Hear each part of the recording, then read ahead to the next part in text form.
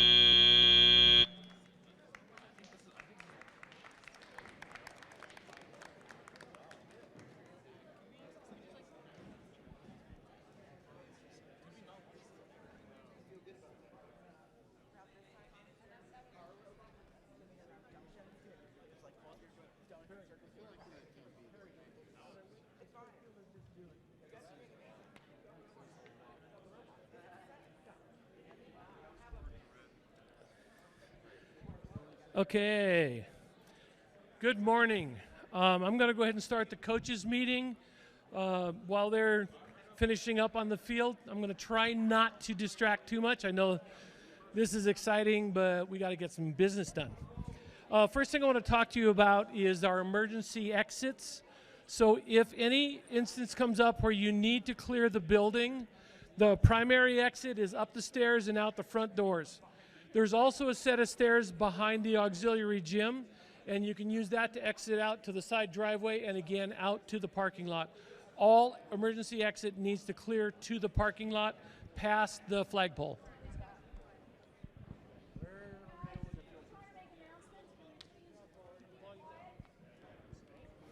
Okay, again on the safety thing, we do have a couple of first aid kits set aside so that if anything comes up, please let us know. There's a first aid kit at the scoring table and on the pit admin table in the auxiliary gym. For those of you that need to use a restroom today, we have two available to us. One straight across the commons area, and then another just to the left outside the doors here. AEDs. Heaven forbid that we need to use them, but we do have them. In the instance that you need access to an AED, are you familiar with AEDs? Okay, there's one that's right across the quad against the restroom wall, on that wall, and there's another one located at the top of the stairs in the alcove right by the elevator. Let's pray that we don't need those. The last thing I want to talk to you about, this is something that we dealt with a little bit with our tournament here 2 weeks ago, and that is the flow in and out of the auxiliary gym. It's really important that we kind of try to follow the arrows, because if we all keep coming and going through the same door, the convenient door, we're going to have nothing but traffic jams, dropped robots, injured people, that type of thing. So, sorry about that. The pathway is clearly marked out on the floors, and if I'm not mistaken, we are coming in from this set of doors and going back to the pit on that set of doors. If you are observing, you have guests that are observing, fantastic. Same work, same flow. Is it the other way around? Did I get it backwards? Where are arrows? Because I can't see them from here. Okay, ignore everything I just said. We're going to go back to the gym the easy way, and we're going to come into this gym for competition from that set of doors. And they are marked out in the auxiliary gym as well. That's all I have for you. Do you have any questions? You guys are good. I love it. Thank you.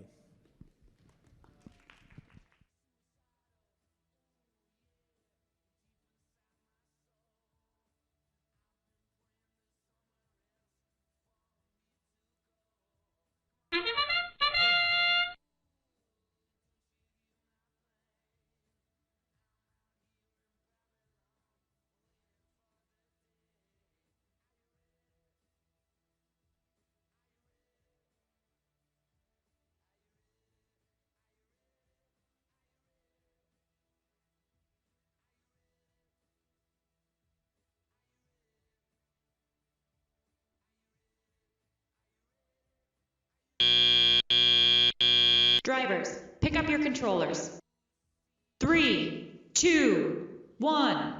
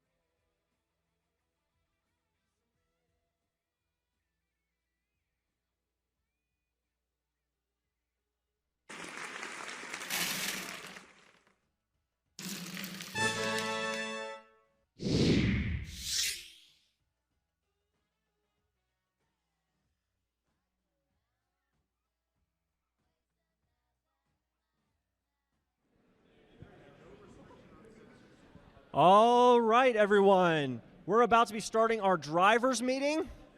For my drivers, if you can come up towards the field so that you're close and can ask questions.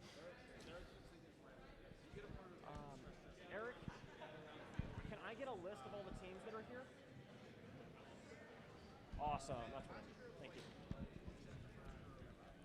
All right, I'm going to start with attendance. Make sure we've got everyone here. Do we have team 11308? Yes, awesome. Do we have team 17153? Awesome. Do we have 17483? Great. 17973. Thank you. 21430. Awesome. 22913. Thank you. 23476. Okay, awesome. 23477. Cool. 23738. Thank you. 24065. 24065.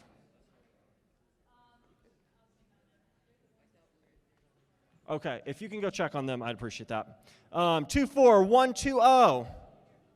Thank you. 24590.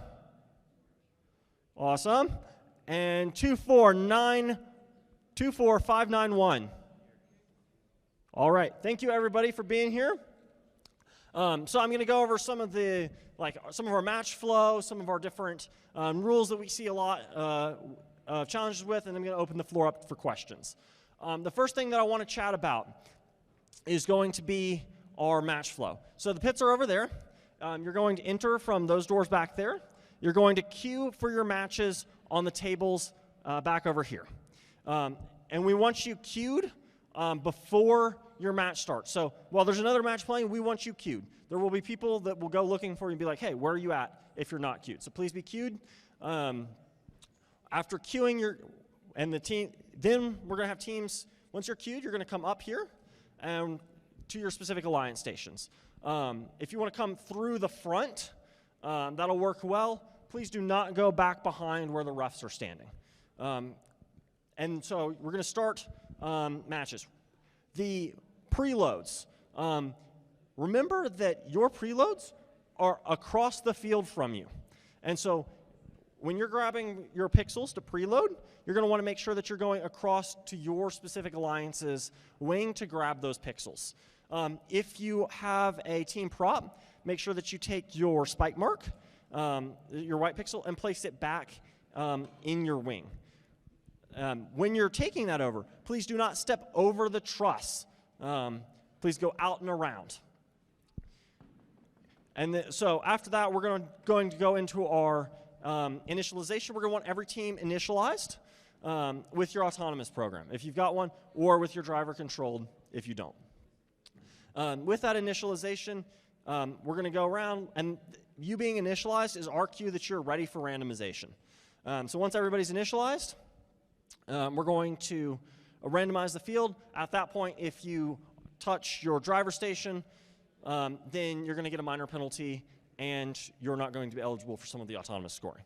Questions or concerns about that? Great. We'll have the match. After the match, the referees will score things. Wait for us to say, hey, teams, grab your robots before you grab robots.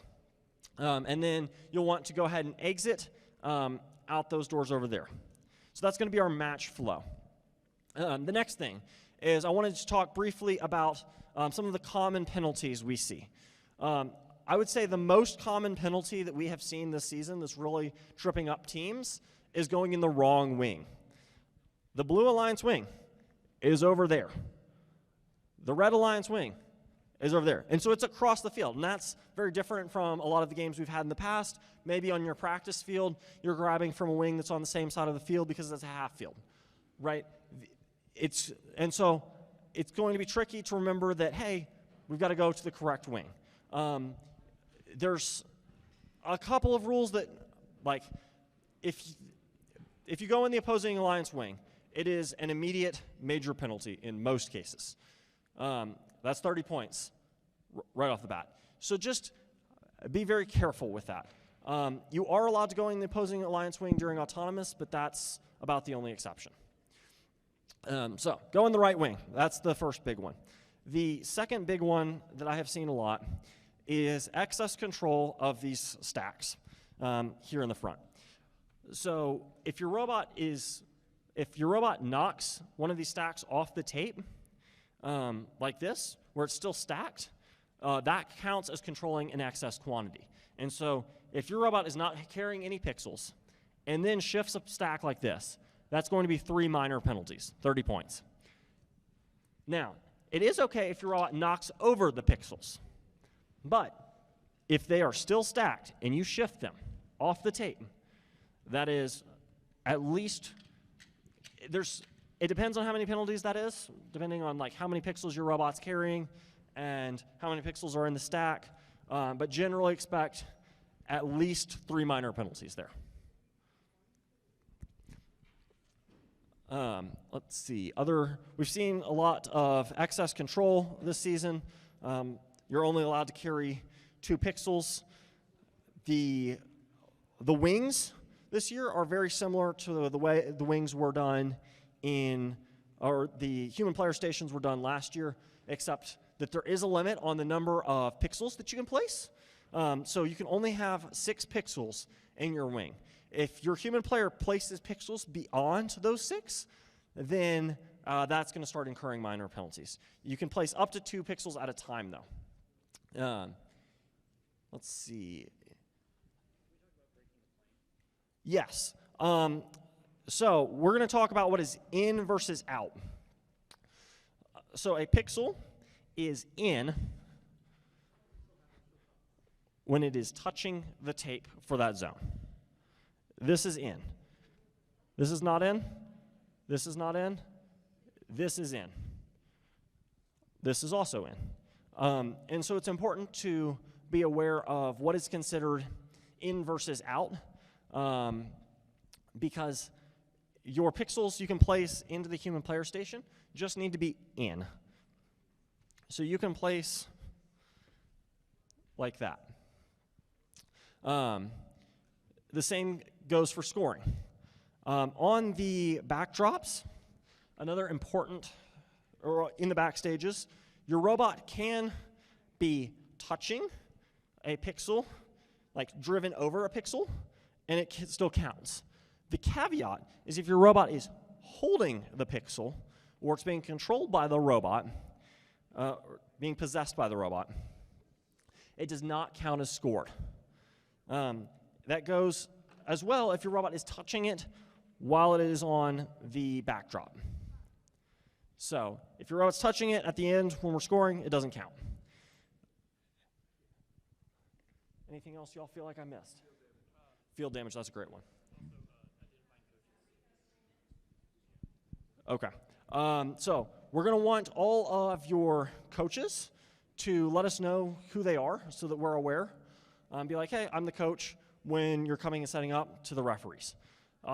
Another common issue that we have seen that was a great one is field damage. So we have seen quite a bit of field damage this year. You can see it on these backdrops. There are all these scratches. If you put new scratches on the backdrops, that's going to count as field damage. Like, we're looking for, there's minor and there's major stuff, and it's going to be kind of a judgment call on the referees. But if you're putting scratches, new scratches in our backdrop, that's going to count as field damage. That gets a yellow card. If you peel up the tape, that counts as field damage, and that's going to get a yellow card. And then as well, if you're putting holes in our tiles or causing damage to the tiles, that's also going to be field damage and get a yellow card. Just kind of as reference, these backdrops cost like $90 a piece. So just for the plate here, and so it's important that we don't have to keep buying them throughout the season. I'm going to open the floor now to questions.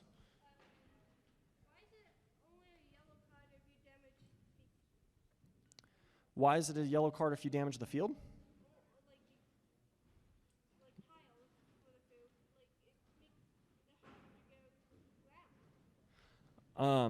So with the tile damage, we're looking for it's not if you get little marks on it or something, it's if there are holes in it or gouges. Why is that a yellow card? That's a yellow card because we then have to go through and replace the tiles, and these tiles are not cheap either. So, yeah.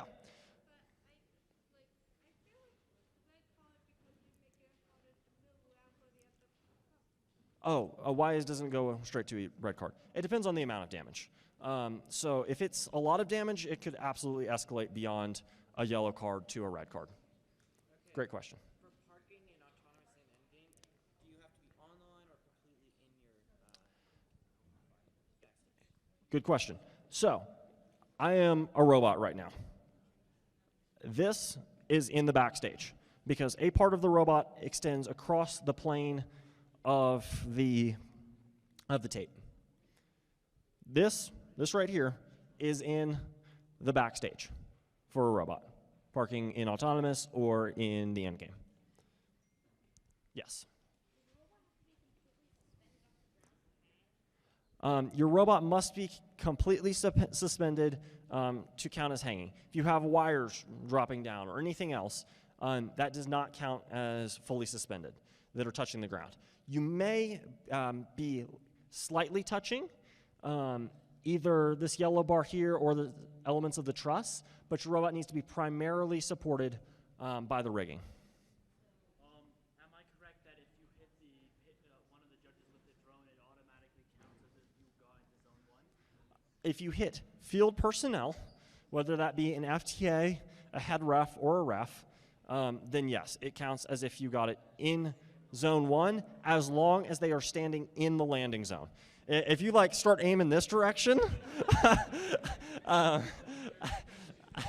it does not count as landing zone 1.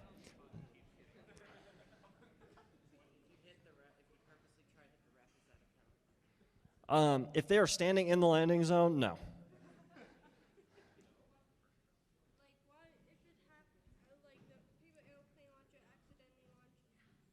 What if your paper airplane launcher launches before endgame? If it launches accidentally before endgame, it counts as no score. Other questions? Yes? I heard from one of my mentors that you're allowed to set your robot on a part of the field that your driver station is not in front of. Is that true, or is that Good question.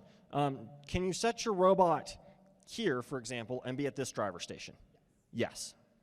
and that counts the other way if we're over there by the backdrop and the robot's sitting there? Yes. I have two questions. What material is the backboard made out of? And also, if you hit the backboard too hard and all the pixels fall off, do the pixels in the backstage still count as? So I heard two questions there. First question was, what material is this? I have no clue. Let's get we'll leave the material scientists to figure out what material the backdrop is made out of. The front is a different material than the back.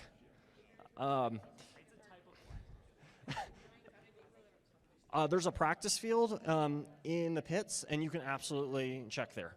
The second question you had. If a robot hits the backboard and all the pixels fall off, do the pixels on the floor in the Good question. So you've got pixels scored here, and then they fall off because something happens. They still count in the backstage, even if they've fallen off the backdrop.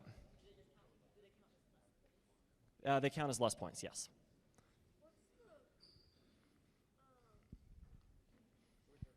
Penalty for if someone purposely runs into this, like for example, side of your robot? So if they just ram into the side of your robot, there's not a penalty for bumping an opposing alliance robot. There are penalties, though, associated with blocking the opposing alliance from getting certain areas on the field or bumping them while they're trying to score or trying to hang. But just while traveling around the field, robots bump into each other. There is a priority going through this door from the audience side. And so the expectation is that you pick a side, generally, to travel through, either the left or the right side, and that the robots coming from the audience side of the field have priority traveling through, if there's already two robots traveling through. The front of the backdrop is PVC foam, and the back is ABS plastic. What if you accidentally hit someone while putting it on, or accidentally block them? What if you accidentally bump a robot that is placing pixels or Is that, what if you accidentally? Who accidentally blocked them? If you're the same alliance, then there's no penalties assigned. So Blue Alliance robot, if you're not the same alliance, then there are penalties associated with that. And it depends on specific cases as far as what penalties are applied. It will probably be at least a minor penalty, but probably a major penalty.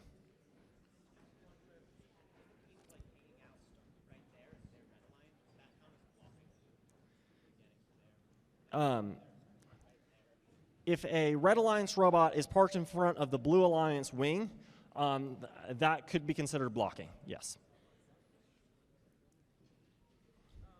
When the pixel is going like head on to the backdrop, if it scratches or anything, is that liable? Is there stuff we can do to prevent that? If the pixel scratches the backdrop surface, because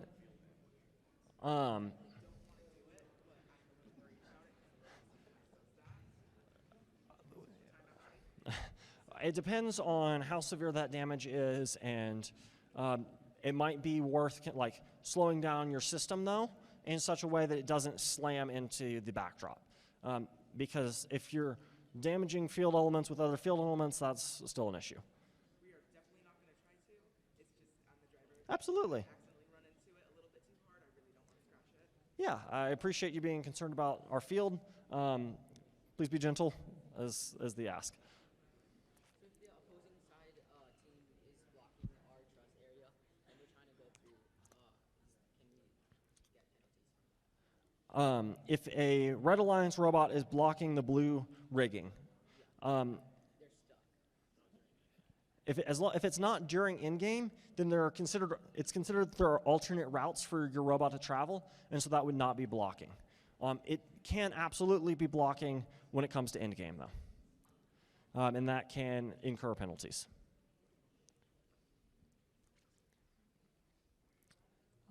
Yes?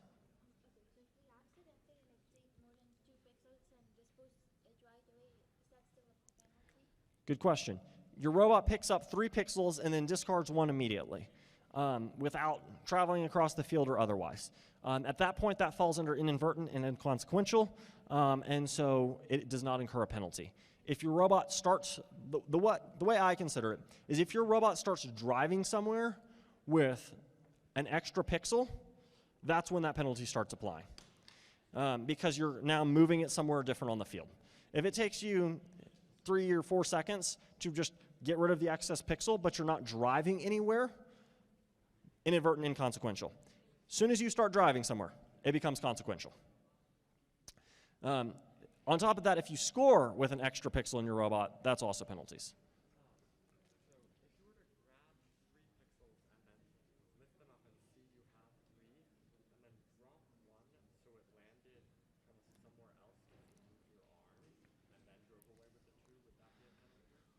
It depends on how far. So the question was, if you pick up 3, lift it up with your arm to see that you've got 3, realize you have 3, and then drop 1.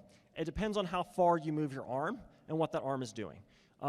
If that arm is moving significant distances across the field, then yes, that is a penalty.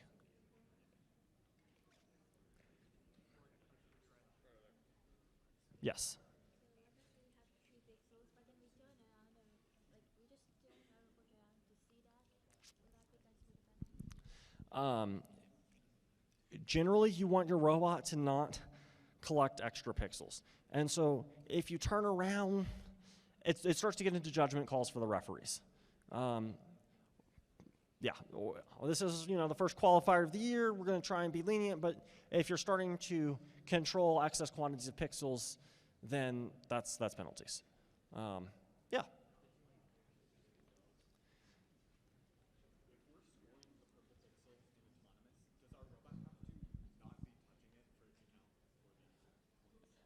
Does a purple pixel that is being touched on a spike mark count as scored? I do not believe so. So your robot has to back off and not be touching the purple pixel for it to count. Additional questions or concerns? Can it still be like on the spike the robot for a pixel to score, or purple pixel on the spike mark to score, the robot cannot be touching the pixel, but it can be touching the spike mark. All right, I think we're about ready to wrap up here. If you have additional questions, please send a student representative to the question box about if you want to ask about game scenarios, game questions, or about a match. It's important to remember that with the question box, and you're asking about a match that you played, it needs to be within about 2 matches to ask that question. Some other quick safety things. Please be safe. Please be careful. Safety glasses are expected at the field at all times, along with closed-toed shoes. And so, yeah. And also, got one more question. That would be a question for Perry. We're going to do opening ceremony here soon, and I imagine that will be published then. So, with that, just remember also your gracious professionalism. Be kind to each other. If you're going to shout to your human player that's across, the field, shout nice things. Yeah. All right. I'm going to pass the mic off to anybody else that needs to do announcements. It looks, Lori, or anybody else know if we are about to start opening ceremony? Where's Perry? All right, well, we're going to call the drivers' meeting here. Thank you all for being here. The question box, or walk up to me if you've got questions. Yeah.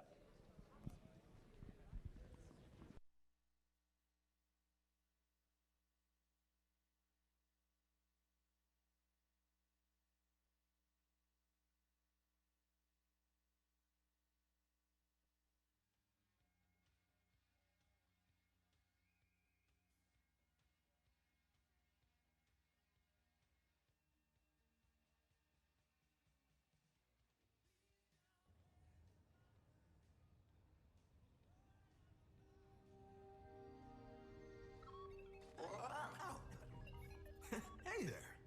We're so glad you're here. Get ready to step into the spotlight this year. Where are we headed? I'm sure you want to know. Let me set the stage for where we'll go.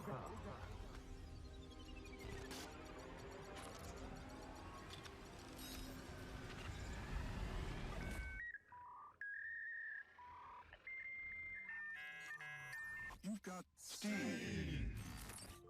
Science, technology, engineering, arts, and math. Doing your best while practicing your craft. STEAM inspires big ideas, bold action, and creativity. These skills empower us to bring ideas to life and build the future. Film, music, theater, photography. Design a world of endless possibilities. Create art and experiences that entertain and inspire. Dream big, out loud. Fuel your creative fire.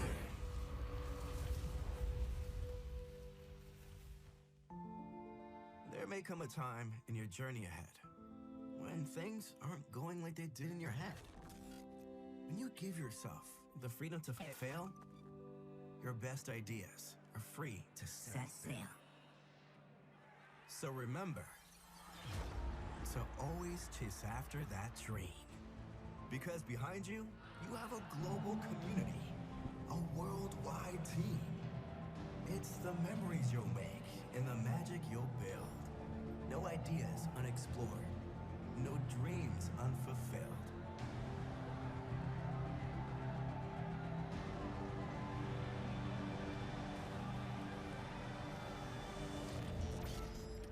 The future is a place you will create. So, are you ready? Welcome to First in Show, presented by Qualcomm.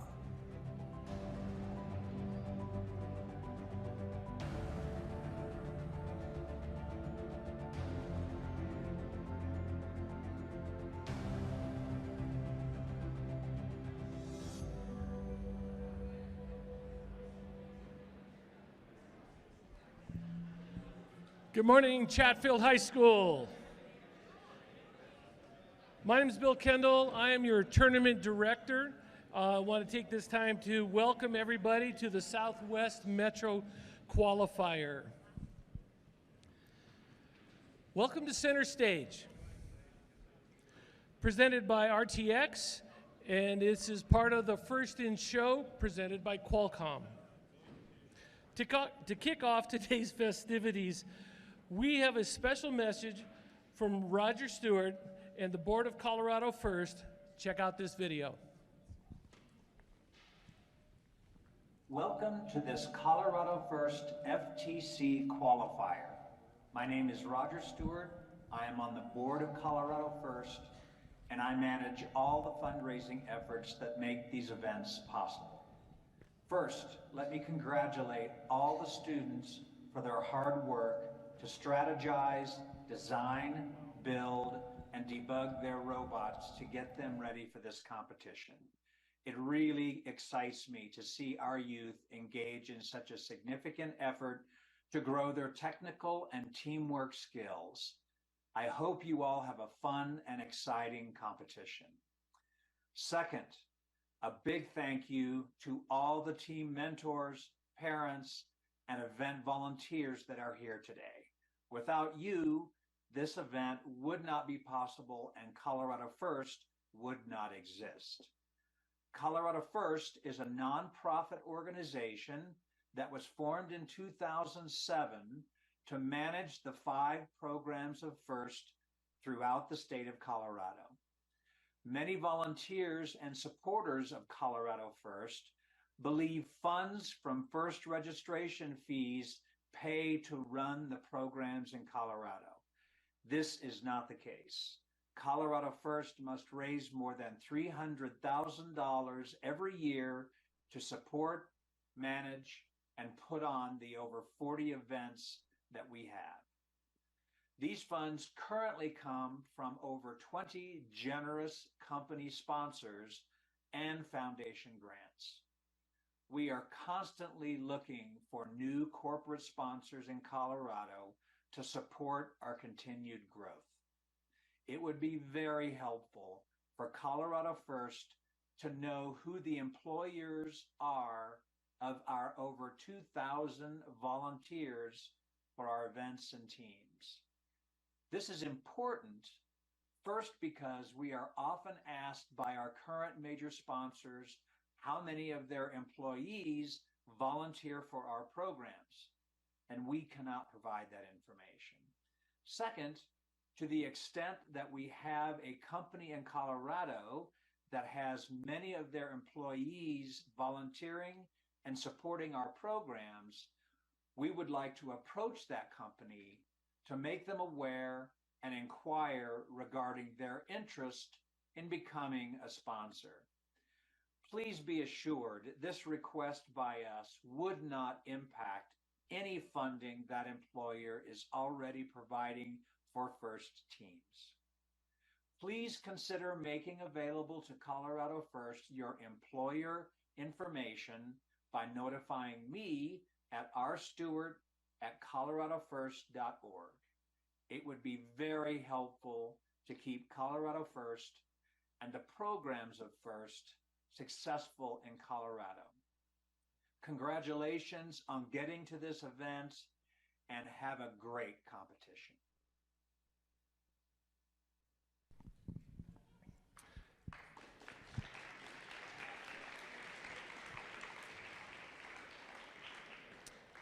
First is a global community preparing young people for the future.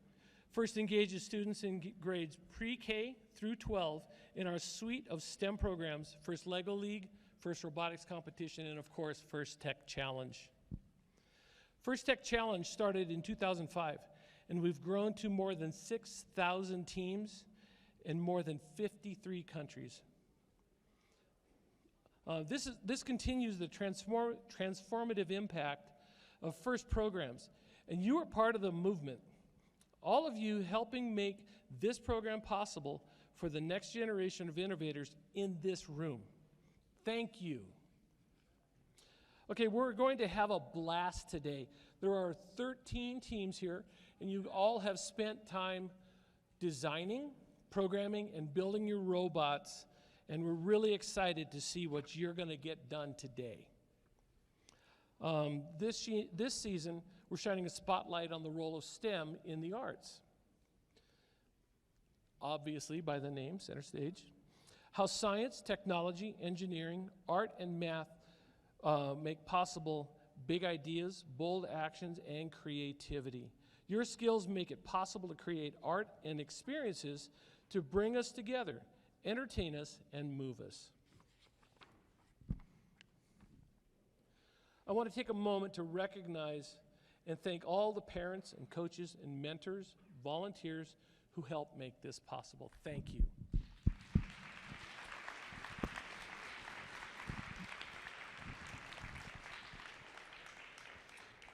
We ask all of you today to honor the first ethos, gracious professionalism. This means doing your best work, and at the same time, we're going to respect the value of other students, teams, and volunteers here. As an example, we have to modify our schedule today to allow a team to participate who, beyond their control, were not able to make it to the tournament on time. Their transportation went elsewhere. So, they were brought to the tournament, they were given the opportunity to pass inspection and to do the judging just like the rest of the teams. But that forces us to make a change in the competition schedule. We're just going to drop to 5 matches each instead of 6. I want to go ahead and introduce our MC for today, and this is Lori Birch. How's everybody doing today? Yeah? Let's try that again. How's everybody doing today? All right. So, before we get started today, good morning and welcome. This is going to be a great day of competition. And before we get to the first match, we have a few exciting guests I'd like to introduce. Please give a First Tech Challenge welcome to, I have to get my card out, Robert Rogers, Jr., and he is the Dean of Global Engagement for Regis University. And I don't know if you guys know this, for any members from last year, you know Regis has become a huge, huge supporter of ours. So please really give him a warm welcome and just really show him that First Tech Challenge charm and that passion that we have and gratitude for this, for his program and support.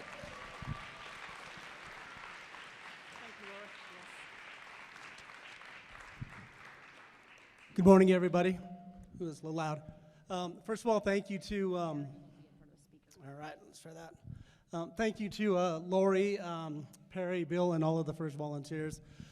As the Dean of Global Engagement at Regis University, we really do value all of our partnerships. And over the course of the past year plus, First has become a really, really important partner to us. At Regis University, we value these partnerships we have with organizations like First. Teamwork, creative thinking, problem solving, and professionalism. These are all important qualities in First competitors, and these are also the types of qualities that we look for in all of our students. Because of this, I'm excited to announce that each member of the winning team today, the team that wins the Inspire Award during today's competition, is going to receive a scholarship in the amount of $30,000 per year over the course of 4 years for a total of $120,000 to attend Regis University.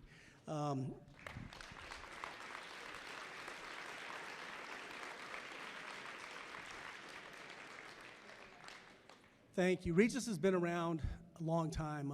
We're in our 147th year.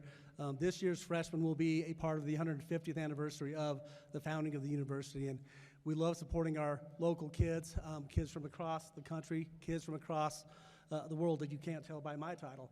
So if you ever want to check us out, come give us a visit. We're here to support our local families as best we can. Hannah Murphy is one of our associate directors. She'll be here most of the day. She has great information, free pens, some other swag for you, but stop by, tell her hi, and again, thanks and best of luck to you all today. Thank you, Lori.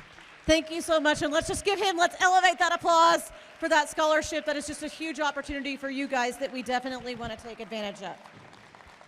So each year, our First Tech Challenge creates a new and challenging game for teams to learn and compete in. In this year's season, First in Show, presented by Qualcomm, teams around the world will celebrate the roles STEM skills play in the arts and design and build a world of endless possibilities. In the 2022-23-24 game, Center Stage, presented by RTX, First Tech Challenge participants will raise the curtain on the power of design, creativity, and precision to create all new experiences. Let's take a look at this year's season challenge.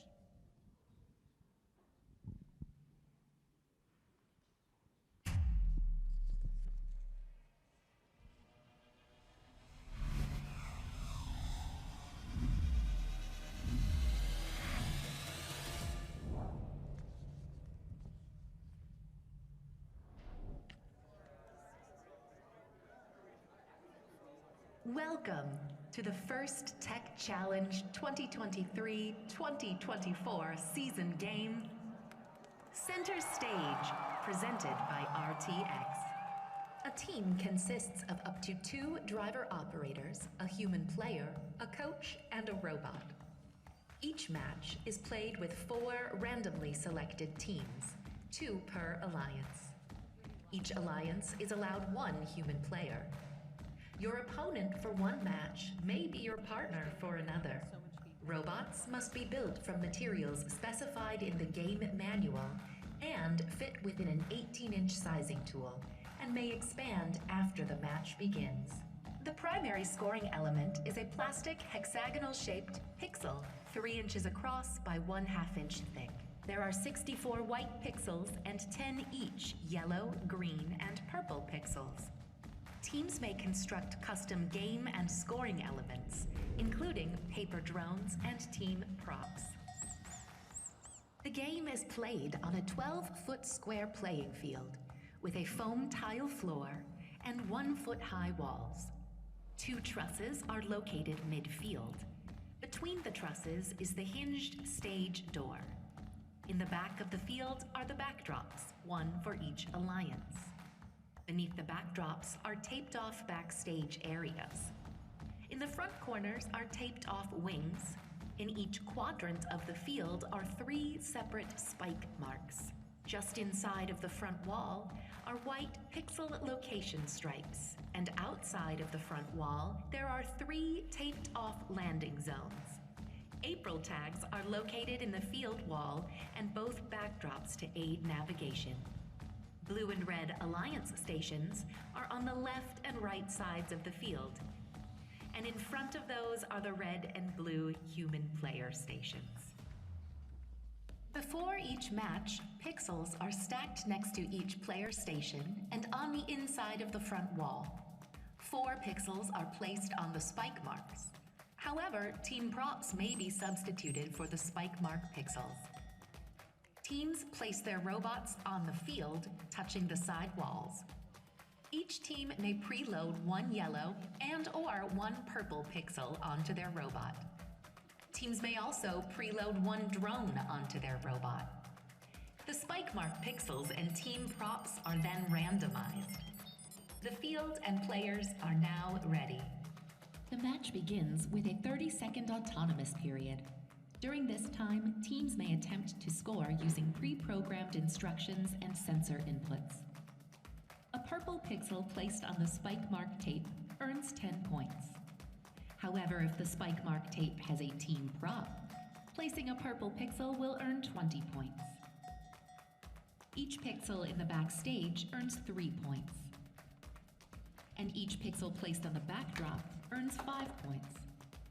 If a yellow pixel is placed on the backdrop in the location indicated by the spike mark pixel, it earns 10 bonus points. Or 20 points if a team prop was used as an indicator.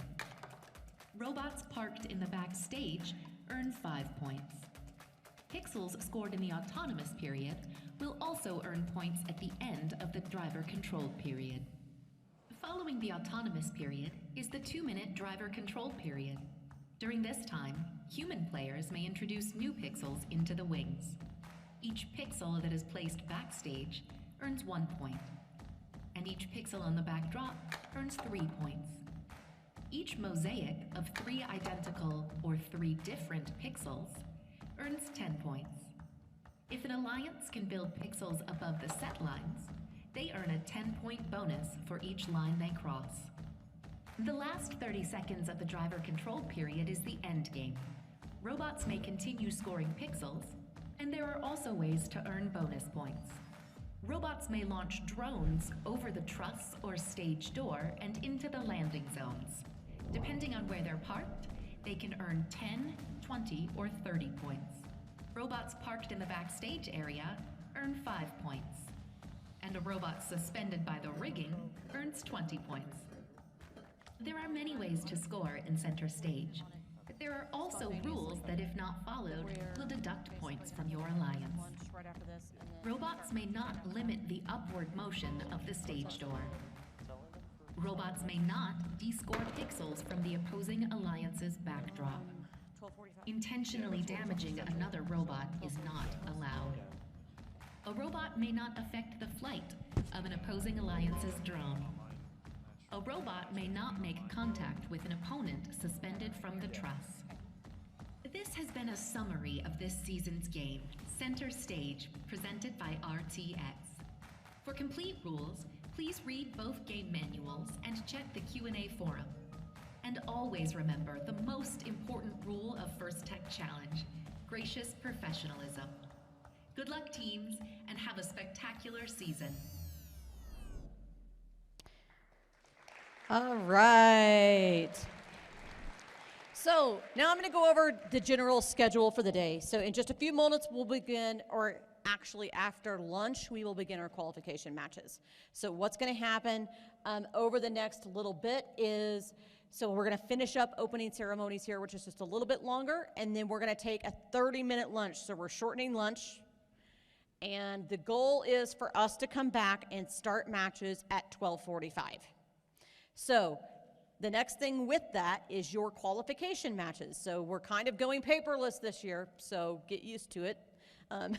And you'll notice right up here, you can scan this QR code, and that will give you where you can find your qualification matches and who would be there. If you are supposed to be here on the field at 12:45, what time do you think you need to be queuing? I would say 12:35, right? So make sure you're aware of that. It's going to be really important for us to try to make up some time and stay on schedule today. So it's important you guys communicate. Some of your more advanced teams, please help out your rookie teams with things like talking about strategy, talking about where you're going to place your pixels, those types of things. So please be aware of that ahead of time going into it. So you should be able to scan this QR code right here. That'll take you to the FTC events live, and that will give you access to your qualification matches as well as several other things for the day. Can you mention, with being on time, that if they show up late to... with being on time, if you show up late to matches or are delaying the match by like trying to, for some reason, then that can result in penalties. Be aware of that. That goes also like for delaying even setup. So if you take extra long to set up your robot and not be on task, that type of thing. If we have to ask you multiple times, that can also result in penalties. So the next thing is you'll notice around here, we typically go through all of the volunteers today, but I think some of us have actually gone off to get lunch early so that we can make up some time. All of your volunteers are wearing the blue shirts that you can see right here around the room. So everything from your cuers to FTAs to referees. So please thank everyone today as you see them. We'll recognize everyone a little bit more formally at the end of the day. Also your FTAs, you'll see how many people, raise your hand if you know Drew Arami. Right? Everybody from a team knows Drew Arami. If you have code questions, if you have robot questions, please come find one of them. You can hit me up too, although I am your MC for the day, but we'll try to get you help with them. So if you have questions for them, please holler and ask. Next thing is, so when we get to qualification matches this afternoon, we will crown a champion on the playing field and our award ceremony. We also cannot thank our wonderful local sponsors enough whose support has made the tournament possible. That includes Google, Argosy, Ball, Medtronic, AWS, Aero Electronics, Daniels Fund, as well as the other companies listed on the screen. So we'd also like to let you know that Colorado First is petitioning for a robotics-themed license plate. Please help us by scanning the QR code on the screen over here and signing our petition. And next, I'll give you just a couple of seconds if you'd like to do that. And the final thing is Colorado First has also started a new Women in STEM program this fall for young women from preschool through high school participating in FIRST programs. And so for the Colorado Women in STEM component there, you can scan that QR code and that'll give you a little bit more information about that.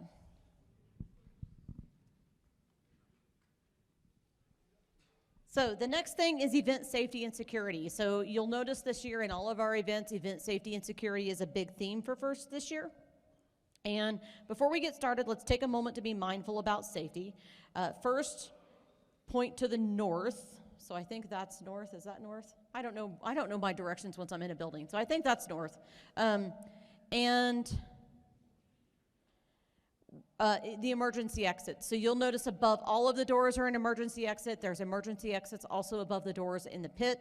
So please be aware of where your emergency exits are, as well as fire extinguishers. So the fire extinguishers, I don't even know where the nearest one is for reference. Where did Bill go? Bill knows where the fire extinguisher. Over here. Is there one on the wall over there? Okay. Oh, yeah, there's one right there on the wall. There's a fire extinguisher right there on the wall. There's probably one in each gym as well as the highways. So keeping us safe is everyone's responsibility. So during the course of this event, please help us keep walkways and exits clear. That includes your walkway going to the pit and coming back in. So please make sure we're keeping that clear. The alleyway around the field, we need to make sure we keep that clear. And in general, teams, just make sure when you're walking on and off the field, we're not trying to cross paths too much. So make sure when you're coming here, you're going out this way because the other team will be coming on at the same time. Let's see here. If you see anything unsafe, like a tripping hazard, that includes cords and cables, anything like that, please let us know. A spill, please ask a pit admin or ourselves immediately so that we can address it and make sure everyone is safe. In addition to physical safety, let's also talk about emotional or psychological safety. Everyone here deserves to have a safe, nurturing, and fun experience. If something or someone is making you feel uncomfortable, please help us find a trusted adult to ask for help and make sure that information gets relayed. And I'll try not to put the mic too close to force you guys out. So we're a community who looks out for each other. So if you see someone who might be struggling, please check in with us so that we can all help you. And thank you for helping us make this a safe and enjoyable event for all. So before we begin matches, we're going to stand for the national anthem or play the national anthem and stand for it.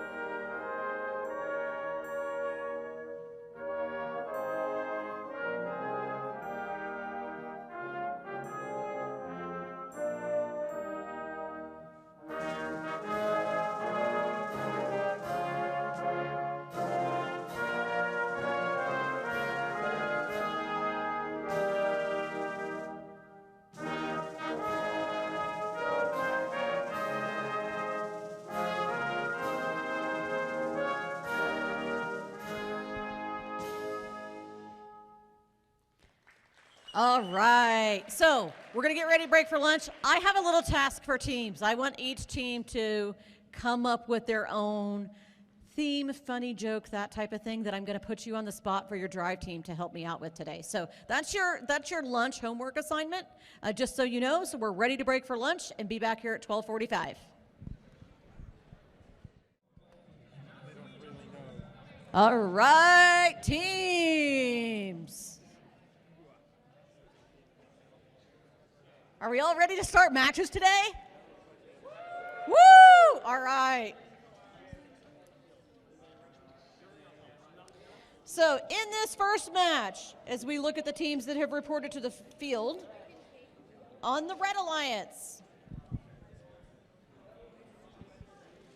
I'll give everybody a couple more seconds here to kind of get settled.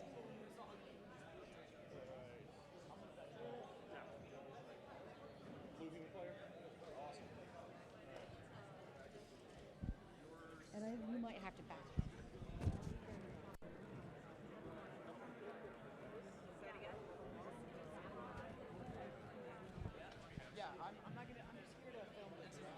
Okay.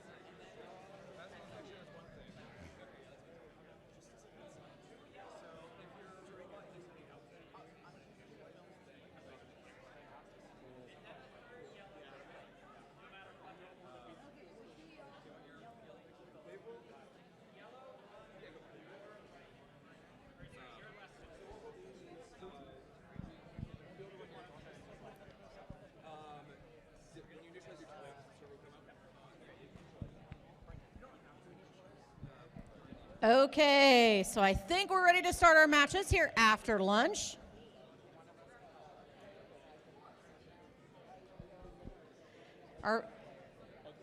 Hopefully everybody got lunch. You guys have a human player on. You're good? Okay.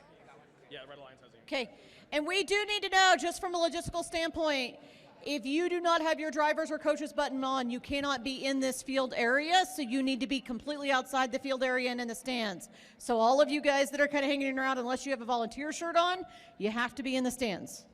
We do not have a media section this year either. Due to the drone area and everything, we really have to keep this field area really organized and kind of in control, so we need everybody to kind of work with us on that flow. So as we get ready to start this match, for the Red Alliance, we have team 24-590, the Timberwolves Tech. Woo! And paired with them on the Red Alliance, we have team 17483, Blackout. On the Blue Alliance, we have team 23477, the Highlanders. And paired with them on the Blue Alliance, we have team 23476, Firewall Forest. And now I think we're ready to start the match. If we can check with our referees and our FTAs. Red, are we ready? Okay, so the other thing, teams, I'm looking for when we get ready to start this part of the match as the MC. Oh. Wait a second.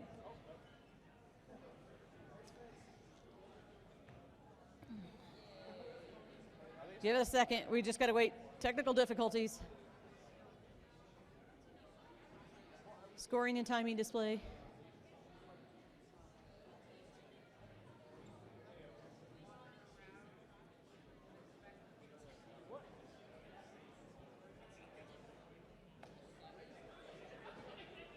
I could be asking, how many teams did their homework for me over lunch? Anybody come up with a funny joke or a meme that they want to tell? You better be ready by your next match, because I'm going to ask it on your next match. I'll give you a bye this time, but you can come up with something. First is embracing this new trend called ChatGPT. If all else fails, I know you all know how to use it. Go use it for this. Okay, this is where, now this part of the match, guys, what I'm going to do is I'm going to lean to you guys and I'm going to say, Red, are you ready? I know you're ready by you giving me a big thumbs up. Blue, are you ready? Okay, I think our next step in the match is to randomize the field. So for the audience in this particular part, what we're doing is, from this point on, the drivers cannot touch their controllers. They already have their autonomous selected, and they get points if they navigate to a specific spot via this thing we call a spike mark. So now we verify after randomization, and we do this again. Red, are you ready? Give me a thumbs up. Blue, are you ready? Starting match in 3, 2, 1.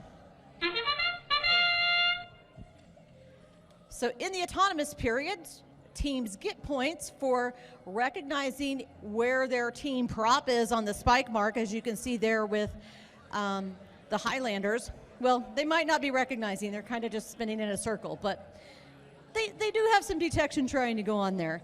They also can drive and park in the backstage for points. And this is the first 30 seconds. Drivers, pick up your controllers. And now we move into the 3, driver control period 2, where the drivers can 1. operate their robots manually. So we have a team from the Red and the Blue Alliance heading underneath the stage door, and both of them head to the backdrop. And we'll see, it looks like they're both going to score simultaneously as Blue scores and Red is still continuing to try to score. And the Highlanders knock off a couple of the pixels from their alliance and have to replace those. That backdrop is very, very finicky. It tends to very easily be misplaced.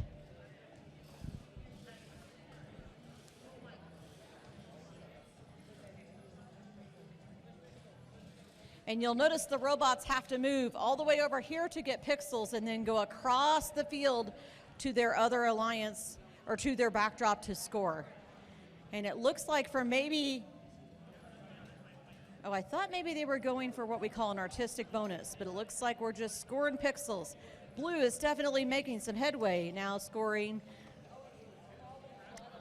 7 pixels on the backdrop. Red is still working with that. Looks like maybe one of the robots is having a little bit of technical difficulty.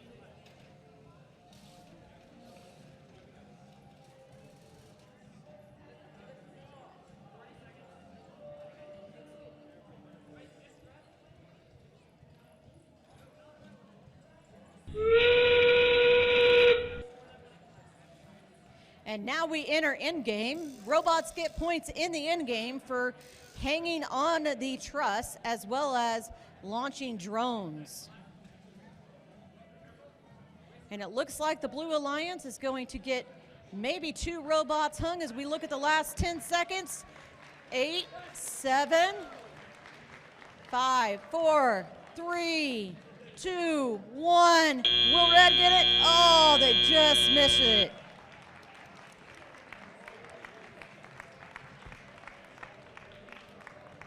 So at this point in the match, it takes just a couple of minutes for the referees to kind of verify scoring before we ask the robots to move off the field. And then we'll bring on the next set of those that are in qualification 2.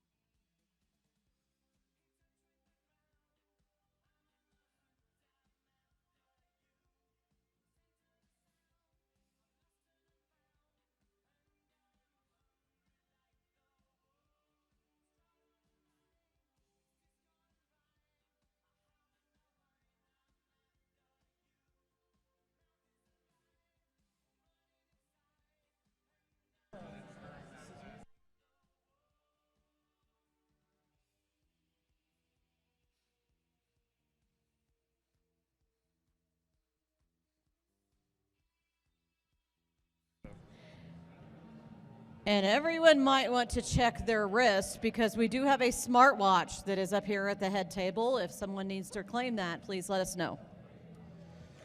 And we start our lost and found for the day.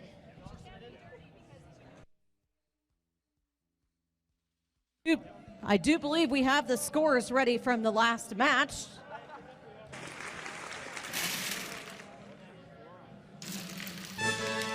Blue wins that match with a score of 68-17. So now it's a great time for the teams to take their robots on the field, and we're going to ask those robots that are in queuing to head to the field.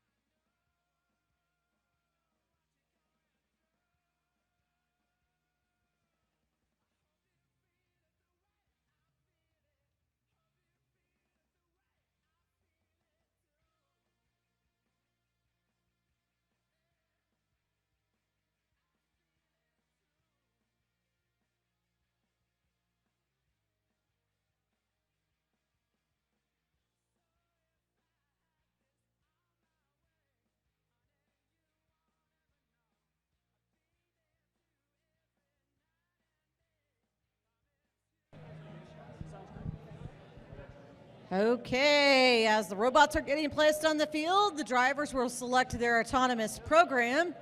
And as soon as they get that done, they're going to turn to me and look to me to give me a finger, a thumbs up that says, hey, I'm ready. And then our FTAs know you're ready.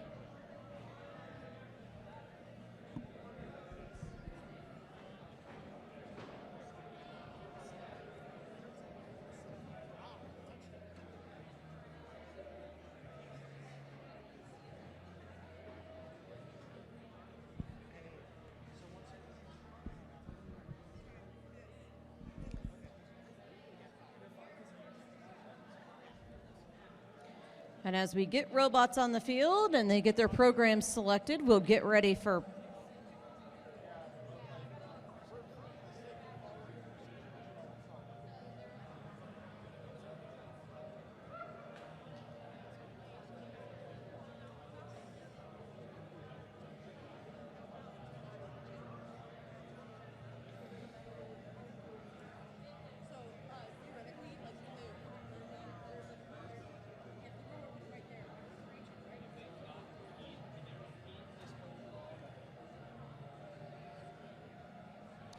Okay, I think we have our programs selected and we are good to randomize the field. And we'll show where that randomized location is. So, and then our field personnel will take and readjust those team props and the pixels on the spike marks. All right, Blue, are you ready? Looking for a thumbs up, Timberwolves. There we go. And Red, are you ready? All right, starting match number 2 in 3, 2, 1.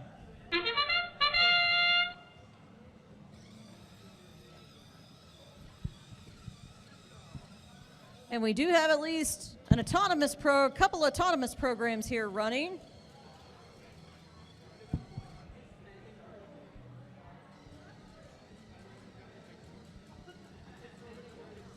In this match, on the Red Alliance, we have Team 17153 Squid Squad, and they are located in Denver, Colorado. We also have paired with them. Pick up your controllers. 3, 2, 1.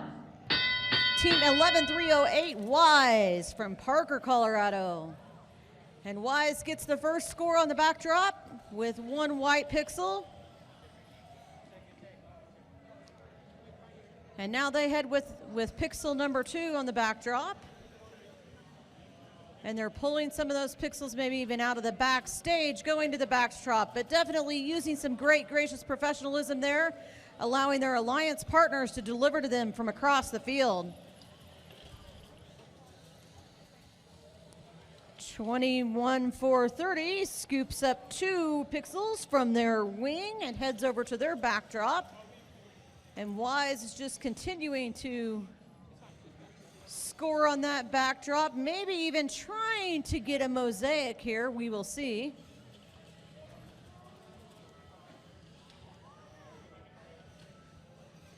And 21430 gets another score on the backdrop for their 3 pixels in a way, which does score what we call an artistic bonus or a mosaic, if they can keep that until end game. Oh, and you'll notice as these robots navigate, it's so easy for them to hit that backdrop and those pixels fall off. And Wise is continuing to work on their mosaic.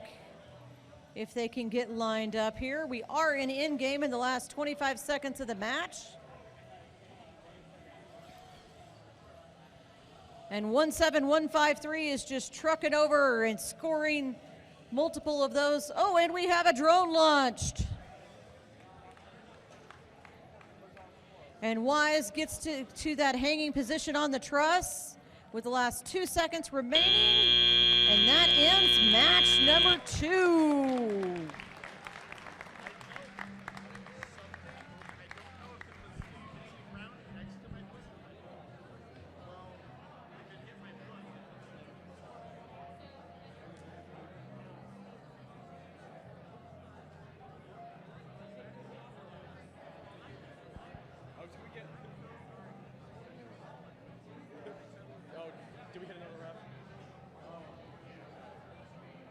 going to be like a...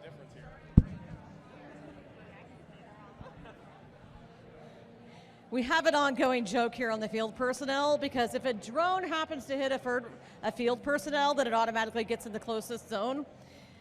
So we're trying to decide if the kids are doing it on purpose or if we're just standing in the wrong spots.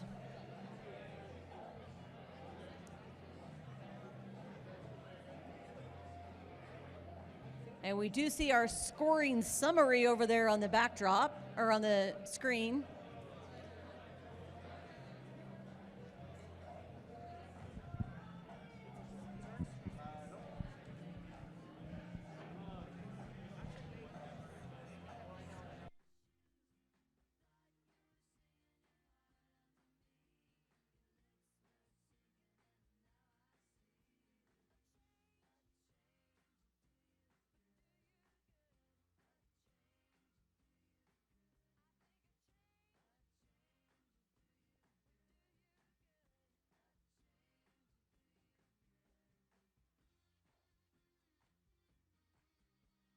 We have scores posted, and that means that teams can take their robots off the field. In that last match, Red wins with a score of 93-62.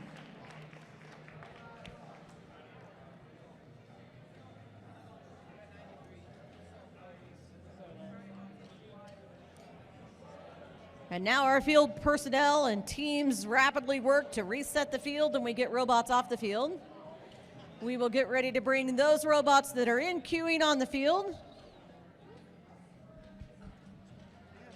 We haven't had to reset these.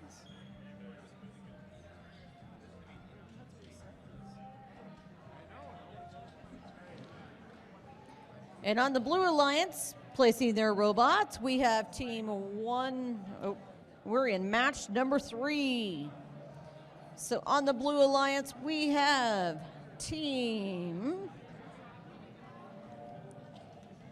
Raptor Robotics, which is from Green Valley Ranch. And we also have team 17973, the Techno Trees from Cherry Creek School District. On the Red Alliance, we have team 22913, the Hurricane Nuts, paired with team 24120, Sparta Robotics 2.0. Woo! Yeah, these are preloaded.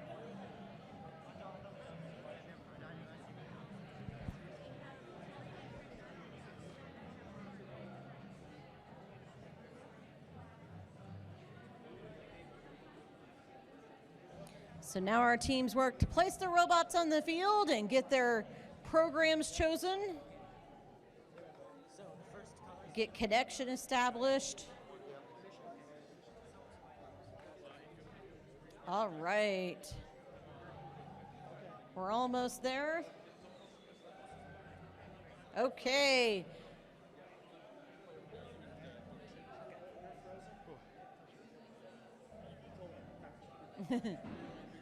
All right, we're ready. We are ready to randomize the field. And in this round, we will have the randomization on the right spike mark.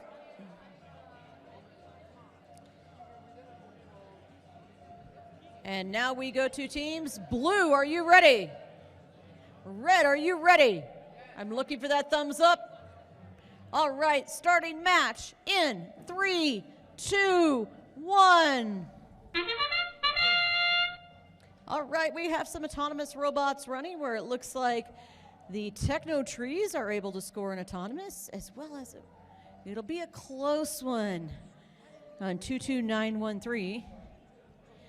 We have some very interesting rules when it comes to whether they score or not. So it's things like whether they barely protrude over a line on a tape that really you can only see from that angle. So we leave that up to the refs and they tell us at the end of the match.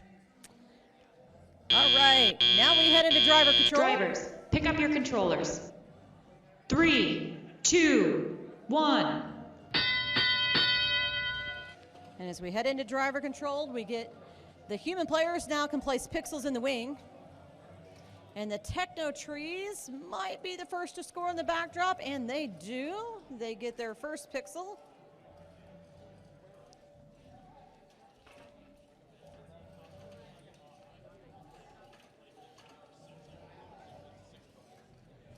And they now get their, they're working on that second pixel, and there it goes, it drops.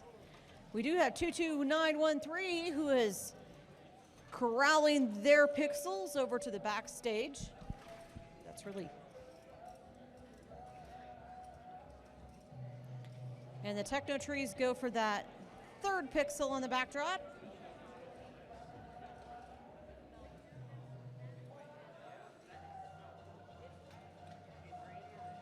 It's very interesting for the drivers a lot of times to navigate around these trusses. They tend to have all kinds of sorts of obstacles. Oh, we have a pre-launch drone unintentionally.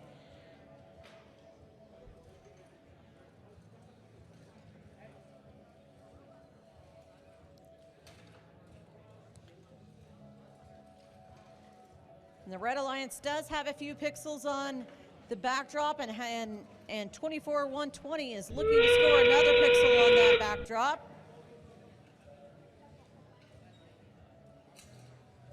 Oh, and we have another drone launch that's probably outside of that launching zone.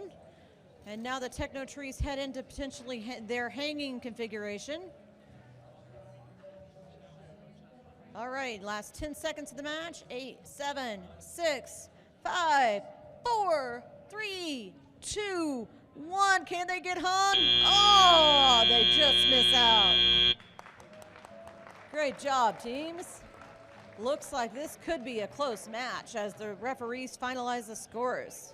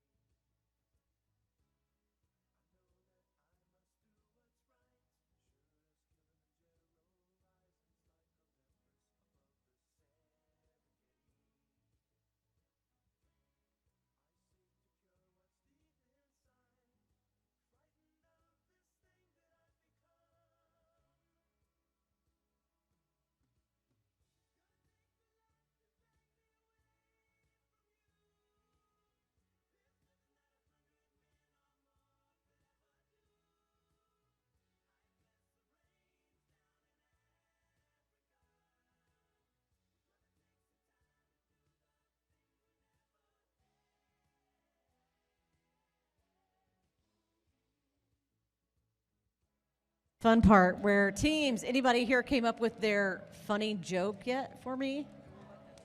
Nobody has done their homework. You got one. All right, I want to hear it. It's a bit morbid, all right? So, if my dad isn't a robot, then why is he charged with battery? That is a little bit, but it's kind of funny because it's a awesome. great robotics Yeah, I know, joke. I know. So, you know, it's all good. Anybody else have one? No? Come on. You still have this homework. I'm only getting towards the end of the day. I'm going to expect him.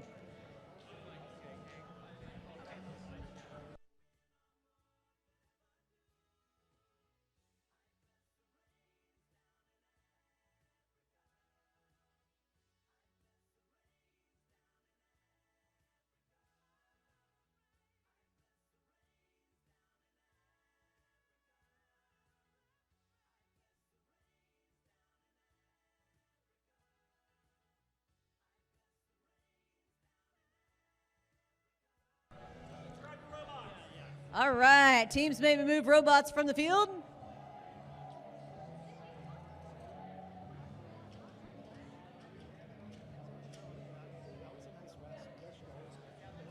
And as we get the third match, oh, and we have the score from the last match. Red wins with a score of 41-34. We'll now bring on the next match.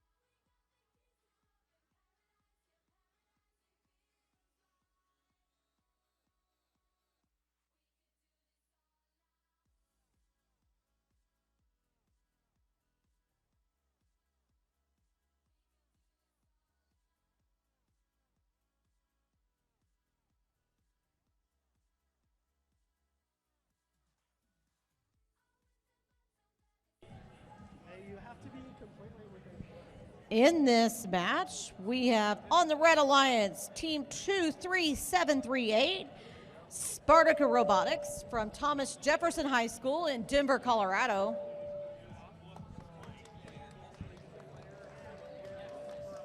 We also have Team 23477, the Highlanders from Nera Robotics in Fort Collins. On the Blue Alliance, we have Team 11308, Wise from Parker, Colorado. And we also have Team 24591, Timberwolves Tech 2 from Timberview Middle School in Colorado Springs.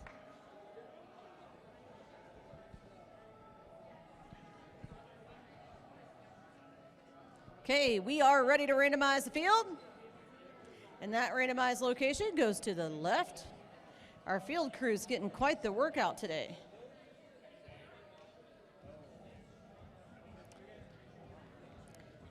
All right, this is where we make sure all alliances are ready and get ready to start the match. So Red, are you ready? Red, are you ready? I'm looking for a thumbs up. Red, are you ready? Blue, are you ready? Starting match in 3, 2, 1.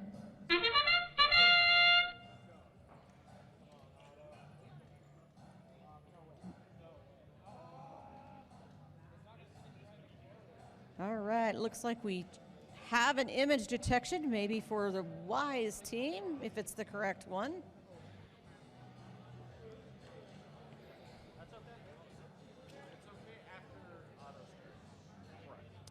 And we're in the last 5 seconds of autonomous. 2, 1. Drivers, pick up your controllers. 3, 2, 1. All right, and now the robots are headed into driver control period where they can operate their robots using their controllers, and the Highlanders are right up there to score right off the bat, but Wise is pairing right up with them.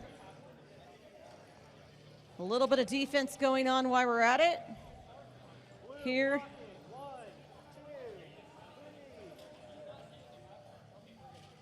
And they cannot block access to the wing from one area to another. Uh-oh, looks like maybe Wise is having a slight technical difficulty.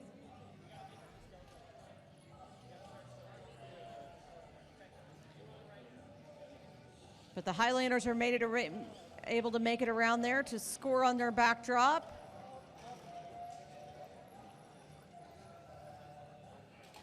As Timberwolves 2 works to try to score their pixels on the back drive.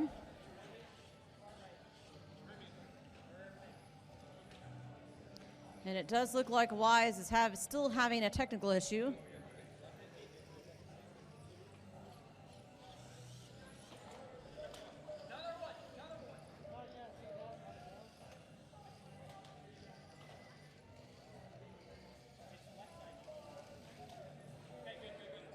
And we have really great commands going on between the Highlanders and their human player as they go to score a few more.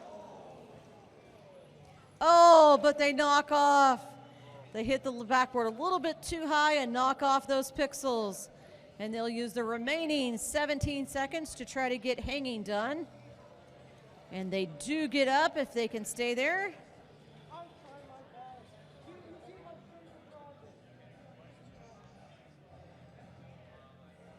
2, 1, and that ends this match.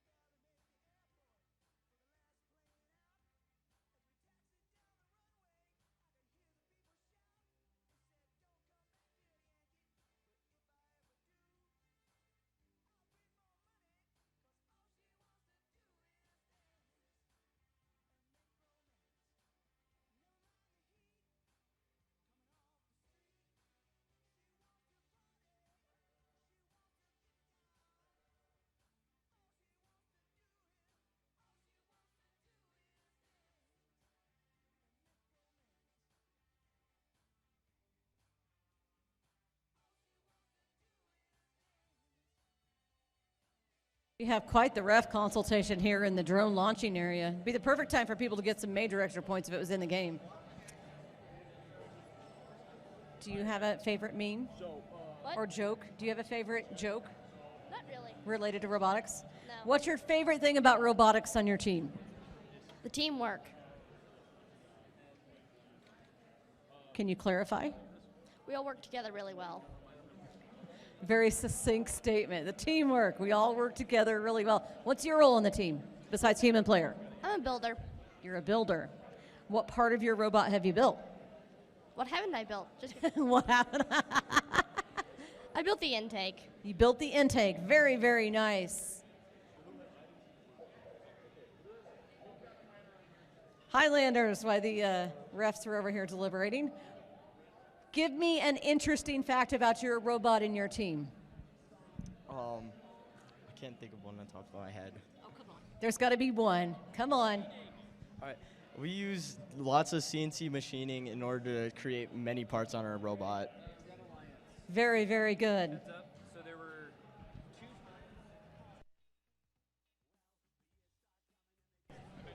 Our referees are now clarifying some of the elements to the teams that maybe they had penalties or different things, and I'm kicking pixels. Can you guys give me one thing you're really proud about on your team? The coating in the chassis. The coating in the chassis. Great, great. And I'm going to let Wise consult with the refs here real quick. I'll catch them later.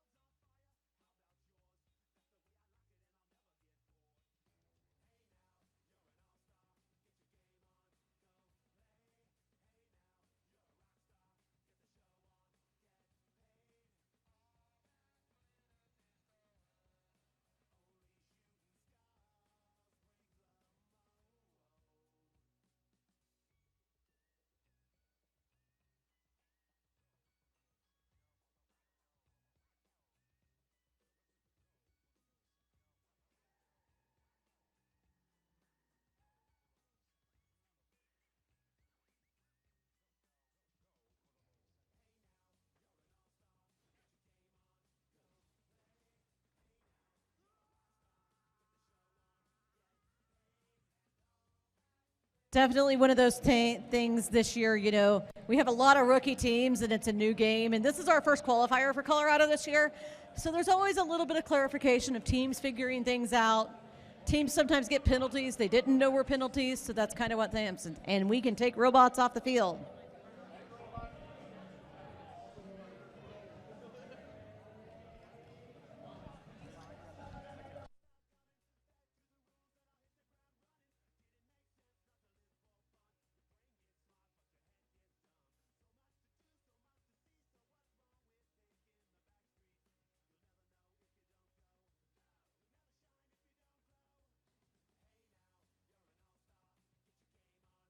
And we do have scores from the last match.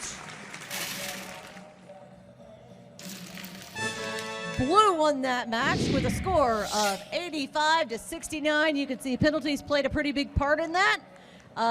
And the way the penalty system works in first is basically when you get a penalty, it's flip-flopped. So in other words, the scores are flip-flopped in terms of when you get a penalty, it gives the other team those points. It doesn't subtract from your score, it adds them to the other person's score.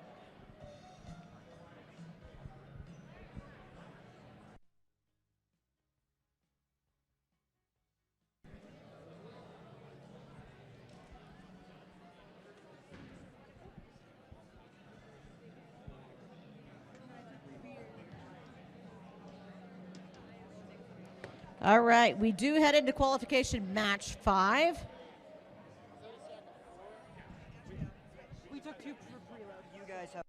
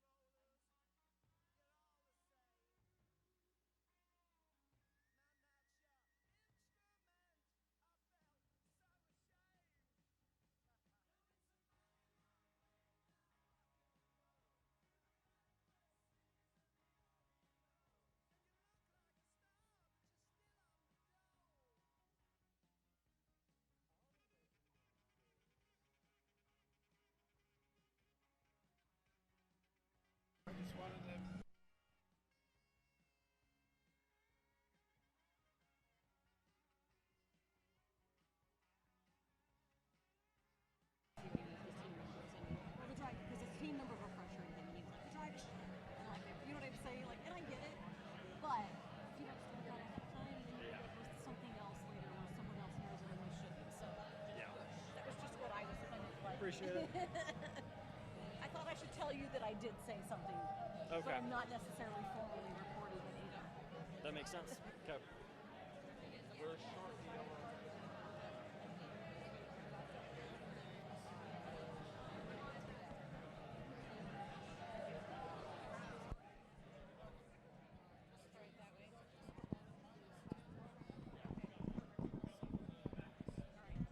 Just seems like it was. Well, and it just like I can't get far enough away from it, and then there's feedback left and right. So it's like, all right, that's much better. Thank you. All right, we are ready to randomize the field.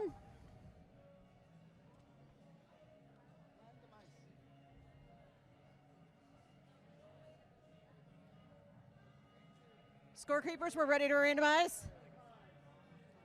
All right. And it gets to stay in the same spot this time. So this is where we go. Red, are you ready? Blue, are you ready? Drivers, what am I looking for? Blue, are you ready? All right, starting match in 3, 2, 1. All right, we have 17483 Blackout moves forward. Maybe trying to do a little bit of their image detection.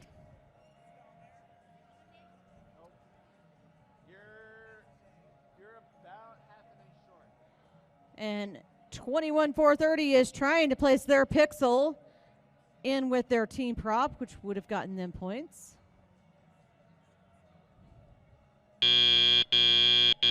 Drivers, pick up your controllers. That moves us 3, into driver control 2, period. 1.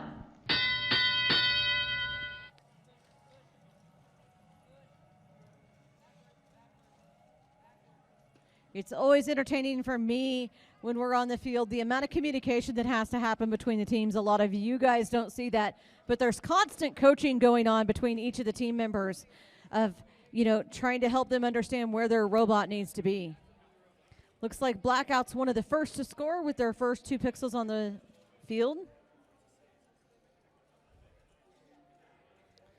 Looks like maybe Broombots are having a little bit of a communication issue here.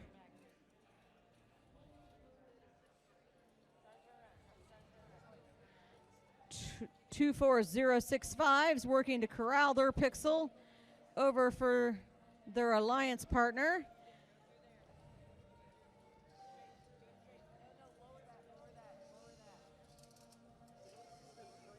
And they come over to the wing to grab a couple of more as Blackout continues to navigate around to score their pixels on that backdrop, carefully placing them, trying not to knock the others off.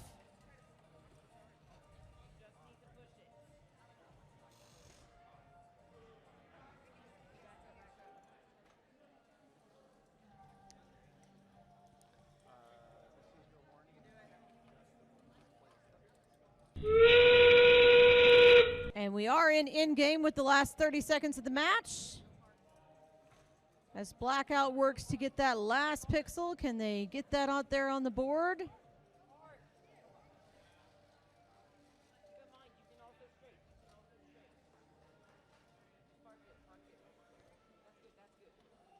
And Robots work to get to that parking zone and in game so that they get those points. And that will wrap up this qualification match number 5.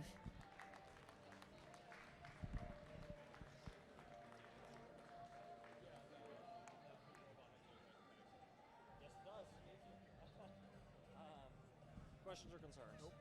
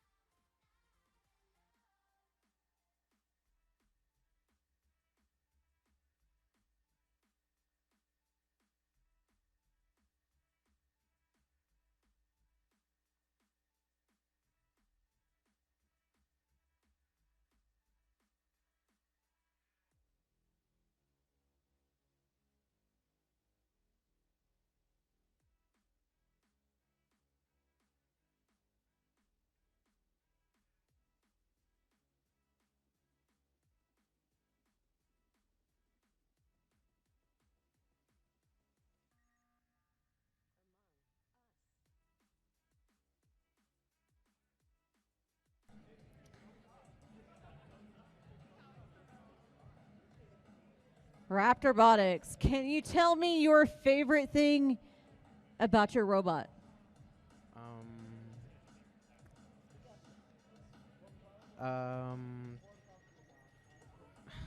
What do you think? The fact that it works. The fact that it works. Great. What is your, well, I don't want to go into game strategy. That's always an accomplishment, right? Anytime it drives and it's working, that's like the best thing ever. All right. Blackout, can you tell me the favorite thing about your robot? Probably the parallel plate drivetrain. Say that again. The parallel plate drivetrain. So the parallel plate drivetrain. So it looks like they've done a lot of custom CAD work and custom fabrication where they have all of their drivetrain custom fabricated. Well, the referees are working on some things over here. Broombots, can you tell me your favorite thing about your robot? That time, but the depositor. The depositor? All right, sounds good. You can take your robots off the field.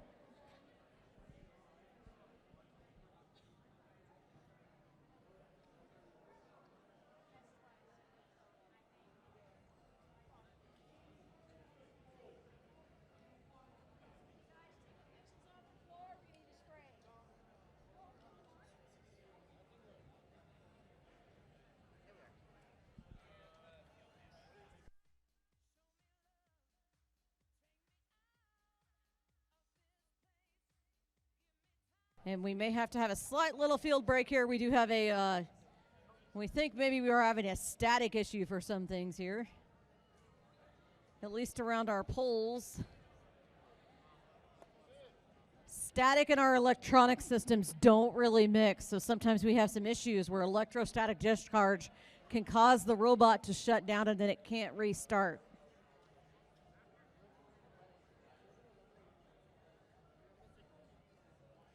Teams are actually giving quite a bit of advice. Oh, we have the score from the last match. And Red wins that match with a score of 26-6.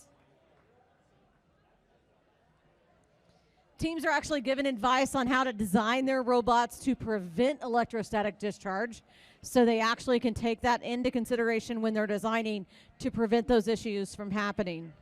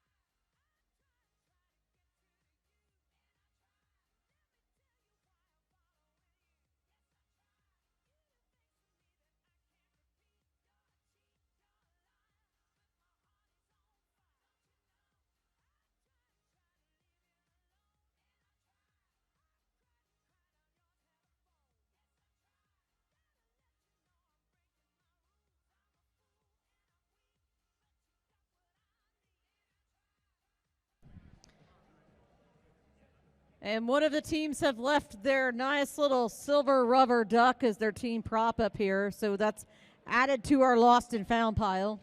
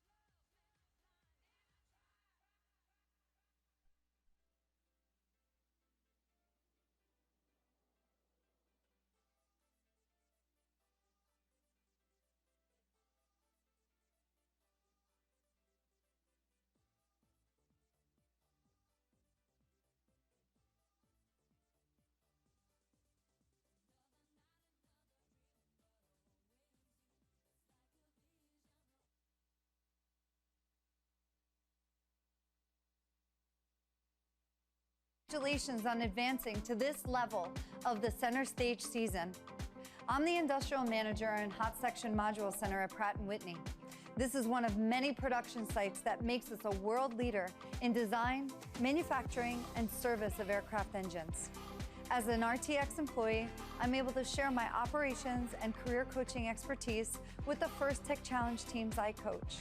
Shout out to my robotics warriors in Connecticut and Montana. This year's FTC season explores how design can set the stage for leading innovations.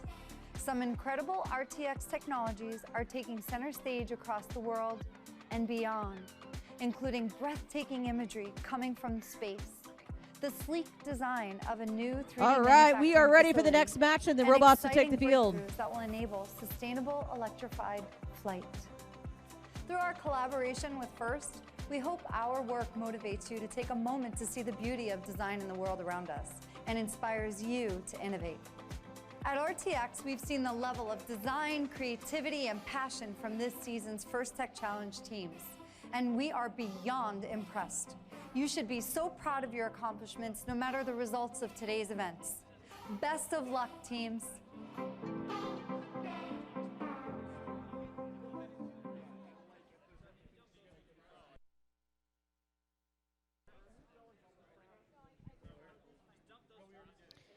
All right, we are on to qualification match number 6.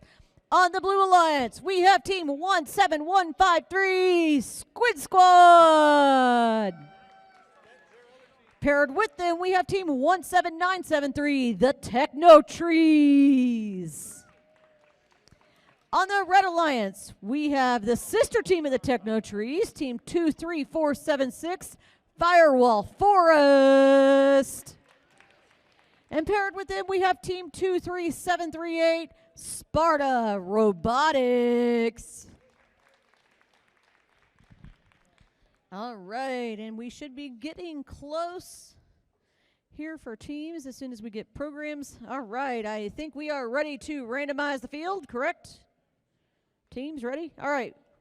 And our randomization is going into the left spot. All right, we have randomized the field, so at this point, I'm going to ask Red, are you ready? I want a thumbs up, Red. Thumbs up. Blue, are you ready? Starting match in 3, 2, 1, robots! And the Techno Trees have their autonomous as they navigate there with their 2 preloaded pixels ready to score. They do get a points for scoring into the backdrop and parking into the backdrop. We call that navigated.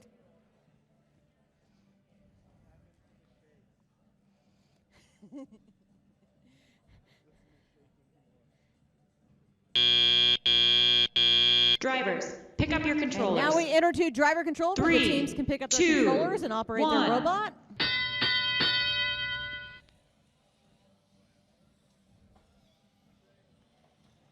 And 17153 very, very quickly gets over and hands their alliance partner a couple of, to deliver pixels over to their alliance partner.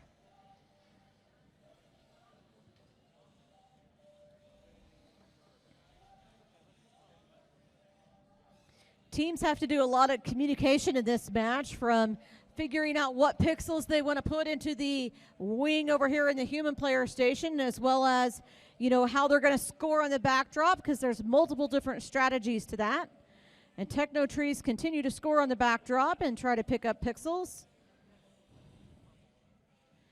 There is a lot of traffic as teams are crossing in the field, and it's easy for them to get tangled up and have to avoid each other as they navigate from one area to another. And Firewall Forest is available to, it does have those 3 to get their mosaic or their artistic balance, and so they're communicating to their human player over here of what the next color is that they need.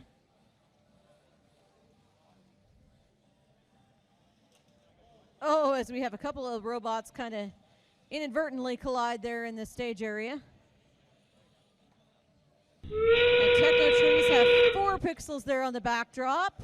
Oh, as they drop a few others. And we have a drone launched. And that is an in-game. Looks like a really great drone launch at that. And now they get ready to get lined up to hang. And let's see here. Will Firewall Forest get it and Techno Trees? Firewall Forest has it done. And oh, do Techno Trees get it? They do, maybe.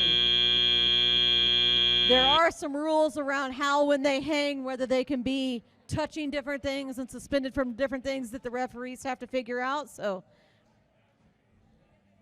this could be a close match.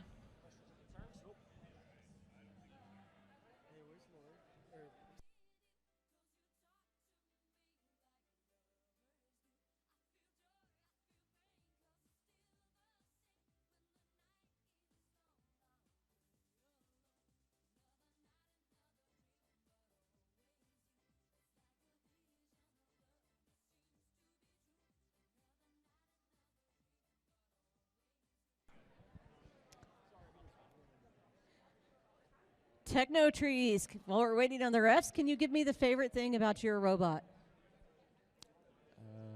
Airplane launcher is really cool. The airplane launcher is really cool. The airplane launch, is it an airplane or is it a drone? The drone launcher is really cool. Squid Scott, can you give me your favorite thing about your robot? It's speed.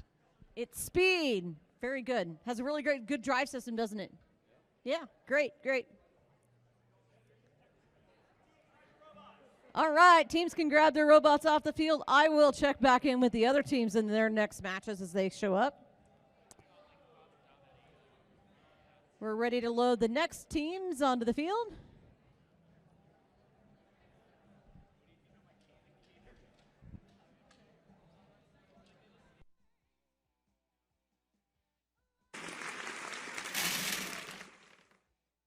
We have the score from the last match. Blue wins that match with a score of 73-46. You can see those in-game points really made a difference, as well as that driver and the autonomous score.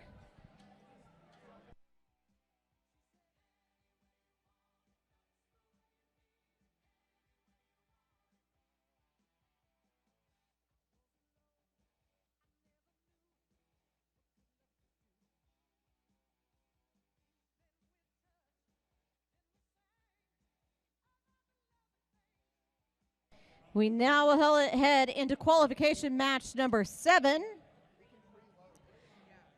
On the Red Alliance in this match, we have Team 24-120. Sparta Robotics 2.0 from Thomas Jefferson High School. We also have Team 24591, Timberwolves Tech 2 from Timberview Middle School in Colorado Springs. On the Blue Alliance, we have Team 22913, Denver Academy, Hurricane Nuts. And we also have Team 17483, Blackout. And they are from Prospect Ridge Academy.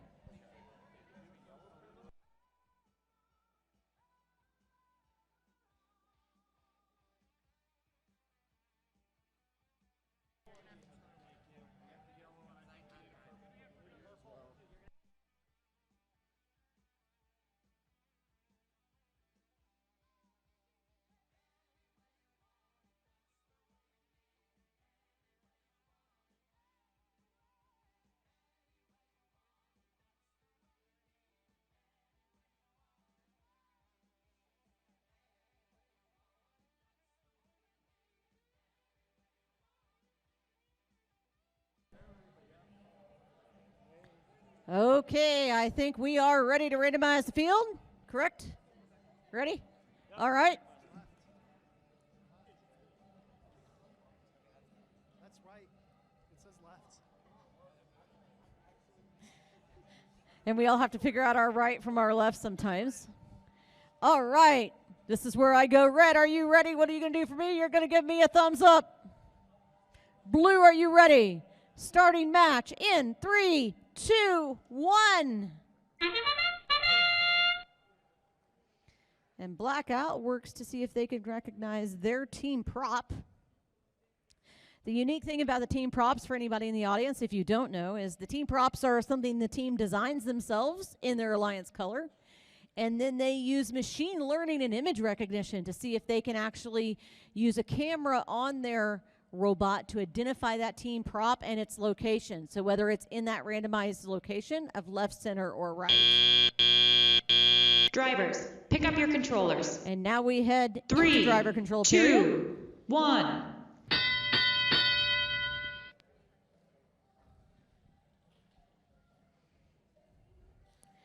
And we have Blackout headed for their first score with their first 2 pixels in their scoring mechanism.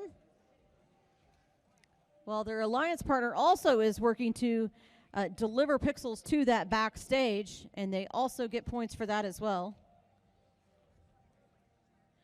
One of the other important factors of this game is a team can only occupy 2 pixels at one time, so they can only pick up 2 pixels, and at any one point in time, they can only be in possession of 2 pixels at one time. And Blackout goes for their third score.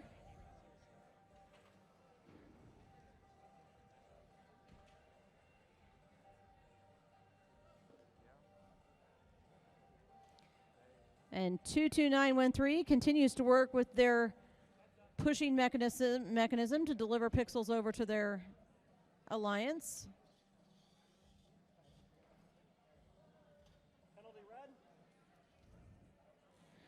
We also have issues where the human player has to really watch when they're putting pixels into the wing. They cannot put a pixel in while the robot is also in the wing.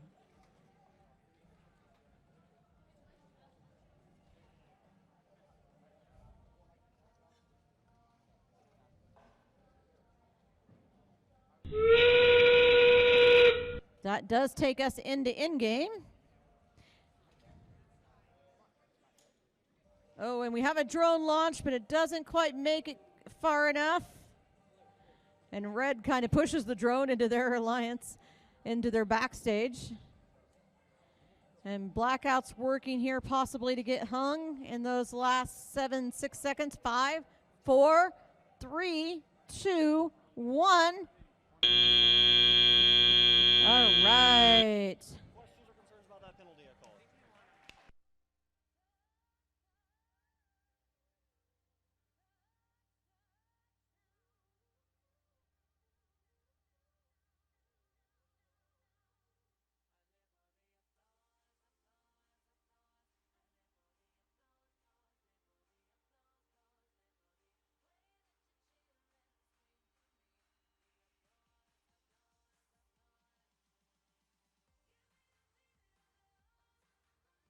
We're going to ask these teams the favorite thing about their robot? Sure.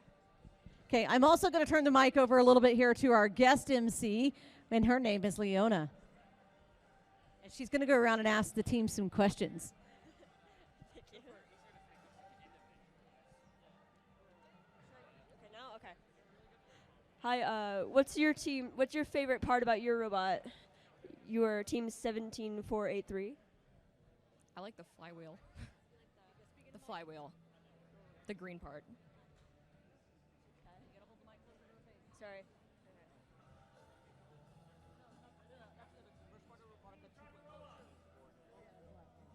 What's your favorite part of your robot? I just like the amount of, like, I guess passion that kind of went into it. Awesome.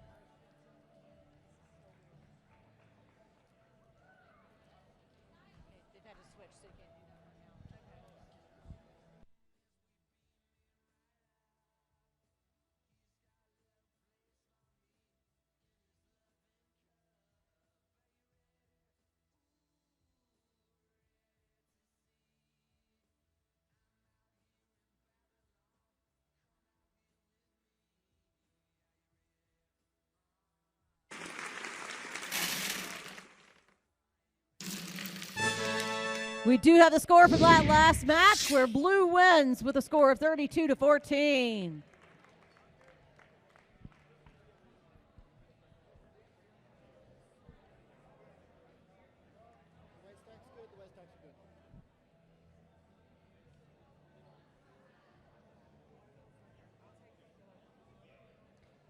We are now headed into qualification match number 8.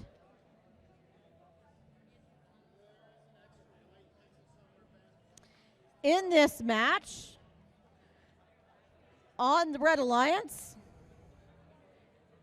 we have team 24590, the Timberwolves Tech, paired with team 23476, Firewall Forest. On the Blue Alliance, we have team 21430, the Broombots, and they are paired with team 2378, Sparta Robotics.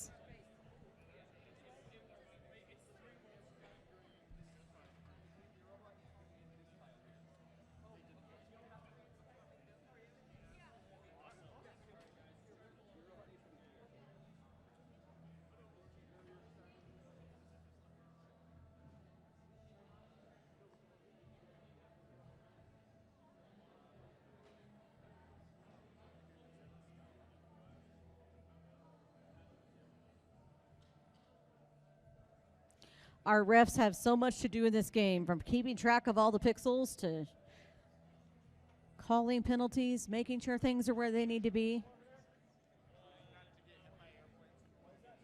to making sure they don't get hit by airplanes or by drones in the landing zone.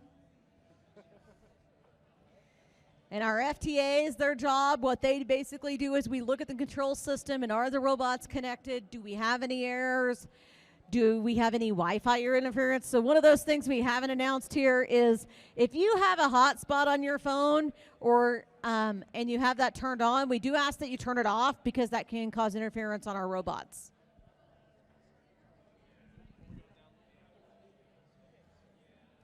All right.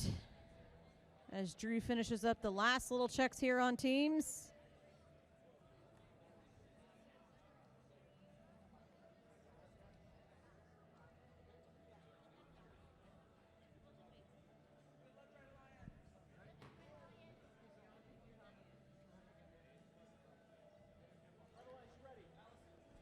All right, I think we are ready to randomize the field. And we're going to the right side on the spike mark. All right, and here's the point of the match where I turn it, I go, Red Alliance, are you ready? Blue Alliance, are you ready? Blue Alliance, I'm looking for a thumbs up. All right, starting match in 3, 2, 1. You will notice on the scoring software there, 24590 does have a yellow on their thing. What that means is in the last match, they were given a yellow card. They're having some building issues where they were causing some slight damage to the field. So they actually had to be re-inspected to make sure that damage wouldn't continue before the next match.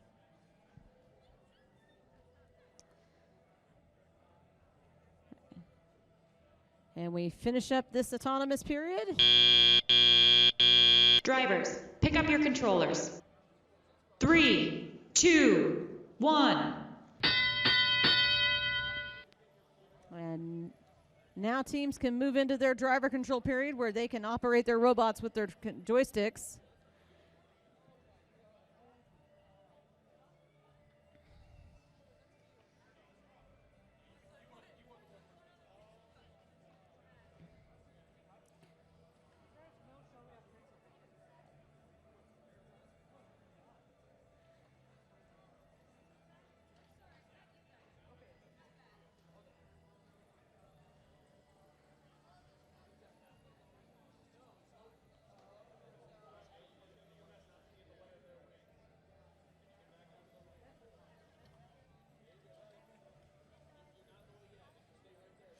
And it does look like maybe there's a little bit of a battery issue where maybe they powered off. It died.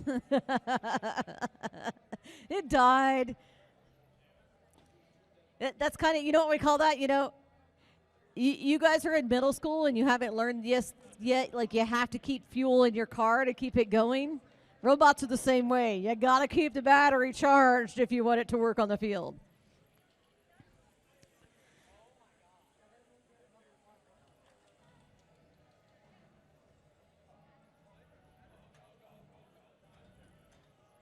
$21,430 is going to going in to score their next 2 or 3 pixels. And that does bring us into endgame. They are able to get another couple of pixels score. Oh, 1 pixel scored. We'll look here to see if we have any drones launching and then make sure we stay out of the way of them. Oh, and the firewall forests do get hung. Just barely. We do have a couple of teams parked, so we'll see how this rounds out. And that ends this match of qualification number 8.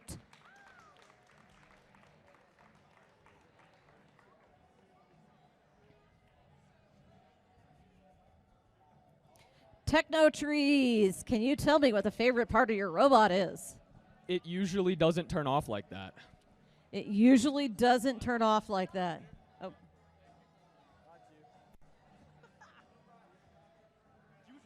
Do you guys have a favorite part of your robot? When it actually works. When it actually works. That's always a positive thing. And it's okay. There's, for those teams that maybe are struggling today, the one thing you can guarantee is every other team in this competition has been at the same point you are right now. So don't feel bad. Keep working forward. Keep pushing forward. You will have those successes.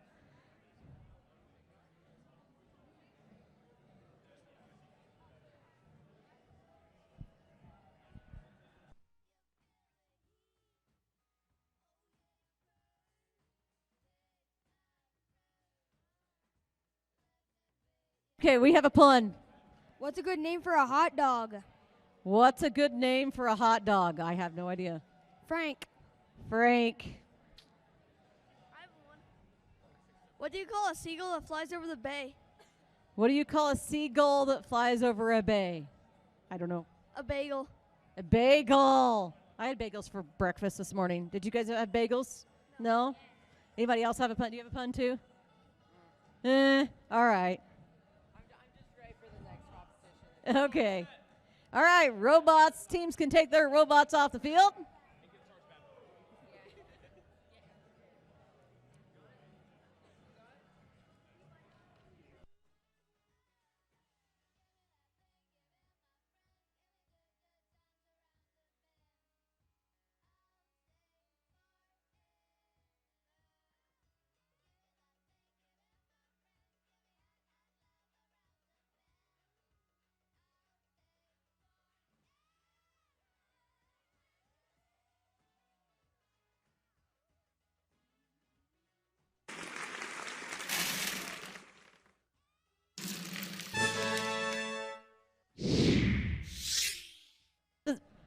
We have the score for the last match.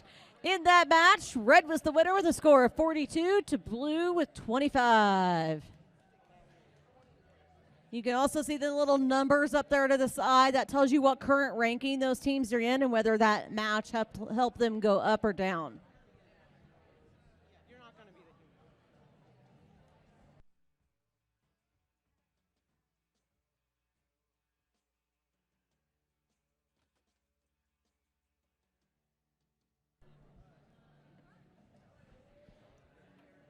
In this next match, on the Blue Alliance, we have Team 24065, Raptor Robotics.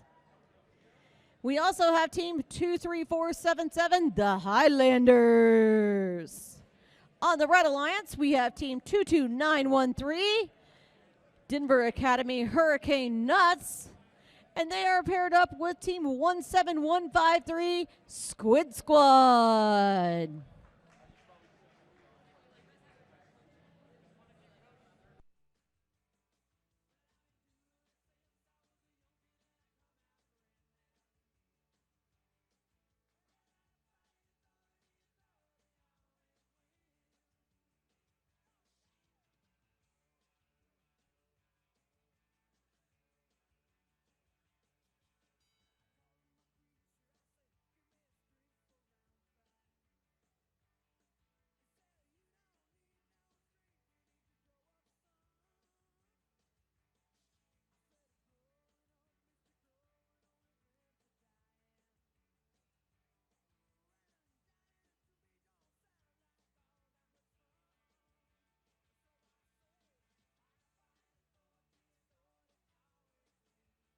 All right, we are ready for randomization.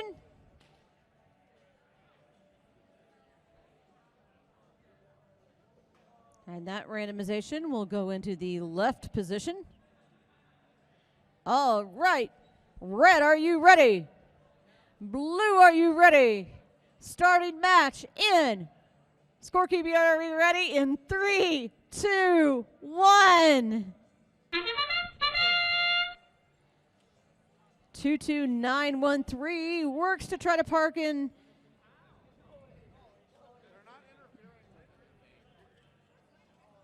And we also have a robot that maybe went into the red zone that maybe shouldn't have.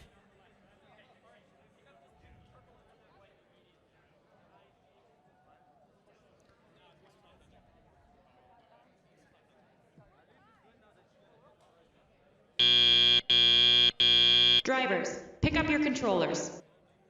3, 2, 1. All right, now we move into driver controlled period as the Highlanders scoop up 2 pixels and work to get back to their scoring zone on the backdrop. 22913, they're all able to grab a couple of different pixels in their backstage. We have a little bit of maybe some penalties called for blocking because robots cannot interfere with someone trying to get to their wing to get their pixels. And the Highlanders continue to work to score on their backdrop. They are the first to get that score, and they work to get back over to their wing.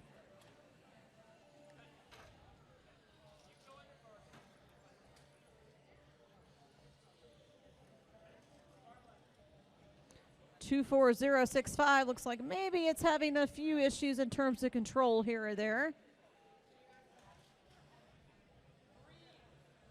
17153 just has that quickness that they're so proud of, that they're able to scoop up those pixels and then deposit them in the backstage, just scoring as many as they possibly can. Lots of pixels scored for the Red Alliance in that backstage. And we have a drone launched here in in-game, and it looks like that maybe will get some part of a score. We are in the last 16 seconds of in-game. I really like the googly eyes on the Highlanders scoop mechanism as it sits and looks at us and hangs at us right now. 3, 2, 1. Oh, they may not have got that score. All right, that wraps up qualification match number 9.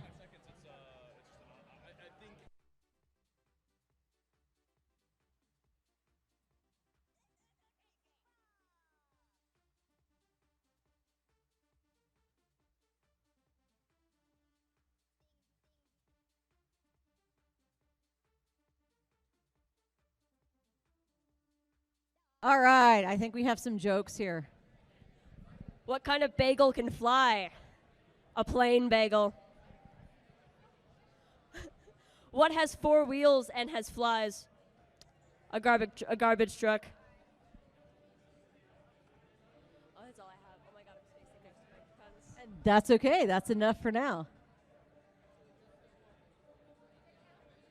Any of my teams followed up on their homework to show. All right, I want to hear it. What makes a squid laugh? And this even relates to his team theme, so I really, really love it. Tentacles. What makes a squid laugh? Tentacles. I like it a lot. Good job.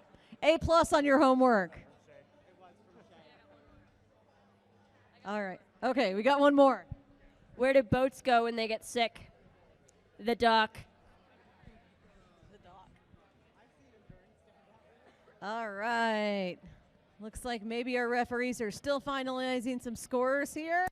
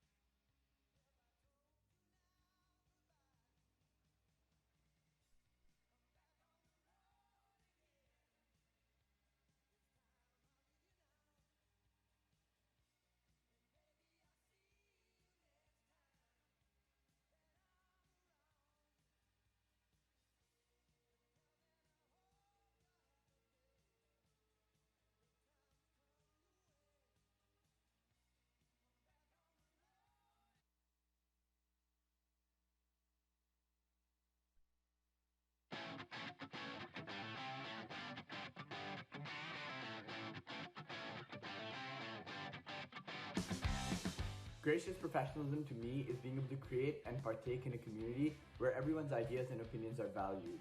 It means being trustworthy, respectful, and always ready to work with others to help them grow. Working hard to reach your goals in the competition, while also helping other teams reach their own goals. Being nice and respectful to your competitors and treating them as friends while learning and growing with them as a community. It means creating an inclusive community by helping others and even sharing information with other teams. One way we can be gracious professionals is to share our work with the FIRST community online, so others can learn from us and we can learn from others. As members of FIRST, we learn and compete, but treat one another with respect and kindness in the process. Building the best possible future for everyone. Even though we are all competing against each other, if we raise our competitors up, we all win.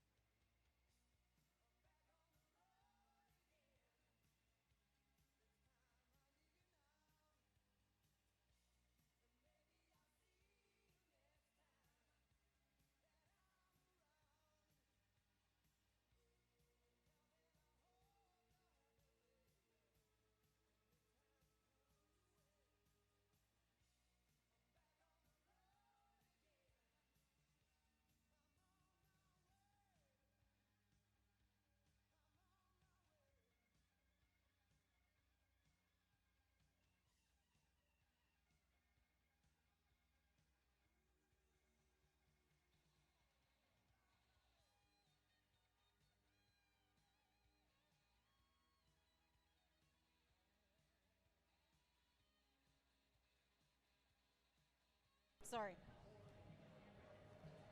All right. I do believe we have the score from the last match.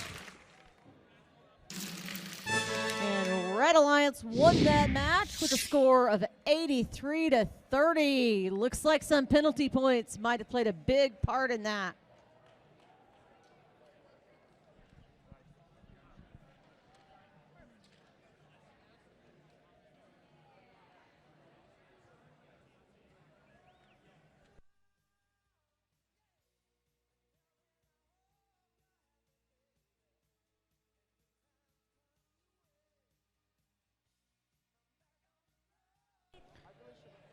Up next in match number 10, we have team on the Blue Alliance, we have team 11308, Wise. Paired with them is team 24590, Timberwolves Tech. On the Red Alliance, we have team 17973, Techno Trees.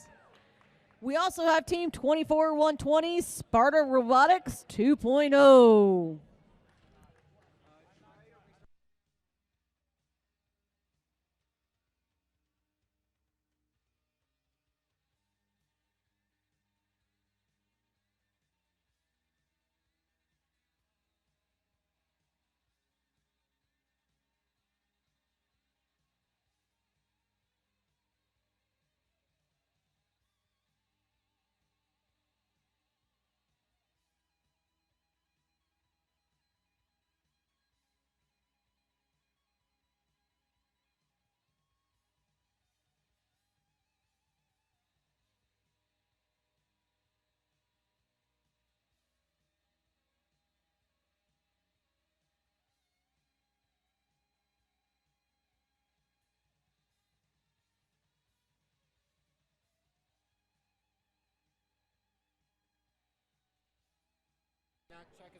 soon, and we have a dozen bagels for $3. Alrighty, Snack Shack is closing soon. It's closing soon, and there's a dozen bagels for $3 up for sale. So if you're wanting some bagels to take home, we've heard a couple of bagel jokes today. You want some bagels to take home for your hungry kids who always seem to be able to eat food?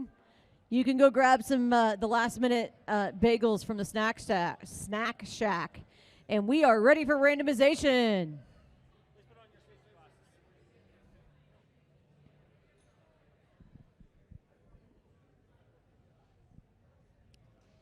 All right.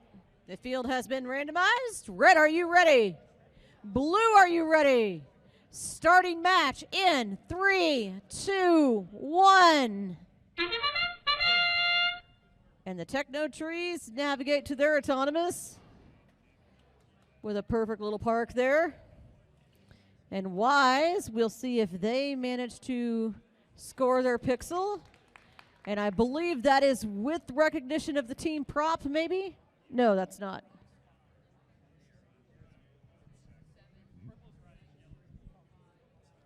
And they get some points for parking. Drivers, pick up your controllers. 3, 2, 1.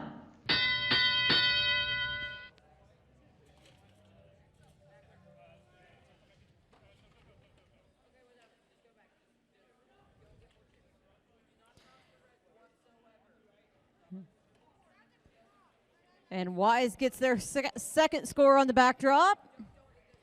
Techno Trees is going for their first score, and are they able to drop it in that right location? They are.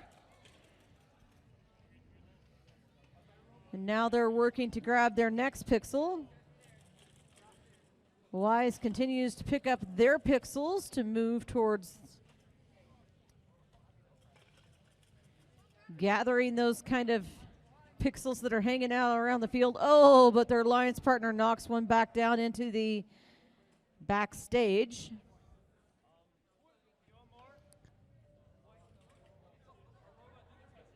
All right, we have 24-120 delivering some pixels over to their alliance partner. Teamwork and communication is a really big thing in this game, particularly when we have delivering and placing pixels in different places. Ooh, I hear some gears grinding. That's never a good thing. Uh-oh.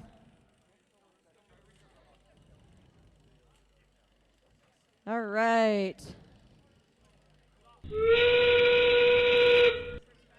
Looks like maybe Wise is having some issues again. 24-590 works to get over to Park.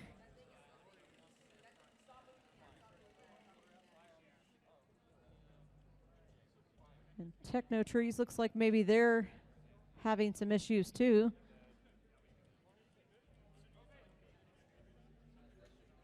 Oh.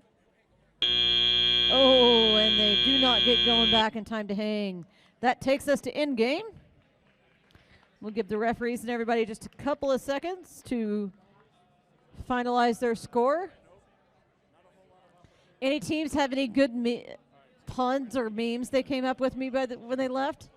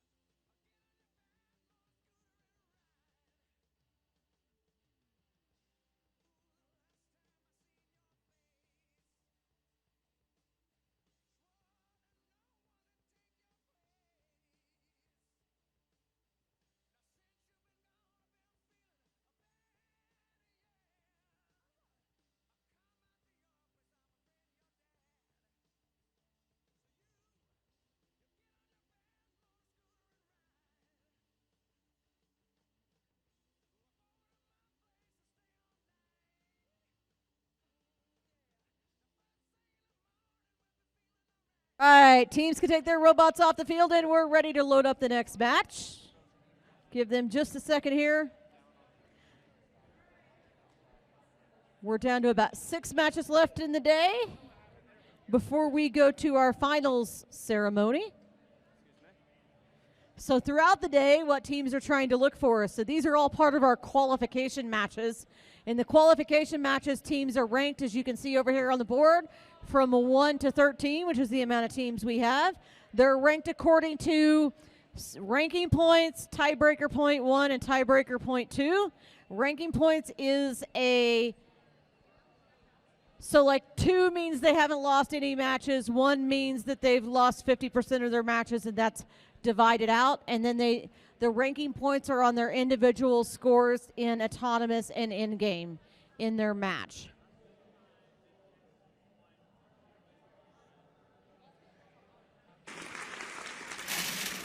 We have the score from the last match. And Blue won that match with a score of 47-16. No penalties in that match, which is great to see. As we look at the next match, up in the next match, we have, on the Blue Alliance, we have Team 24591, Timberwolves Tech 2. They're competing with Sparta Robotics, Team 23738. We also have on the Red Alliance, Team 23476, Firewall Forest, as well as Team 4067, Raptor Botics.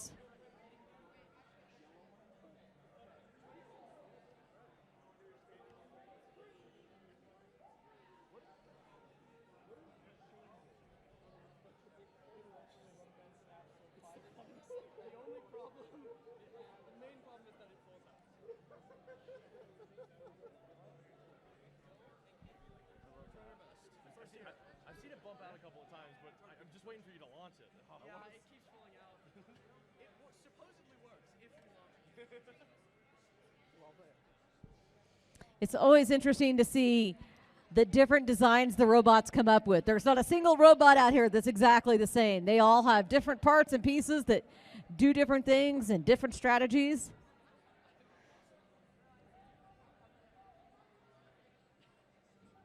All right, are we ready to randomize the field? We are ready to randomize. And this is where we'll, and he gets to stay in the same spot. So Red Alliance, are you ready? AJ, are you ready? Blue Alliance, are you ready? All right, starting match in 3, 2, 1.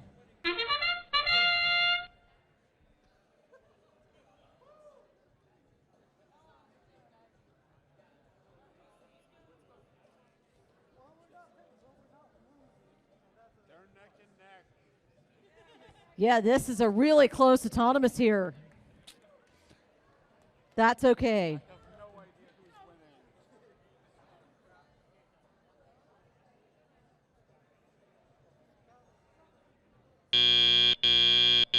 Drivers, pick up your controllers. 3, 2, 1. And we do have maybe somebody who started a little quickly there who will probably could.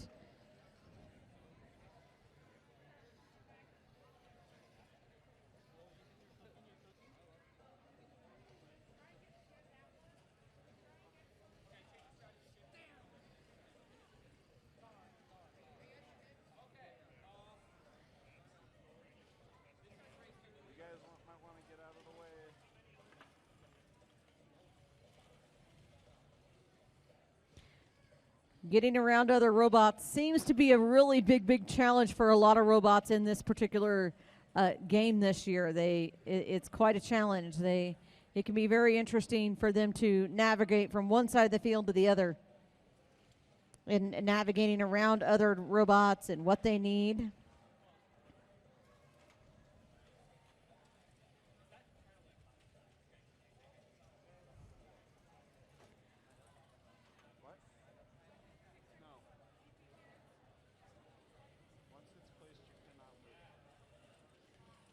Oh, looks like somebody's drone may have gotten a little bit. Oh,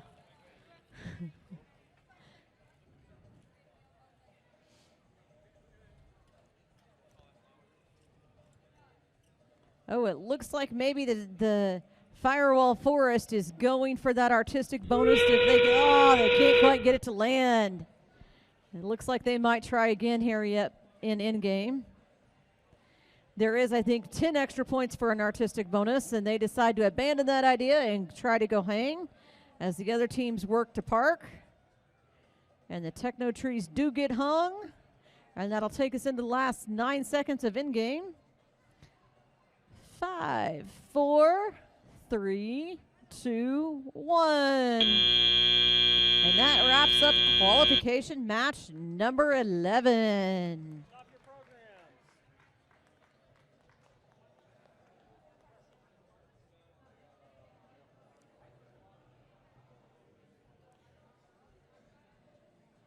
There is an opportunity, I think, if there's anybody that has questions in the audience, like, I don't understand this, feel free to send somebody up here and ask a question.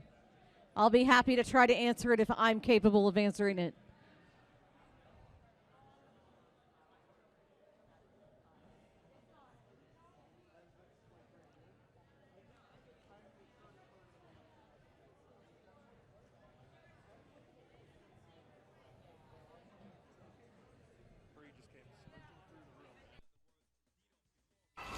I am an educator. I'm a CEO. I'm building the future of dual-use tech companies. I'm a robotics professor, an engineer, and a former contestant on Survivor. I'm a manufacturing engineer. I am a builder. I'm a first alum. I'm a first alum. First alum. I am proud to be a first alum.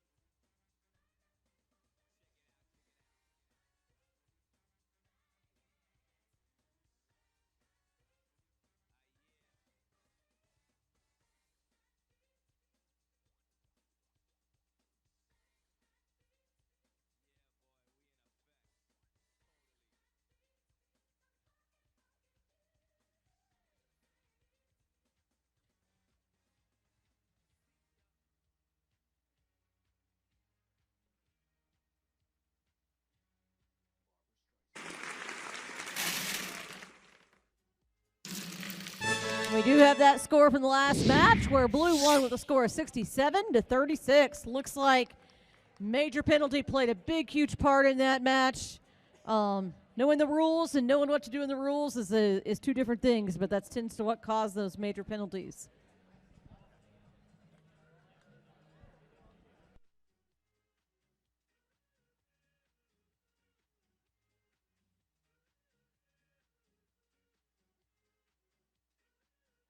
Yeah.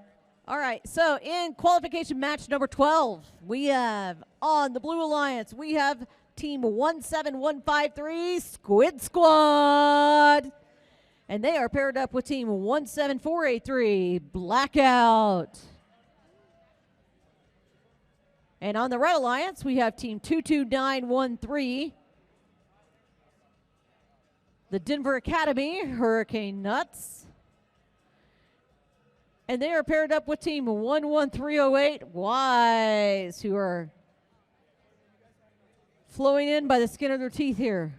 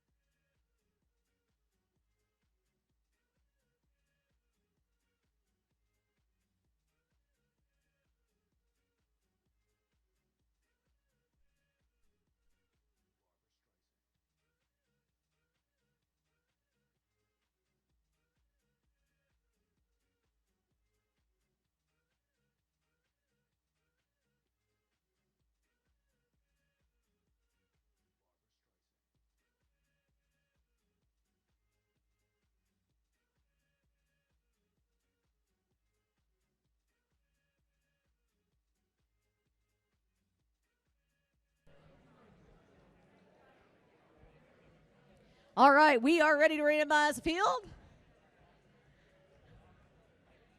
That randomization location goes to the left.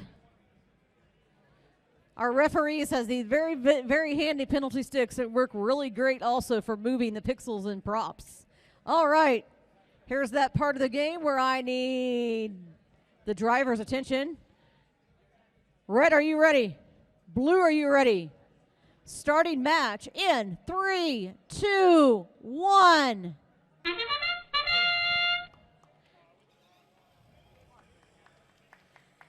Looks like we have lots more autonomous than we did in the beginning of the day, which is really cool to see. And Wise is able to score in there on their backdrop, as well as even their partner, Park. Squid Squad gets their autonomous program up and running. And that takes us to the end of autonomous. Drivers, pick up your controllers. 3, 2, 1. And now they can pull on the operation of their, or drive their robots.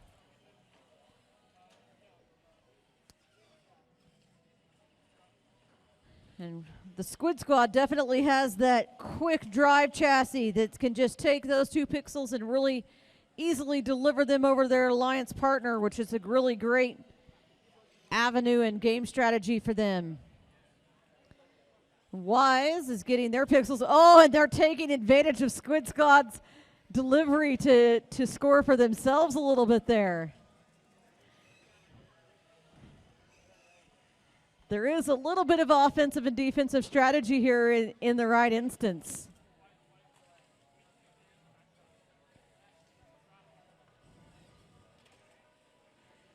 And Blackout does have 2 pixels on the backdrop, while it looks like Wise has 5 pixels on the backdrop, and maybe they're even possibly going for some artistic bonus if they can get the pixels up there. And Squid Squad's just continually working over there to just get as many pixels as they can into that backstage.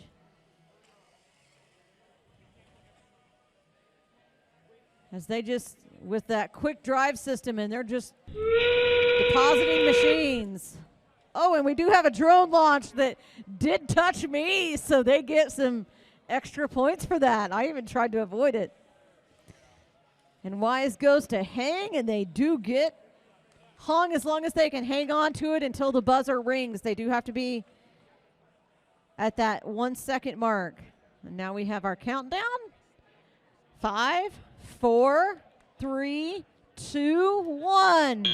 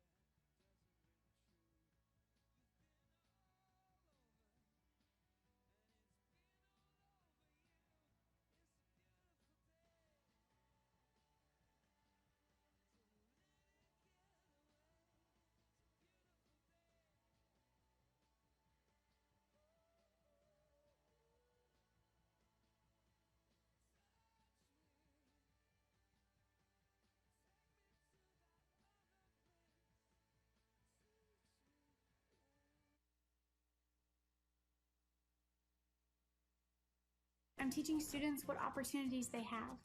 Because of FIRST, I am changing lives.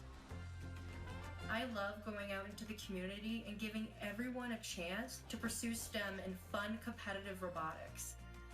Because of FIRST, I'm making the world a better place for women and girls. Because of FIRST. Because of FIRST. Because of FIRST, I am building the future.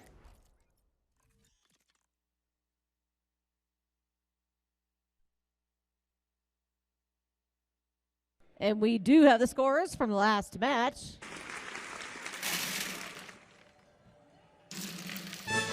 Red won that match with a score of 170 to 59. Looks like some penalties played a big part there. That was a high score, but 70 points of that was given to them from the Blue Alliance to the Red Alliance due to penalties. You can see it did a little bit of ranking, change in the rankings there, but looks like Wise at 11308 still is staying on top.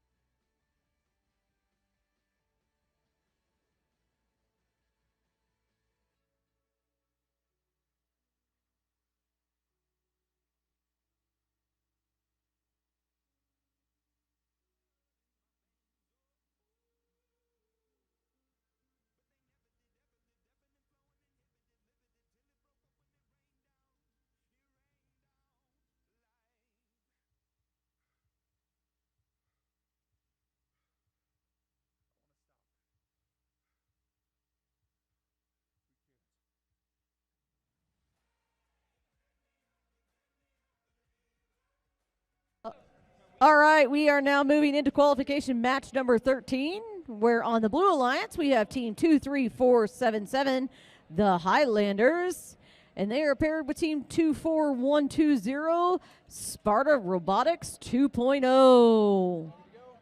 And going against them on the Red Alliance is team 17973, Technotrees. And they are paired with team 21430, Broombots.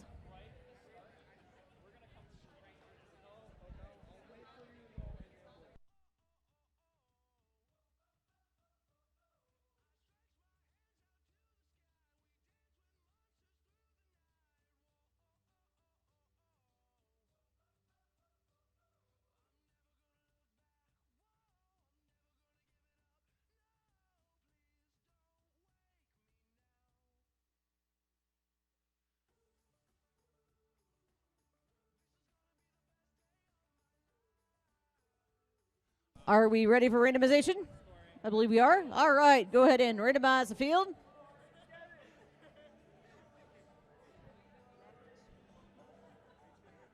I had to move. I got told to move because I got hit by the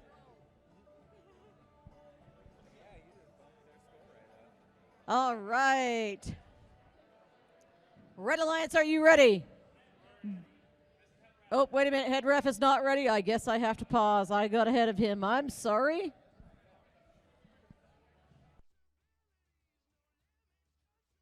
And just for the audience's reference, what's going on here is anytime a question or a team might have a question about a previous score, they can somewhat appeal or dispute that question by sending a single team member over to the question box, which is what you see over there, and then the head ref can come over there and talk to them. And we're ready? All right. Let's try this again. Red, are you ready? Blue, are you ready? And I got to get contact with my scorekeepers. Darius.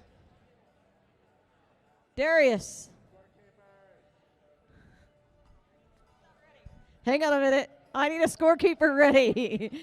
So red's ready. Blue's ready. Scorekeeping is ready. And we will start this match in 3, 2, 1.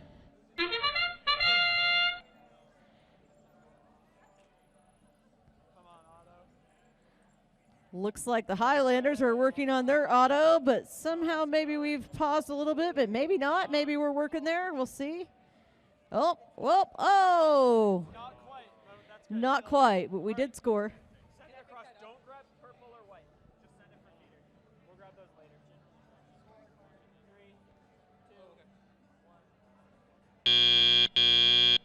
2, 1. All right, now the drivers can pick up their controllers. 3, 2, 1.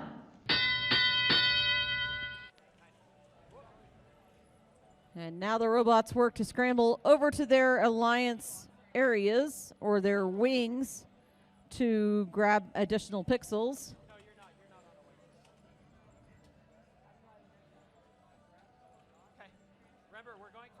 Techno trees are working on their additional. Looks like both teams on the Red Alliance are able to now score on the backdrop. So Techno trees, and maybe even going for 2 artistic bonus. We'll see what they pull off here.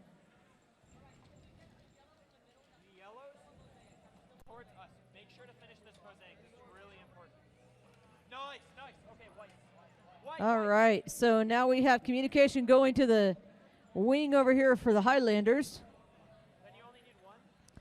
And Techno Trees and 21430, the Broombots, are working on their mosaic, and they do get that. Look at this pair over here. Potentially 2 mosaics happening if they can get out of each other's way. Oh, and the Highlanders knock off some pixels.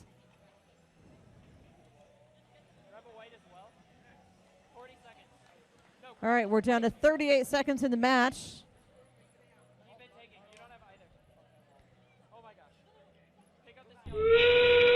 And this does take us to in-game. And we'll see, looks like maybe there's a drone getting ready to be launched. Maybe 2 drones even. Oh, and Techno Trees launched their drone. Oh, Broombots launched their drone. And we're looking for hanging. Highlanders are hung. We'll see if the other 2 teams in 3, 2, 1. Can they get hung? All right, what a close match. Great match, guys.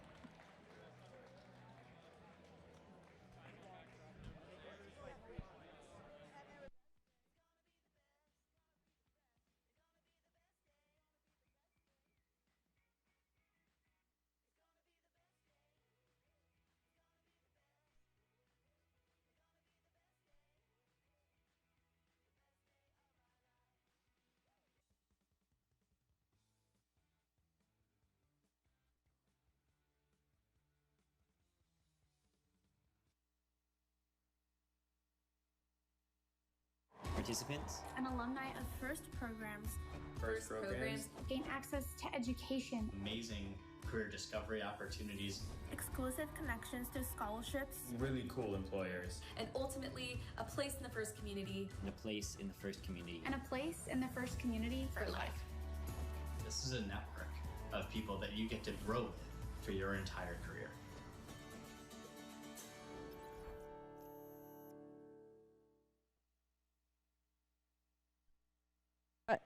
Teams can take their robots off the field. And we will load up the robots for the next match.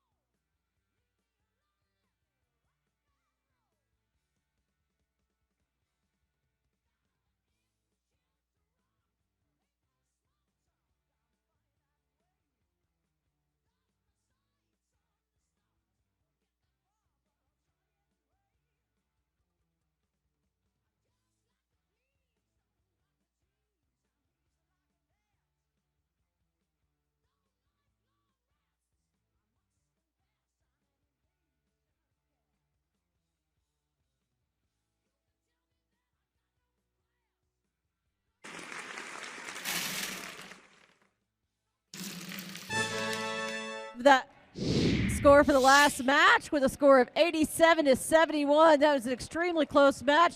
Looks like maybe penalties did play a role in that match.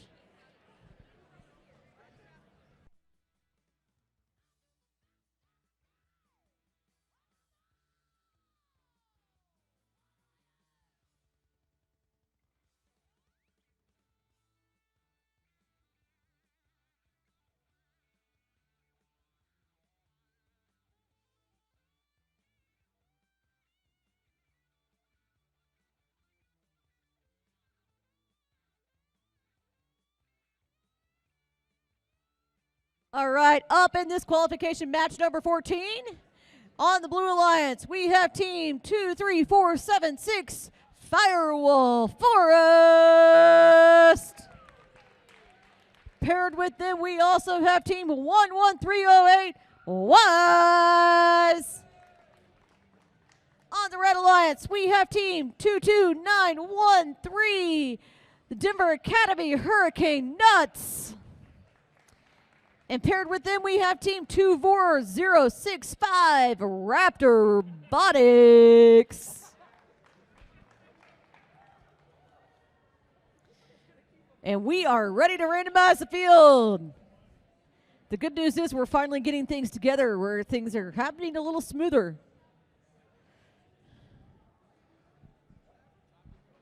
All right, the field is now randomized.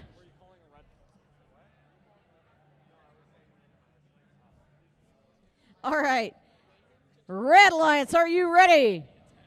Blue Alliance, are you ready? Starting match in 3, 2, 1.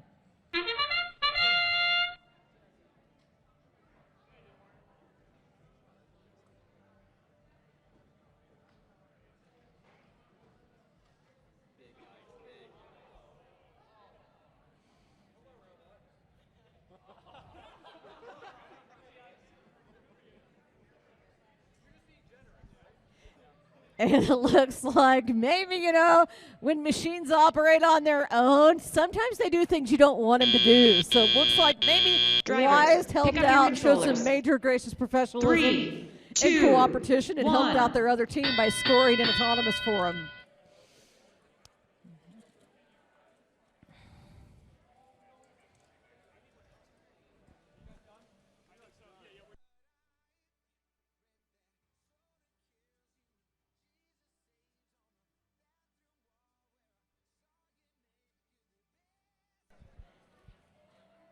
Okay, looks like Firewall Forest has 1 pixel there on the backdrop. Wise is picking up a couple more pixels for their alliance and transporting that across the field. It's always entertaining me to listen to the drivers up here. I wish I could put the mic up there, but you just never know what's going to come out of some of the team's mouth, so I can't really do that. It's always interesting looking at all the different mechanisms the robots have that allow them to pick up the pixels and how they achieve it and the different drive systems. Probably one of the more diverse years here. We have 4 different drive systems on the field right now.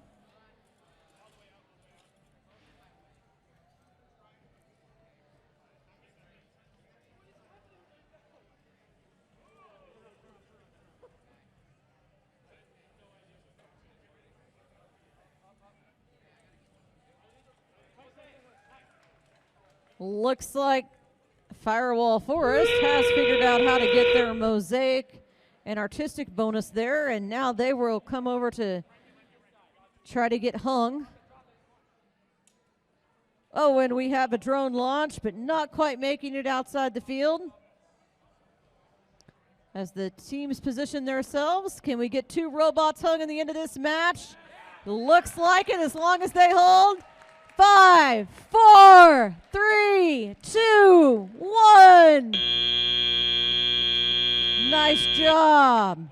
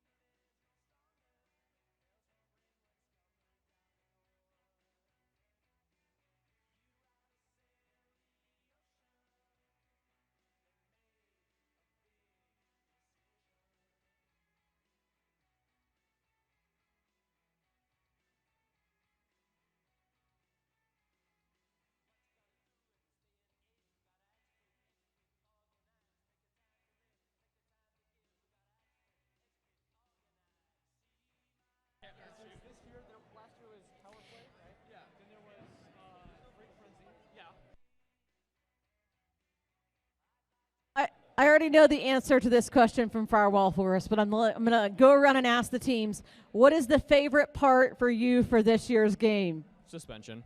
Suspension by far. By suspension, they mean hanging at the end. Wise, what's your favorite part of this game? Hanging 100%. Hanging 100% seems to be the general trend. Raptorbotics, what's your favorite part of this game? Probably helping teammates. The what? Probably helping teammates. Helping teammates. That's a great thing. Teamwork is one of our core values. And the Hurricane Nuts, what's your favorite part of the game? Pushing the pixels and launching the drone. Pushing the pixels and launching the drone. I think the drone's kind of fun, but, you know.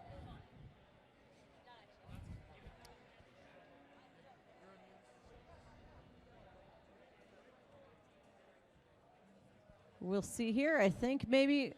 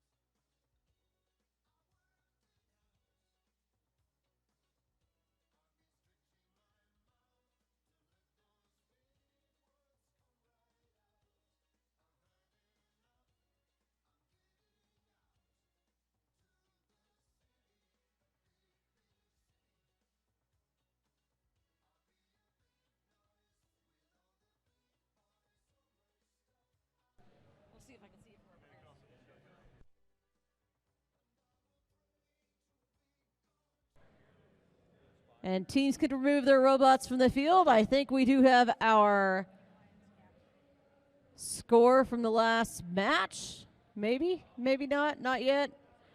Just kidding. Give us a couple of seconds. Oh, yes, we do.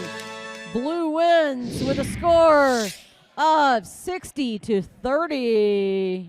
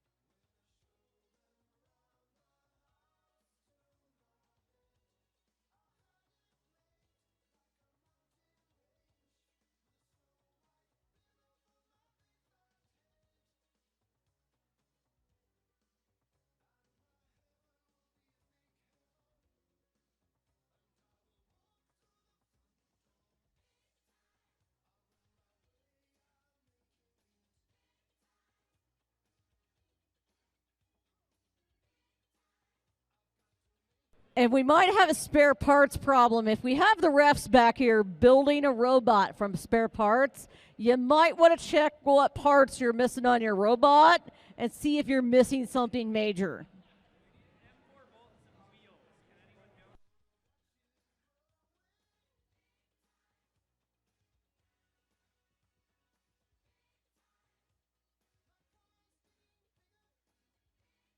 We do have a smartwatch still over here, as well as a little gray rubber ducky that looks like it was from 2 years ago of the season, even though he wouldn't have counted.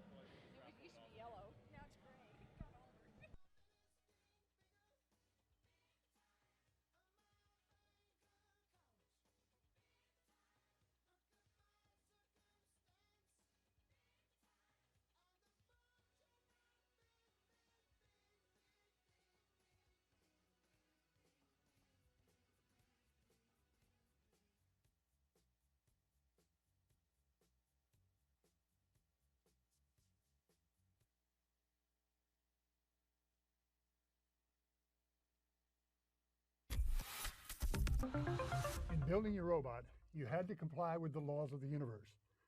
The physics, chemistry, material science, all that stuff behaved perfectly.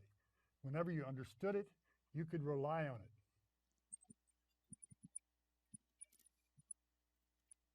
The universe is perfectly causal, perfectly reliable, perfectly constant.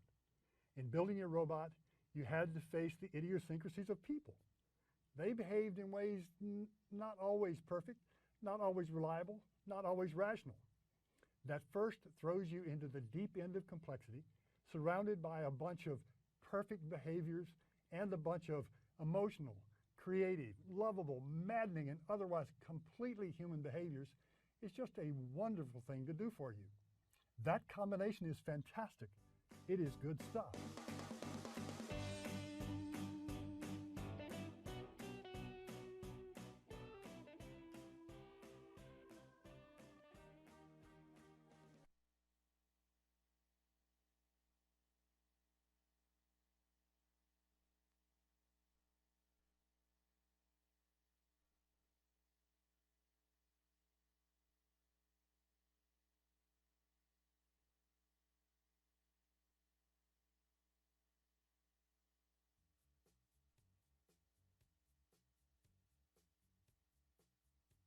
All right, I think we're getting close to ready to start the next match. It looks like we have randomized the field, correct? All right. Blue, are you ready? Red, are you ready? I looked around the opposite direction, didn't I? Oh, blue, we had some pixels off. We're not ready. Okay. All right. You don't have time. All right. Red, you're ready. Blue, you're ready. Starting match in 3, 2, 1. Looks like Blackout has their autonomous program where they have navigated. Looks like Broombots have placed a pixel on the correct spike mark.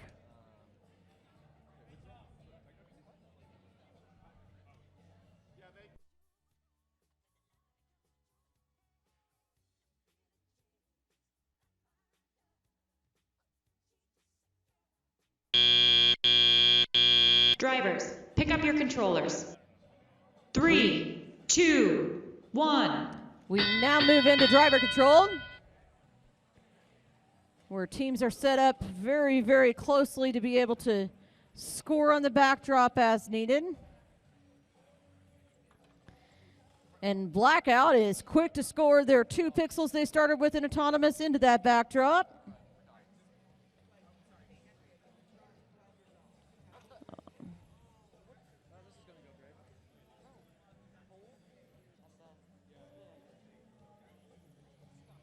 Looks like maybe Techno Trees is having a little bit of an issue here.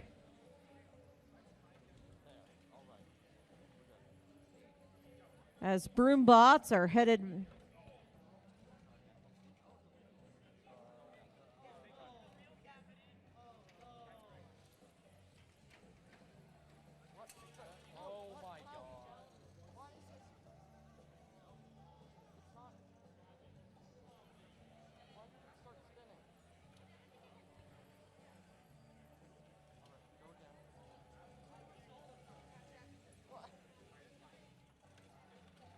It's interesting how teams get more advanced code. Sometimes their robot does things that they don't expect it to. And we've got Broombots who are doing a little wiggle there. Oh, they must have some pixels stuck in spots where it's not supposed to be.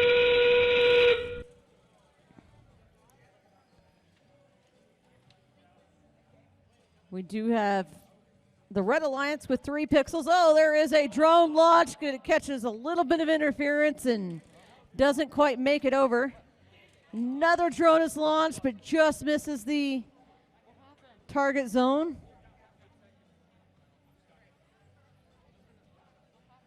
Broombots do get parked. And do Blackout get hung? It looks like they do. Nice match.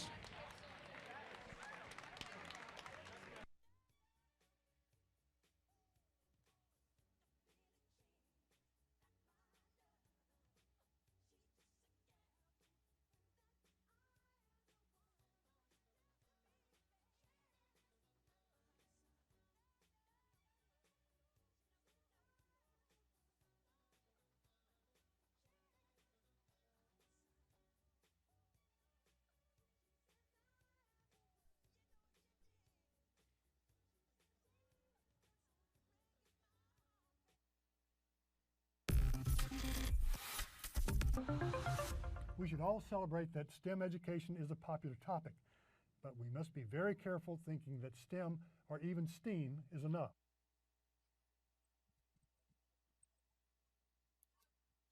Most of what is called STEM education is actually science and math training. Being on the first team is real education that includes STEM topics, but it also includes appropriate emphasis on creativity, teamwork, community service, leadership, entrepreneurship, and a whole host of things that you need to know. You are learning to be valuable to society. You are learning to respect your own ability to make a contribution and feel wanted and needed. Good stuff.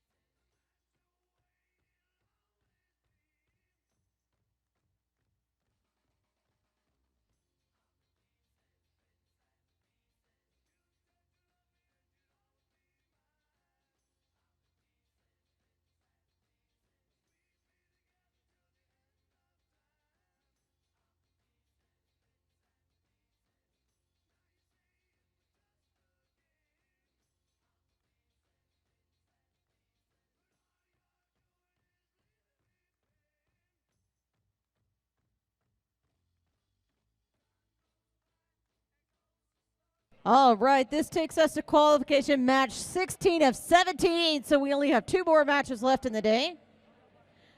On the Blue Alliance, we have Team 24-120 Sparta Robotics 2.0. We also have Team 24-590 Timberwolves Tech.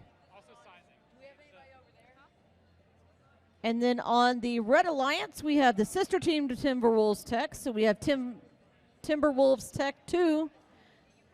And they're competing with Squid Squad, which is team 17153.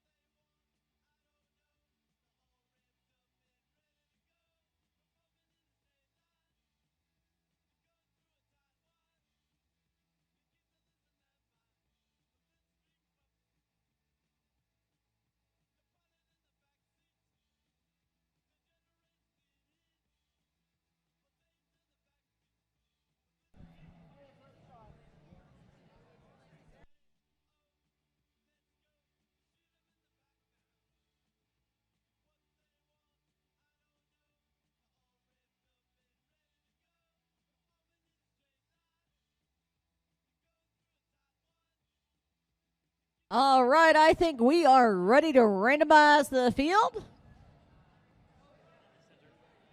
And it stays there because it's in center.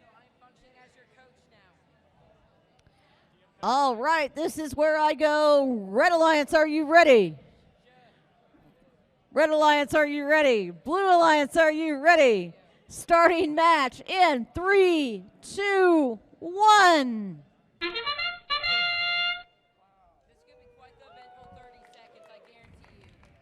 Really, really close autonomous here. As even the kids go, this is going to be quite the eventful one, which means we don't have our autonomous figured out for this round yet. One of the things for some of the audience members, you might think, well, why do they have autonomous in one round and maybe not the next? It actually requires different coding in each position the teams start out in. So they actually have to do 4 different programs for their autonomous programs. Drivers, pick up your controllers. 3, 2, 1. And Squid Squad gets their 2 pixels there in autonomous, and 24591 goes with the next 2. It's going to be interesting to see just how many pixels can they get in the backstage with 2 robots that.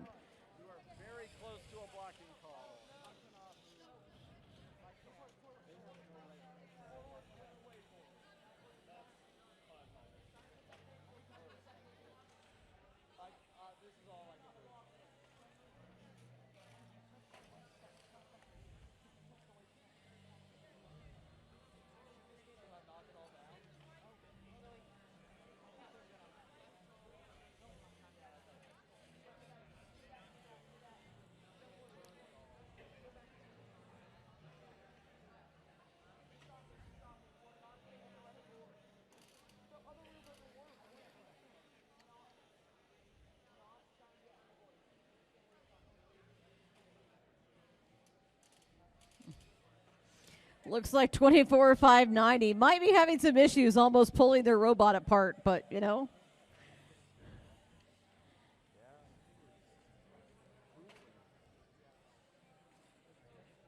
And 24591's working on getting some of those white pixels from the stacks over here to take back over to their backstage. It looks like they have quite the haul of pixels over there in the backstage there for their alliance.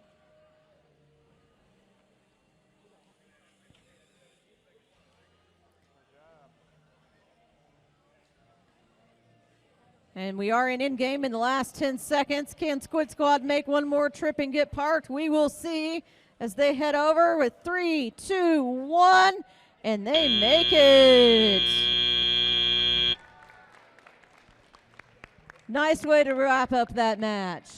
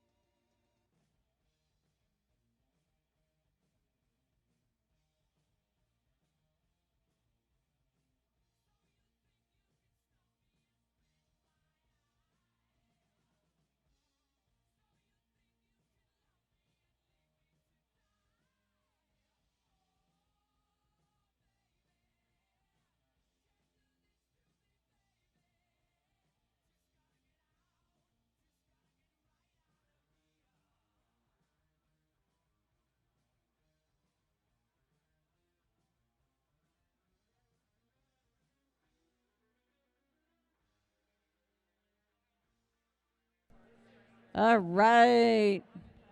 Thought maybe we're getting close for this match. Looks like maybe getting close, but we're a little bit more.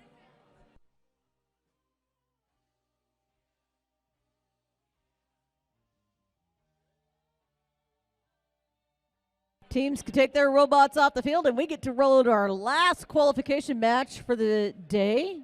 So after the qualification matches, we will take probably a 5 to 10 minute break. I don't know if we have that break set yet. I will find that out and let you know. And then teams will then pick. They'll have about a short amount of time that I'll let you know what that time will be.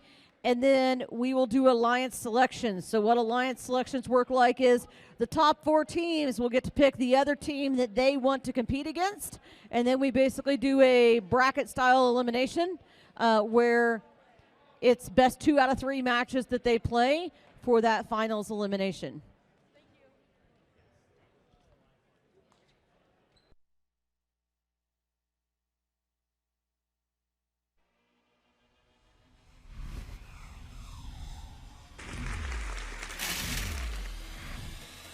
And we do have the scores from the last match. Red wins with a score of 85 to 17.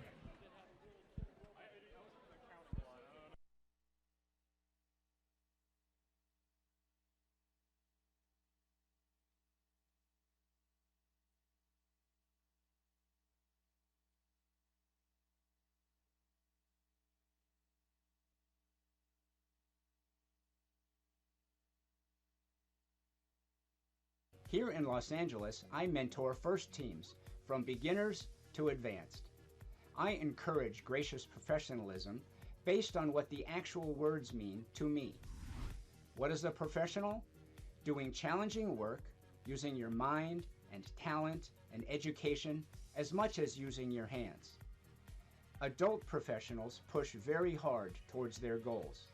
Design the product, cure the patient, earn a promotion. They are competing against their own goals. This season, help your team set internal goals. How will you measure success? A reliable autonomous?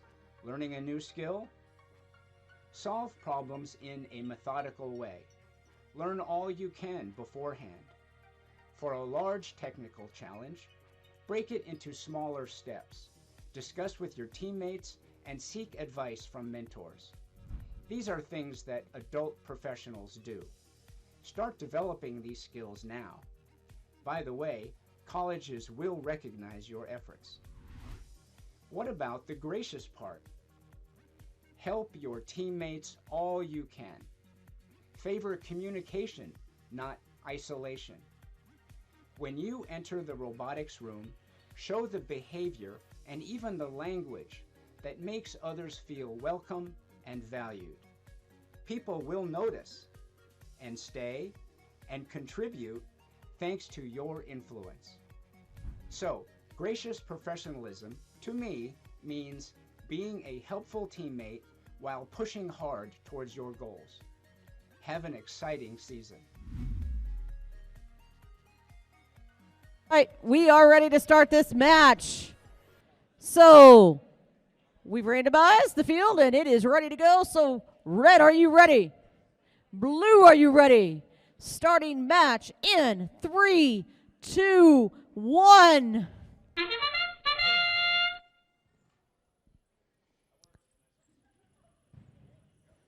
So we have the Broombots going against the Highlanders, and then we have Firewall Forest paired up with 22913, the Hurricane Nuts. And oh, Highlanders almost score an autonomous.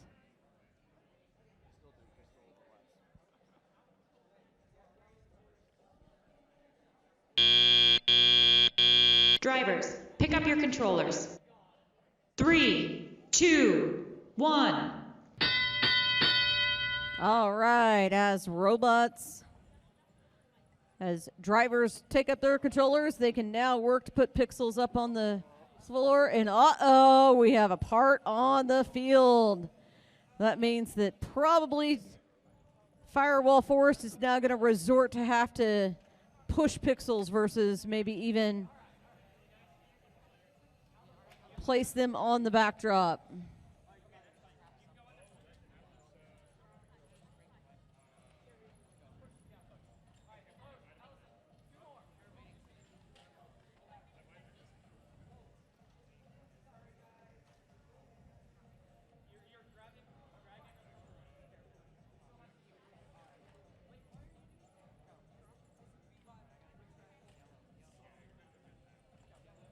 And Broombots is able to go, oh, they get a pixel on the backdrop and it drops.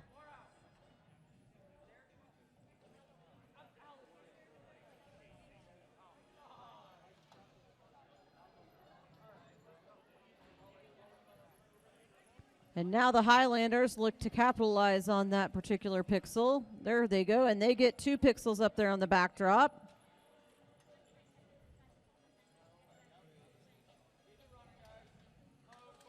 (22913) continues. The Blue Alliance is working their way through continuing to score pixels in the backstage, and they flip up a pixel somehow. Oh, and a drone is launched there in in-game. And another drone is launched.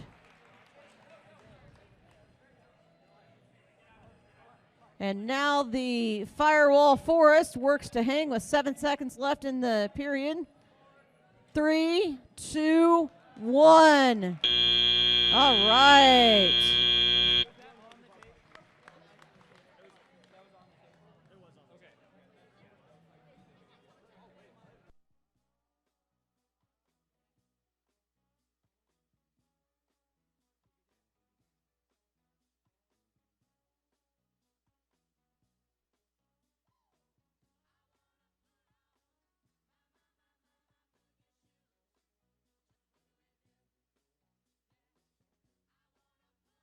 So after this match, what's going to happen is we are going to do a short 10-minute break because these teams need to decide, you know, we have a lot of rookie teams here that they're like, okay, we need to figure out who we're going to pick in our alliances. We'll come back, we'll pick alliances, then it'll probably be a short 5 to 10 minute break after that before we actually go into our final ceremony. So it is a little bit of a downtime here, but we also have to be, you know, this is really about giving the teams time to develop a little bit of their own problem solving skills so that they can go into the finals really, really prepared.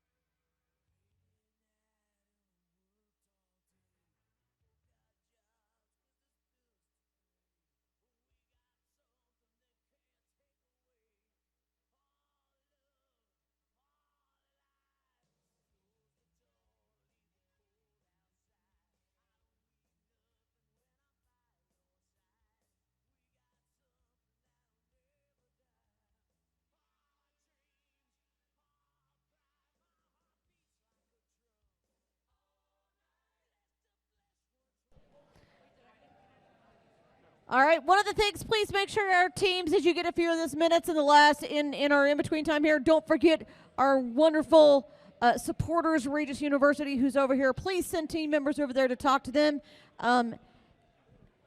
as their support means so much to us.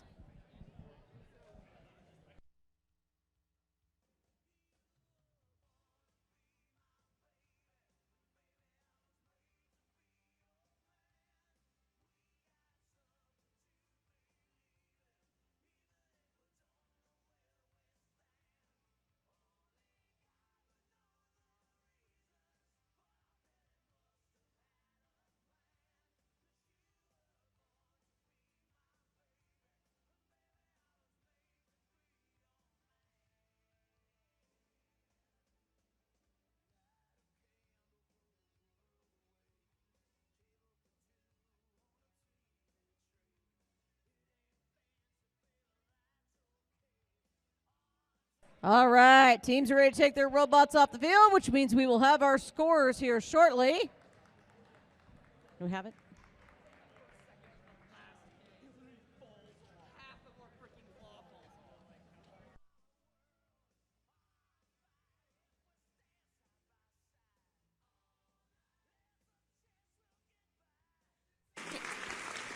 Teams, please remember, we are doing a short 10-minute break. Red did win that last match with a score of 96-54, and you can see there's quite a few fluctuations in the rankings there as well. So if I look at our clock, all teams, I will need one member from your team captain as your team captain to report to the field. And we will do that and we're going to not give any more than 10 minutes. So I need you back out here at 3:24 or 3:20 or 3:29. 3:29. I will be picking the first person at 3:30. If you're late and you don't get picked, you may not get picked.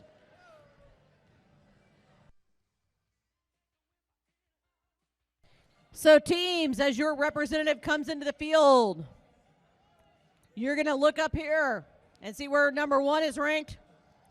So I expect Team Wise to start right here. Then 17153, you're going to go next to them. Then 21430, 22913, 17483, 24591, all the way down to the 13th, using that list up there.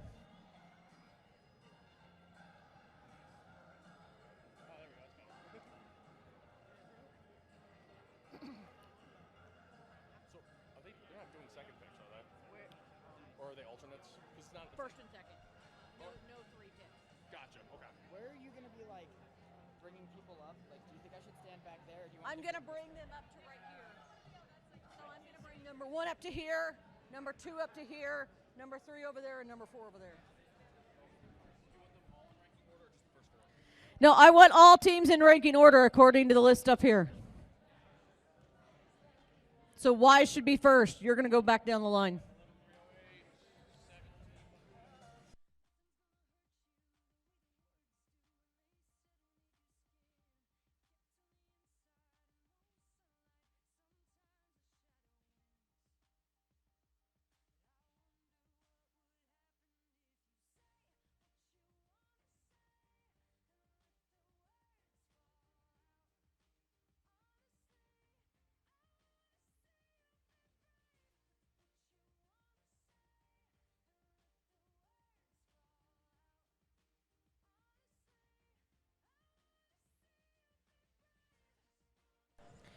Teams, we are getting ready to pick our alliance selections. So the way this is going to work, I'm going to ask the first, second, third, and fourth place team to come up. So team 11308, you're going to come up here and stand on this side as your alliance captain of the Blue Alliance. In this spot right here, I'm going to bring in team 17153. Yeah, we need to turn, can you take the music down? Next up over here, I have team 21430. 21430. Is that Broombots? Broombots, I need your representative over here. ASAP. Over here by me. ASAP. And then next up, I have team 22913. The Denver Academy Hurricane Nuts. All right, so the way this works is there's a couple of rules to alliance selection. We start with number 1 and we go to number 4, and then we go back. So these are your top 4 places. Your top 4 places now get to pick, who do I want to be my alliance partner? Due to our team numbers today, they only get to pick one person to be their partner. The big little factor here is you can invite anyone to be your partner or be your alliance partner. If that person declines, they cannot accept with another person. There's another little rule in here, especially for you as a rookie team. If someone would like you to join their alliance, we use this term, we either graciously accept or we graciously decline. Okay? All right, so heading over here to team 11308 Wise, who would you like to select as your alliance partner? Team 11308 or Team Wise would like to wisely invite Team 17153 Squid Squad. Team Squid Squad? Team 17153 graciously accepts. All right. So what happens in this instance is I now take team number 3. So Broombots, you're going to come over here. Hurricane Nuts, you're going to step back a spot. So then I go back over here to my list and I say, okay, my team number 5, or is it, should be team number 4 now, 22913 comes over here and goes, oh, you're in that slot. I went the next one down, sorry. 17483, you come to this spot right here. So Blackout goes into Alliance Captain number 4. Now I go back over here to Broombots, which are in the second slot now. Team 21430 Broombots would like to graciously invite Team 17483 Blackout to be our alliance partner. So I come over here to Blackout. Team 17483 Blackout graciously accepts. So then Blackout moves over here. So then I move down my list to team 24591. You come on up and move over here.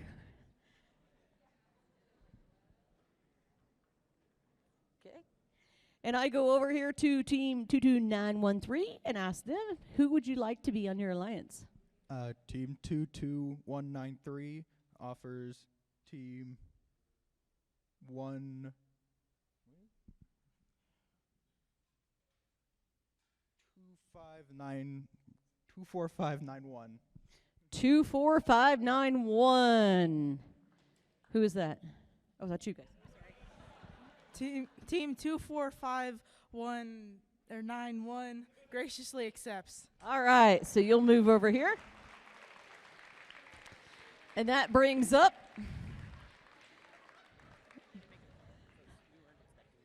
too bad. Nope, you can't make a call. That's the thing that can't happen here. Sorry. There's another rule. You can't talk to your teammates during this process if you're that representative. You have to make the decision right here. So team 23477 now is the 4th alliance captain. And so now they have to decide who would they like to accept to their alliance. We would like to invite 24590. 234. Okay, sorry. 23476. Okay, they would like to invite team 23476 Firewall Forest. Team 23476 Firewall Forest graciously accepts. All right, so here are your 4 alliances that will go into finals. This should be an interesting final. So, looking at our clock, it is right now 3:35. We will resume matches at what time? 3:45. It's 3:35. You will take a 10-minute break. So you have 10 minutes to strategize everything else. The thing that you also need to do before we leave is meet with the head referee. Correct, head referee? They need to. These 4 teams need to meet with you. Yes, we at least go over Alliance Finals rules usually.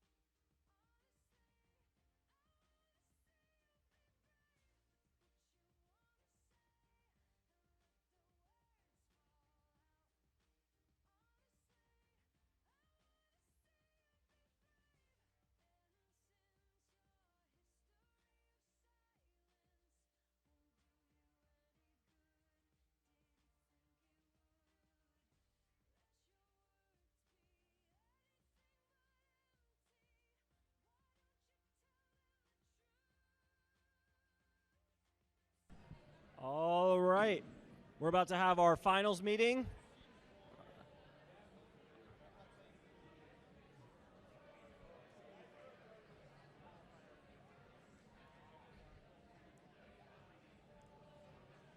Teams that teams that are playing in the elimination bracket, please come over here to the field. Yep. And I just need coaches and drivers, and I guess human players too.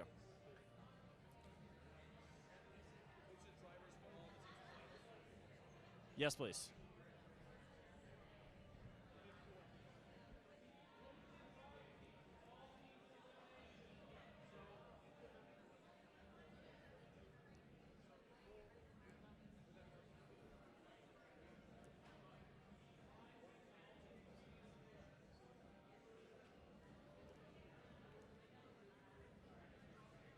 Yeah, I'm just gonna kind of circle around.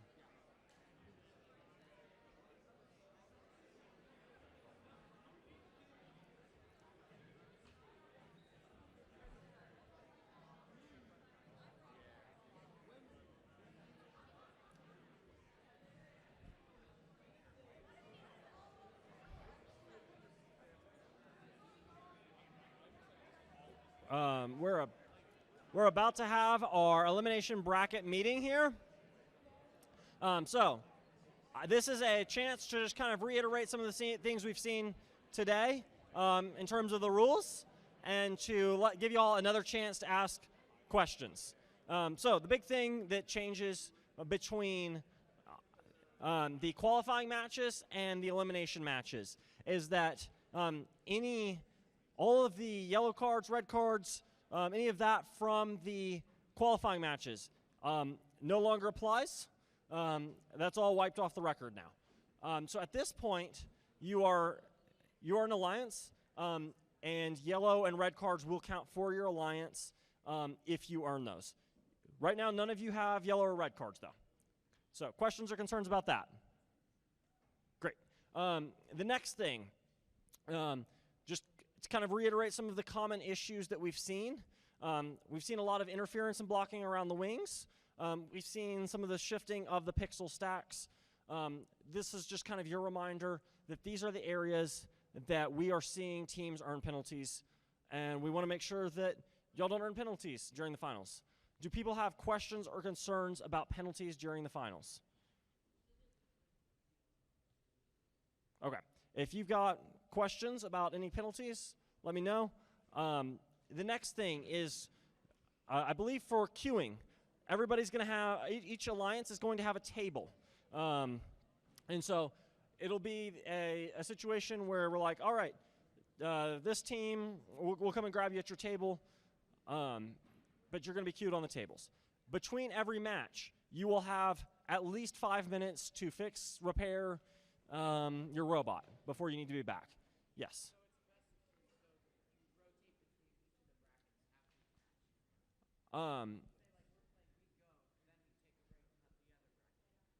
So to reiterate the question, there's multiple legs to the bracket. We're going to do one branch of the bracket and then the other branch, and we're going to rotate back and forth between the branches. So we'll do 1 and 4, and then 2 and 3, and then 1 and 4, and then 2 and 3, back and forth. And it is a single elimination bracket, 2 of 3. If you've got 2 wins, then you move on. If it's 1-1, then we do a third tiebreaker. Any questions about that process? Ties in the elimination, like if you have a tied score. I'm not entirely sure. I'd have to go back and double check that. It goes until a team wins 2.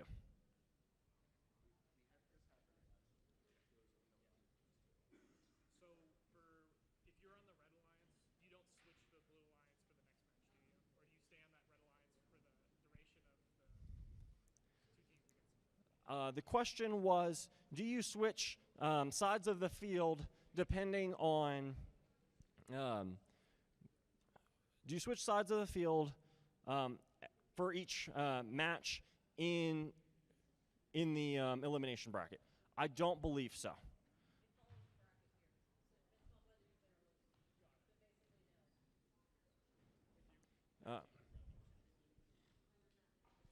Other questions?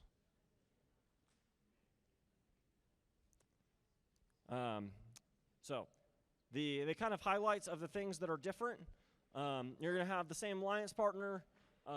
Yellow and red cards apply for your entire team.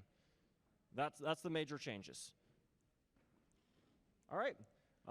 We will see you all back in the field in how many minutes? 34 minutes. So.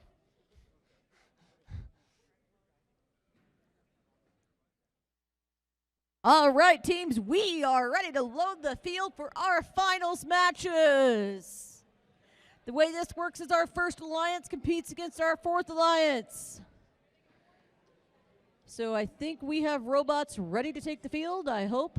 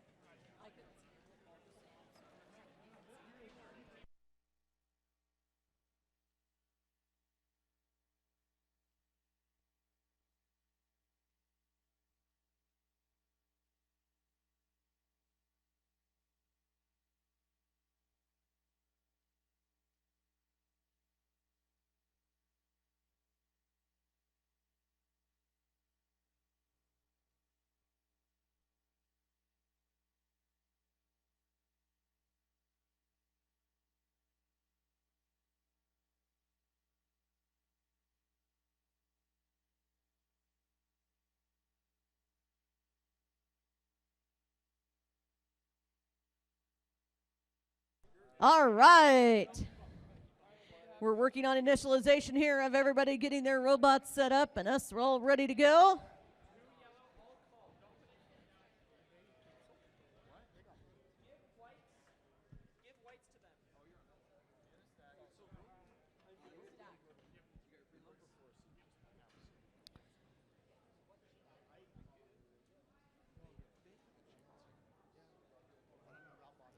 All right. I believe we're ready to randomize, right? Teams, we ready to randomize? You're not going to touch your controllers? All right, let's randomize the field. And our referees will move things in the right position. All right. Here is our first semifinals match. No, because we've already randomized. Oh, okay. All right. But thank you for asking. All right. Red, are you ready? Blue, are you ready? Starting match in 3, 2, 1. And you'll notice this time we have a few more robots attempting to operate here in autonomous. Sorry. All right. Looky there. Team scoring. Getting that pixel to drop in the low right location. This kind of is a hidden Plinko board. These pixels kind of go all over the place sometimes.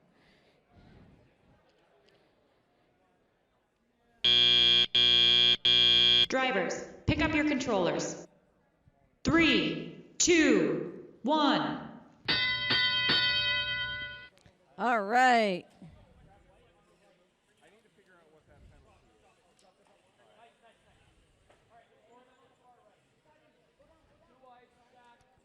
As we look, Wise goes to score their pixels as well as the Highlanders. We'll see who scores first. The Highlanders managed to get their pixel on the backdrop.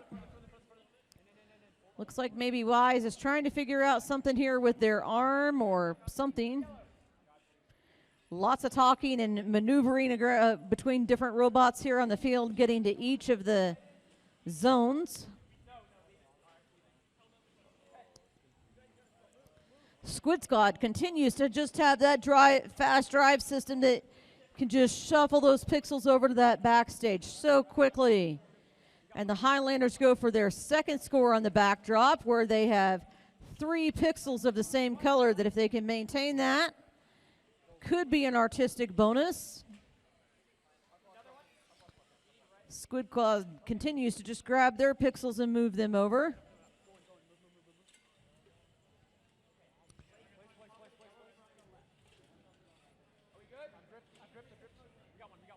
Wise grabs one of their pixels. Oh, it looks like they lose it a little bit there.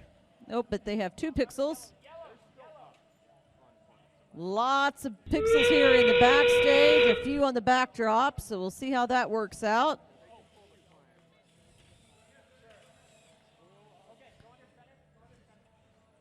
As we head into end game, it's looking like who can get hung.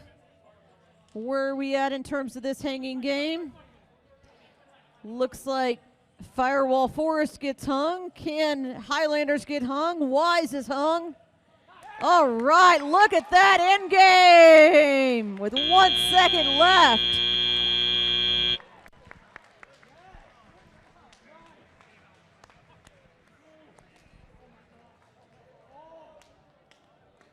Quite the end of the match there. It's amazing to see how the robots progress even throughout the day.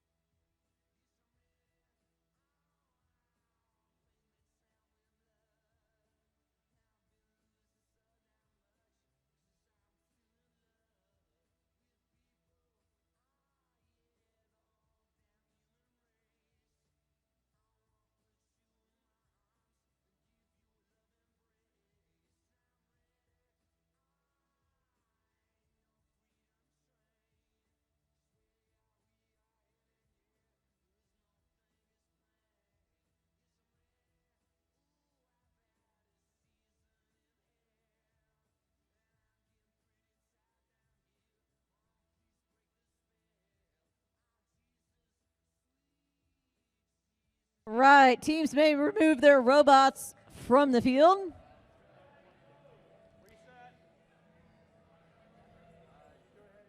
And we'll work here to see what does our score look like for that match here real shortly.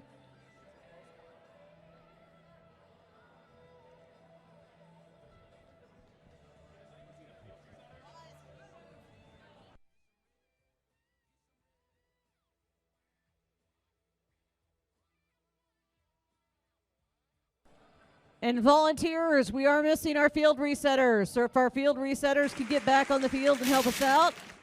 Here is the score for that last match.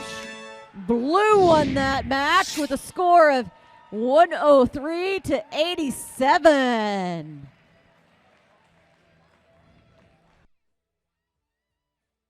Reminder, this is the best 2 out of 3, so they will come back after this match and play a second match. And then depending upon who wins that match, we'll see if we go to a third match.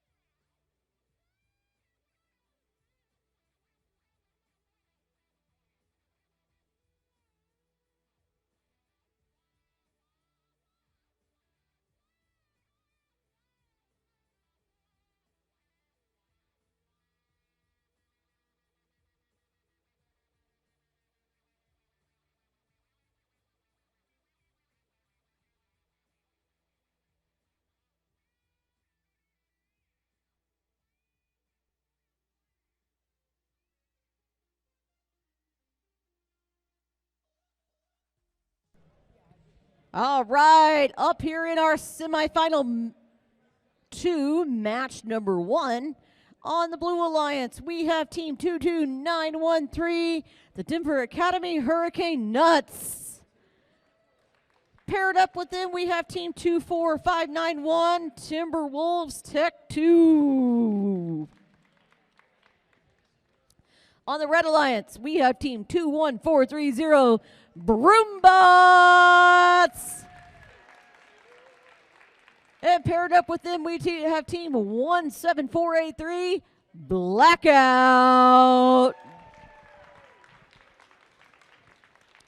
And I do believe we are ready to randomize the field. Is that correct? All right. And we get to stay in the same spot, which means I get to move directly into getting ready. Red, are you ready? Blue, are you ready? Starting match. Let me see if I can find my scorekeeper. Starting match in 3, 2, 1. All right, immediately in autonomous, we can see as we hit more towards the end of the day today, teams have made some progress. So it looks like Broombots are able to score in autonomous, recognizing their prop and placing a pixel on the spike mark, as well as Blackout has parked in their backdrop. And then on 22193, they may be in that backdrop or back, but they're a little ways from it. It's a little hard to tell from this angle. Drivers, pick up your controllers. 3, 2, 1. And we head into driver controlled, where teams now can maneuver and score those pixels. And Broombots look like they're the first to line up on that backdrop to see if they can get a couple of pixels placed. We'll see where they're at. The distance they're away from that backdrop and where they score is so crucial, and those pixels can go in so many different places. And even when they're close, they still can drop off pretty easily.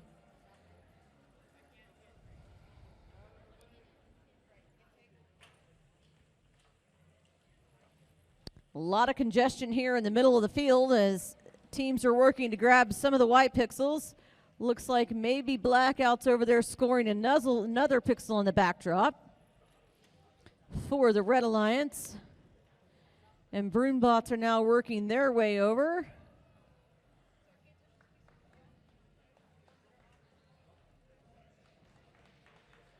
And now Broombots will go for that next pixel on their backdrop.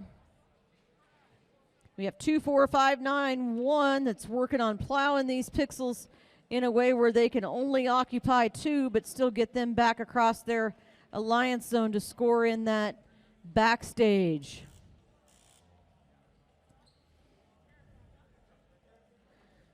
And now Blackout's working to kind of line up as we get ready to head into endgame. And working on that hanging strategy. Looks like that lift might be taking them a little bit. Oh, and we have a drone launched. 2 drones launched. Looks like one of those is from the Red Alliance and one from the Blue Alliance. And Blackout works to get hung. And it looks like they are probably good. 2, 1. There we go.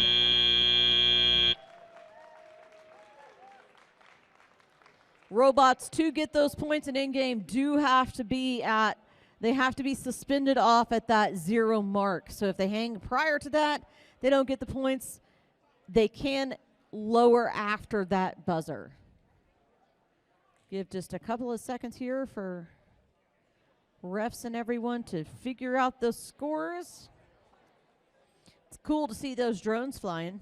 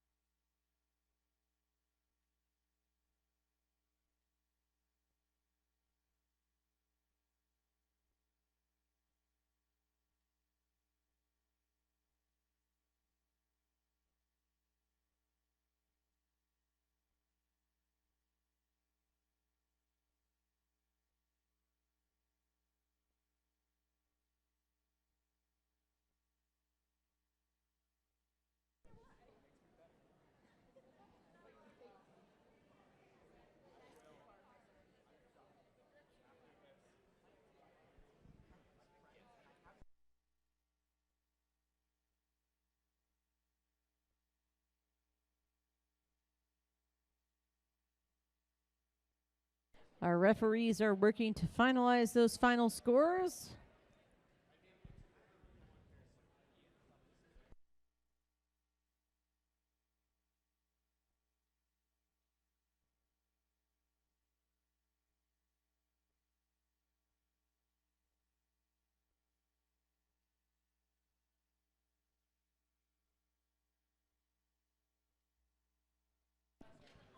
All right, teams can take their robots off the field, and our field reset crews working on getting the field reset. While they're doing that, we can bring on the next teams. Yes.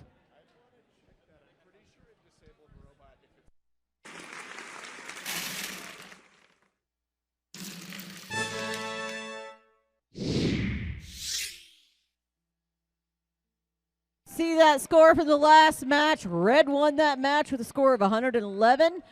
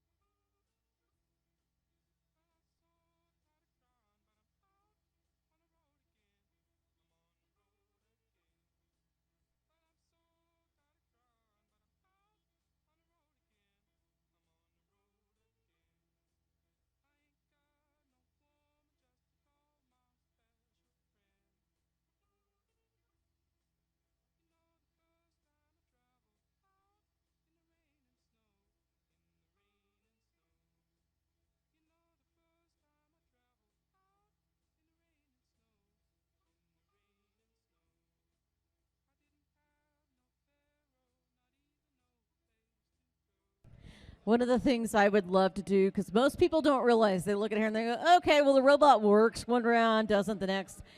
What they don't always understand is just how many problems these kids are solving all day long. So it would be interesting to keep track of that. If somebody could follow around a team and be like, all right, you would be surprised the hundreds of problems that the kids are solving each and every day.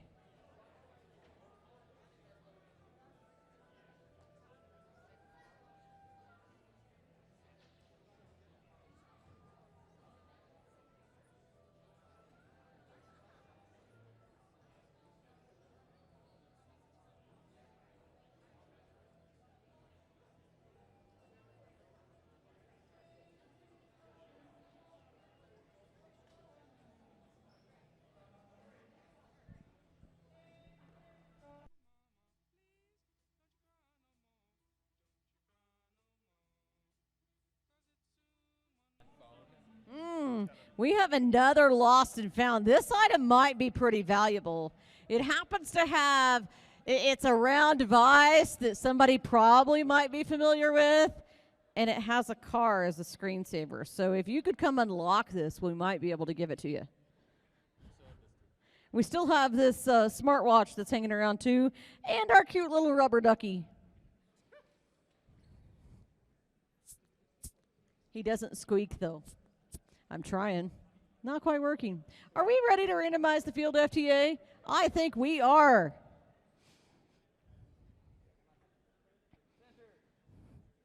All right, and we are in that right spot. So teams, I'm here over here behind the behind the field clock. So Blue, you ready? Blue, are you ready? Red, are you ready? All right, we are ready to start the match in 3, 2, 1.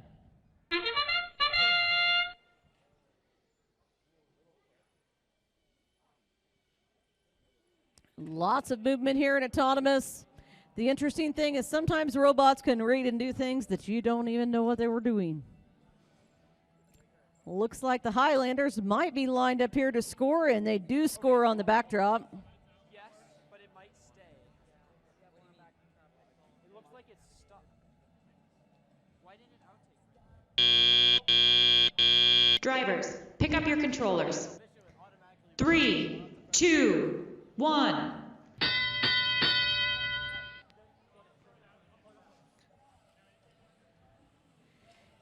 You know you're at an FTC event when you have to walk around a full bag of zip ties in the driver's station. All right, Squid Squad makes their way over to grab their 2 pixels.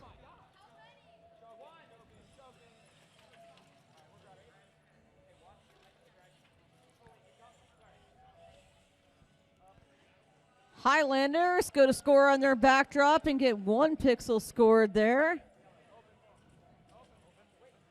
Lots of traffic here, you know, a little bit of movement of traffic trying to get from one spot to the other.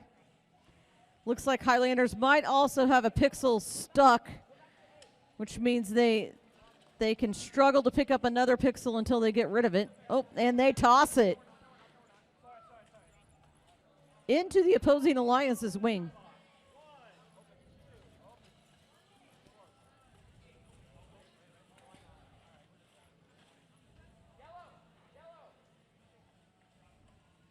Wise continues to score over there on their backdrop. Looks like their arm is up and working now, so they have possibly a yellow artistic bonus. We'll see if they also can get that purple.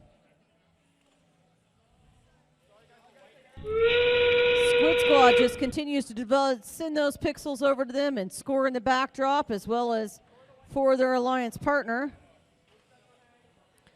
They take a couple more yellow pixels over there. Highlanders now have 2 pixels scored on their backdrop, and we're in endgame, so we'll see how many robots we can get hung. Wise, trying to hang by 1 arm and misses. 5, 4 seconds. 3, 2, 1. So the Blue Alliance ended up with 2 robots hung, and looks like the Red Alliance tried, but just came up a little short.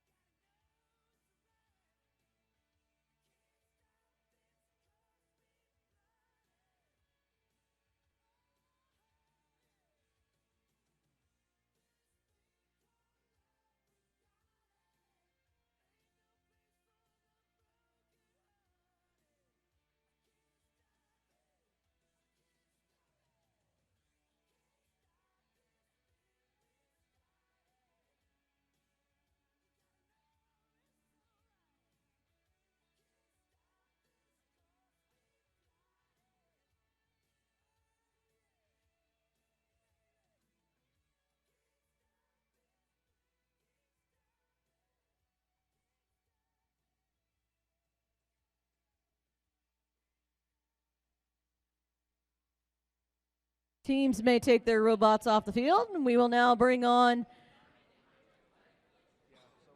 the next match.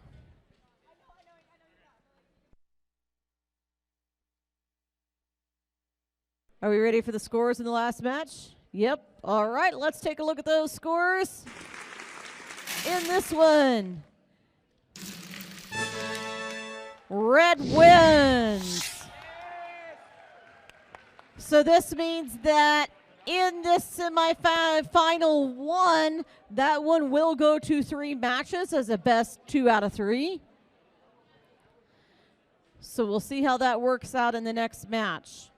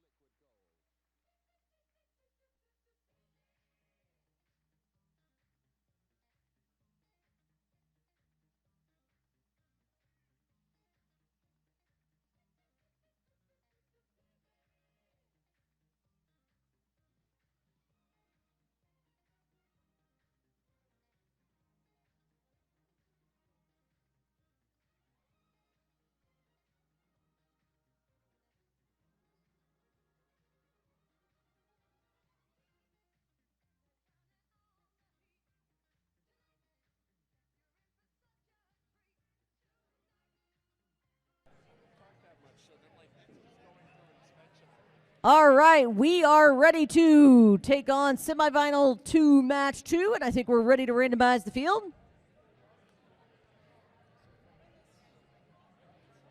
So as we move those in this match, we have Broombots and Blackout going against the Denver Academy Hurricane Nuts. I'm trying to do this from memory now. And Robo Timberwolves Tech 2. All right. We've randomized the field, and I think field is ready. So, Red, are you ready? Blue, are you ready? Scorekeeper's ready, and we'll start the match in 3, 2, 1.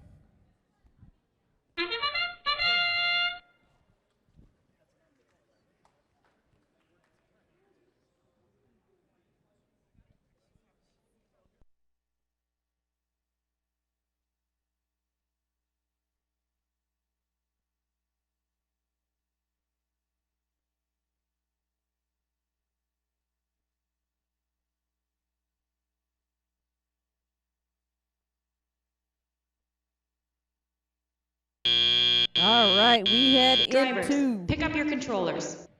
driver 3, control period. 2, 1. In that autonomous, Broombots were able to properly recognize their prop and score on that spike mark.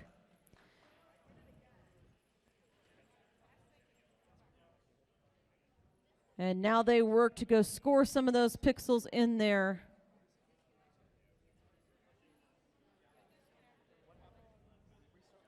Uh-oh. We have one robot who has a little bit of a disconnection issue. One of the things that we do find with these robots, I talked a little bit earlier about electrostatic discharge. So robots really kind of have to watch how much they hit those metal poles. The field tiles that we have very easily build up electrostatic discharge. And so when the robot's wheels move around on the field, they can actually hit a metal pole. And it's kind of like me trying to shock Nat here, who's one of our referees. But that doesn't work on wood. It does work really well on these tiles.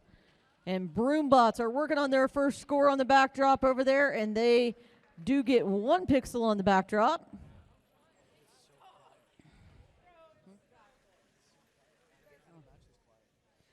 Yeah. 24591 continues to work to score pixels in their backstage. And now the Broombots go for their second pixel and maybe even a third one. Oh, and it drops off the backdrop. Blackout, as it gets ready to that last 30 seconds, works to get their arm moving up. And oh, there is a drone launch, and it lands. And there goes another drone and gets in the closest zone. So that closest zone is actually worth 30 points, and then it goes out as you move further out. We will see if Blackout continues to get hung there, if they can get hung this time. All right. Nice.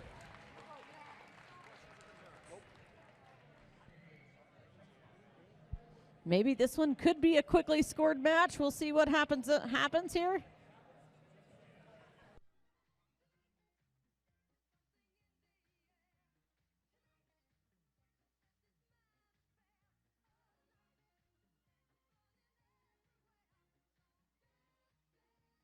And this is best 2 out of 3. So if Red were to win this one, they will move on to our finals match versus the semifinals. If Blue wins this one, then we'll go to match number 3.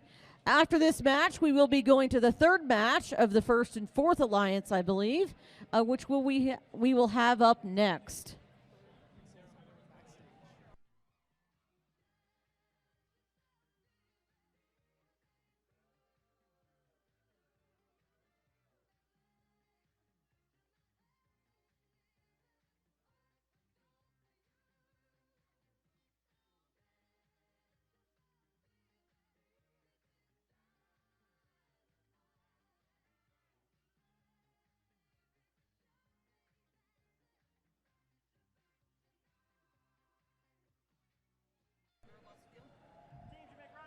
Teams may grab their robots.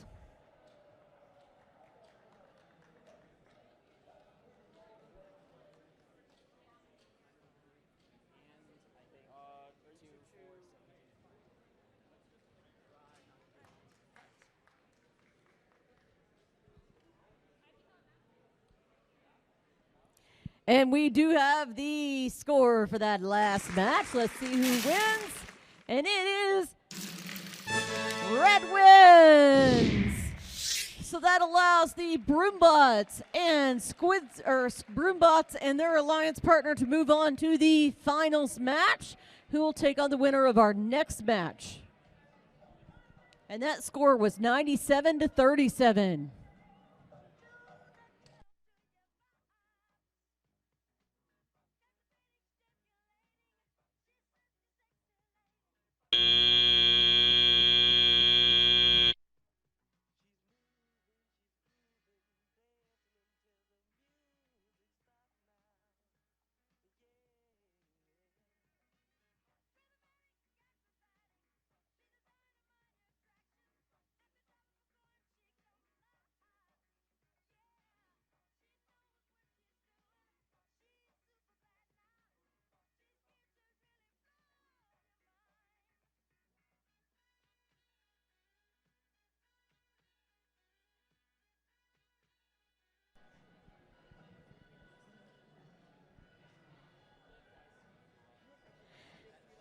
Squid Squad, what has your favorite part about today been?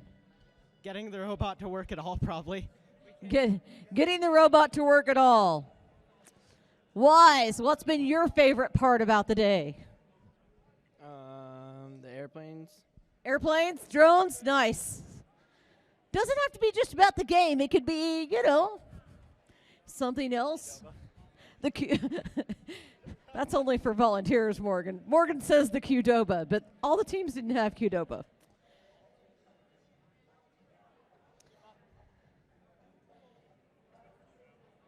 Firewall Forest, what's been your favorite part about the day? Not necessarily the game, not necessarily. The bagels were good. The bagels. So thanks to the team from Chatfield High School who put on the concession stand and provided some really awesome bagels. Highlanders, what's been your favorite part about the day? Honestly, being able to see what all the cool teams have done so far and what they've had to go through to come to this point. Yeah, it's pretty cool, isn't it?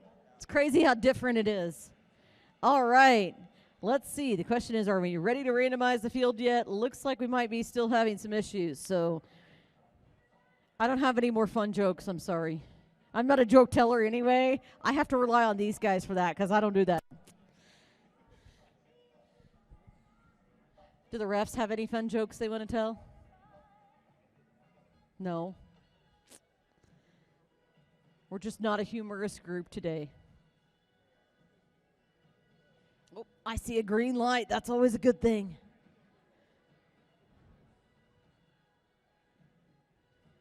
Or not.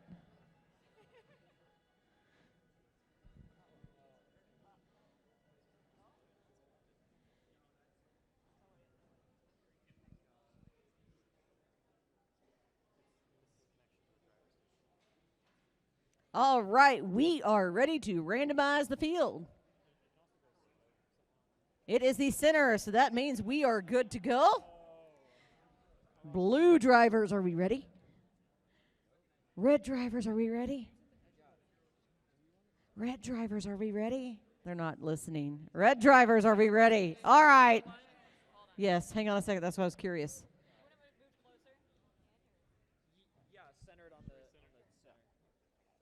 We do have a slight field question here. There we go. All right. Let's do this again. Blue drivers, are you ready? Red drivers, are you ready? Starting match in 3, 2, 1. All right. Squid Squad is able to move in their autonomous and place those pixels, and now we'll see where Wise gets. Oh, they kind of collide with the truss there and lose a pixel. Oh, maybe they'll circle themselves out. And Highlanders go to score on the backdrop. It does go in the backstage, but might be missing the backdrop or the backdrop there a little bit.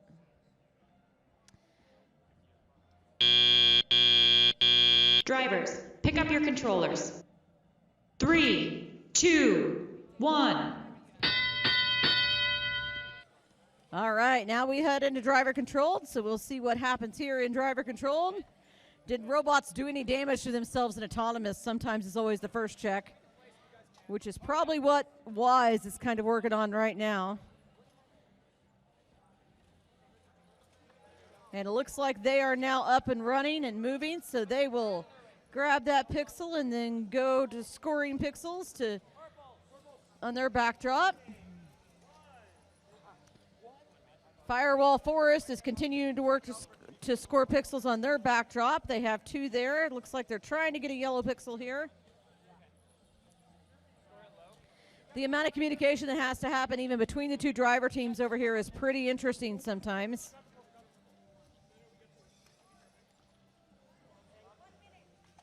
Wise now has 3 yellow pixels on there. Squid Squad continues to just send those pixels over to them. And they go and add another 2 more. We'll see how many they can get scored in this round. Firewall Forest gets another pixel on its backdrop.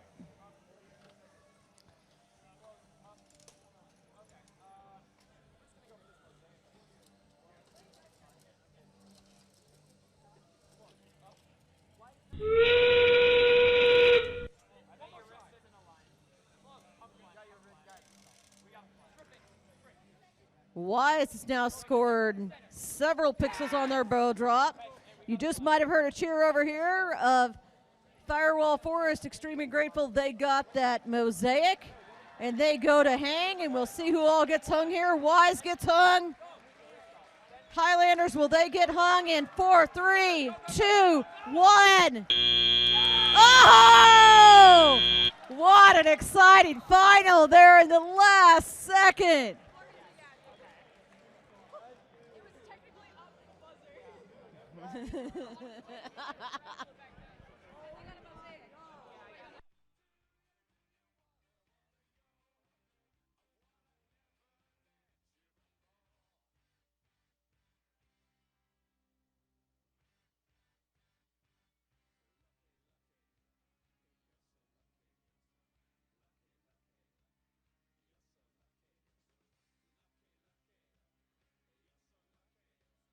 I do have a feeling this is going to be a close match that we may even have to do a drum roll for.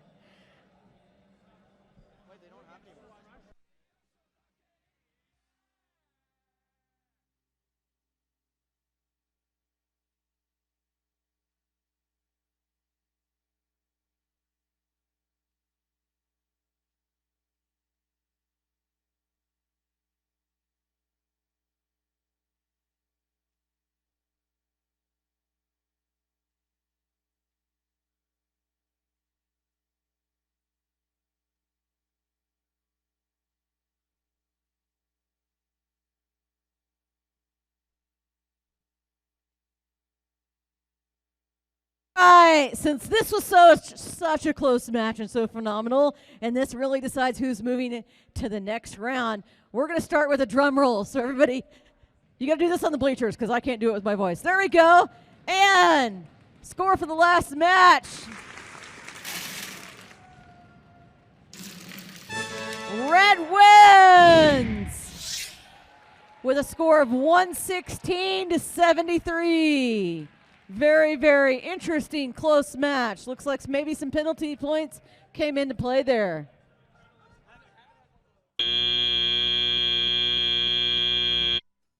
It's over. Teams, please head to the field. I'm going to come out in the audience and start asking questions. Did you guys get mad at me if I did that? No. Like it? Ooh.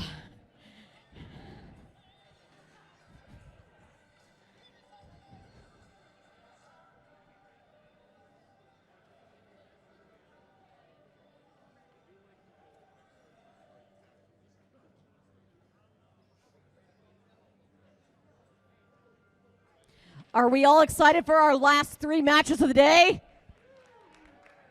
I know it's a long day, everybody, just so you know. Us volunteers are just as tired as you guys are. We started last night at about this time. It takes us about 3 to 5 hours to set up, so it takes us that amount of time, and then we usually start at about 7 a.m. this morning. So you can think about, what that time takes. And everyone you see here today is a volunteer. So as volunteers, please give the volunteers all another round of applause because we couldn't do it without them.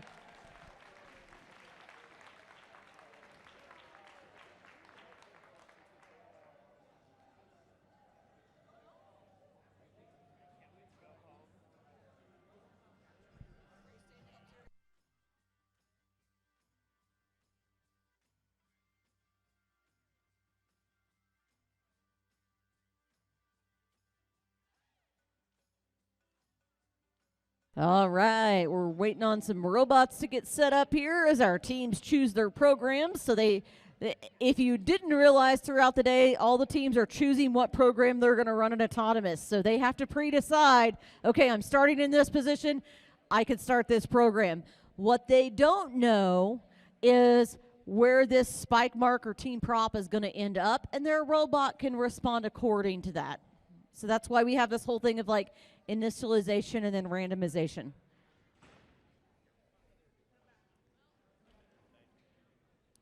All right, so I believe we are ready, teams, for randomization, so we can randomize the field. And our handy-dandy refs will move the team props in pixels. All right, blue, are you ready? Red, are you ready? I don't know. That wasn't very confident. Ready? You ready? All right. Starting match in 3, 2, 1. All right. Squid Squad. They are able to navigate to their backstage. Wise has scored on the spike mark and now works to go score on the backdrop. That's like double the points. And then we also have Blackout, who looks like they have tried to park and score pixels. That's for the referees to decide whether they made that or not. What a great autonomous. Drivers, pick up your controllers. 3, 2, 1. All right. Now the robots head. That whole intersecting in the middle of the stage there and then getting around is always a little bit of a challenge as Squid Squad continues to navigate their way around as a push bot, getting those pixels for their alliance to easily grab them, putting them just so that Wise can grab them and pick them up.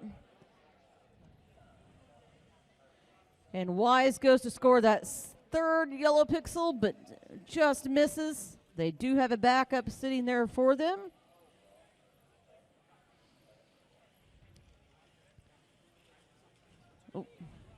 Wise's intake is kind of entertaining. They occasionally get a little bit of a propulsion of pixels there.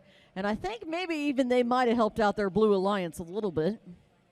Or their opposing alliance a little bit. They score a purple pixel. Looks like maybe Broombots are having some issues here.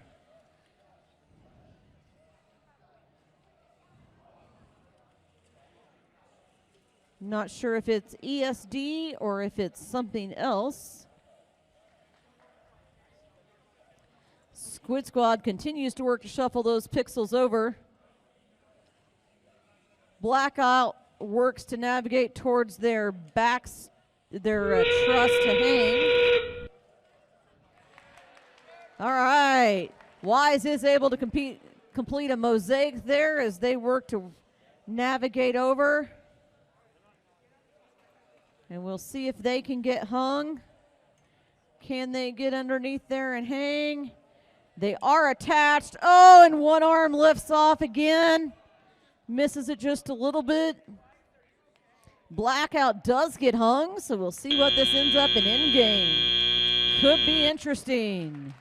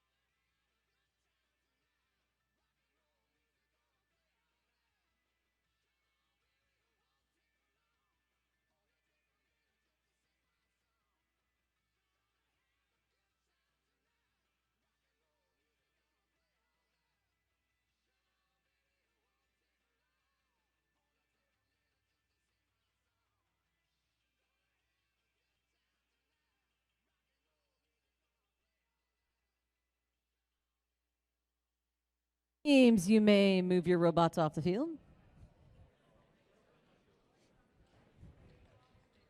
And as they're doing that here shortly, we'll work to finalize the scores, and we'll give you those scores here as soon as we have them.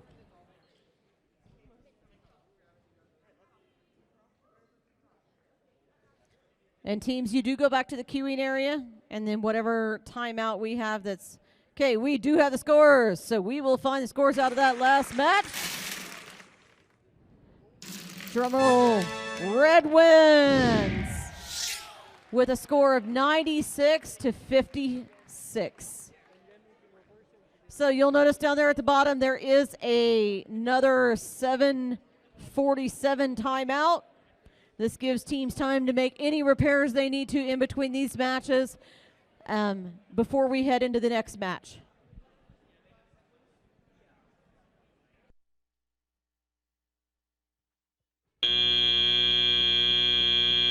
All right, we are ready for the second match of finals for our first qualifier this year. So the way this works, just like the semifinals matches, it is the best 2 out of 3. So if the Red Alliance again wins, that means this is the final match for this day. If we go another match, then we will go on to 3 matches. So drivers, before you get completely set. Drivers, 2 seconds. Step outside the field. We're going to go across the front and do a handshake in the drone zone for each of the different alliance partners. So, because this could be our final match for the day, right? We're going to ask Red, you're going to go along here. You can do elbow pumps versus handshakes. We quit this after COVID, but we still like to do it, right? So do an elbow pump, do a high five, whatever you want to do. That's your own personal choice. But you're going to go give the other team a high five. You'll do it right over here in the middle. So as you cross, and then turn around, go out the outside, and go back to your station. This is part of that thing we call gracious professionalism, everybody succeeding all at one time, cooperation, all teams enjoying each other and having great sportsmanship and fun.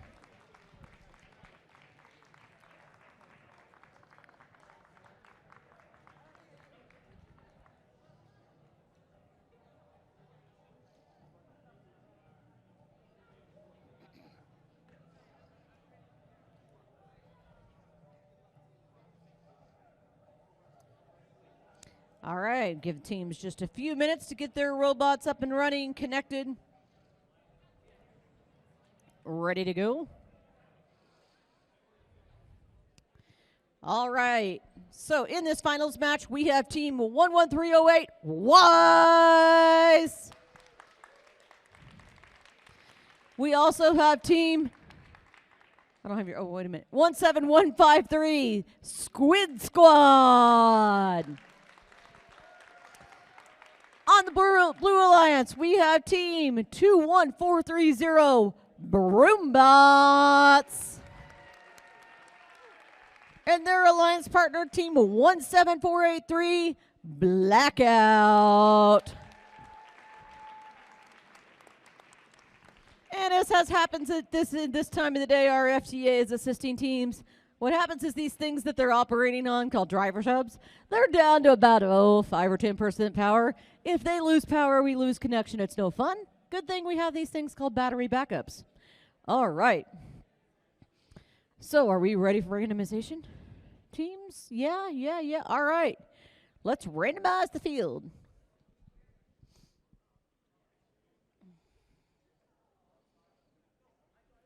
All right. The field is randomized. Red, are you ready? Red, are you ready?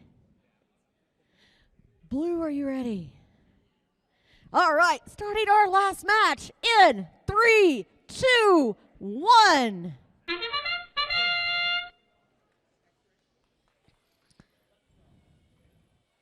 Wise successfully drops a pixel on the spike mark, navigates to the backdrop and scores the pixel. Might be in the center spot, but still a phenomenal autonomous mode there. Broombots also scored their pixel in the spike mark, it looks like.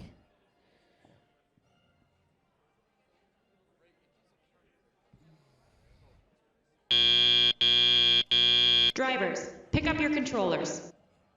3, 2, 1. We now head into driver control period.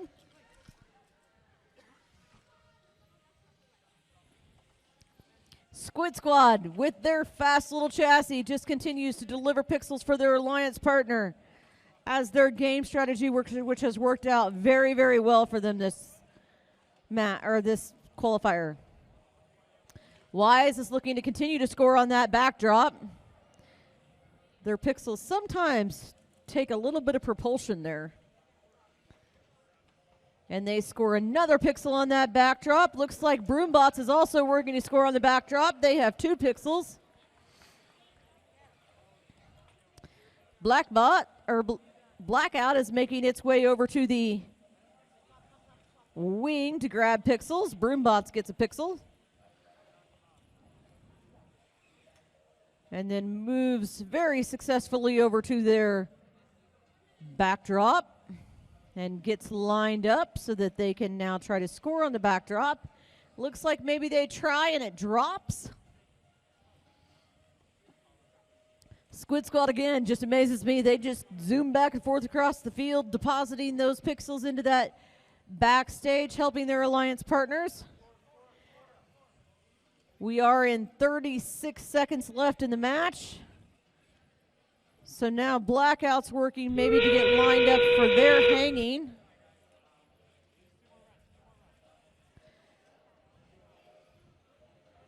Wise works their way back to see if they can get hung, and they do get both arms grasped this time, which means they are up. We are down to 12, 11 seconds, 10, 9, 8. Will Blackout be able to do it? 6, 5. Oh, looks like they came up short. 2, 1. And that is the end of the match.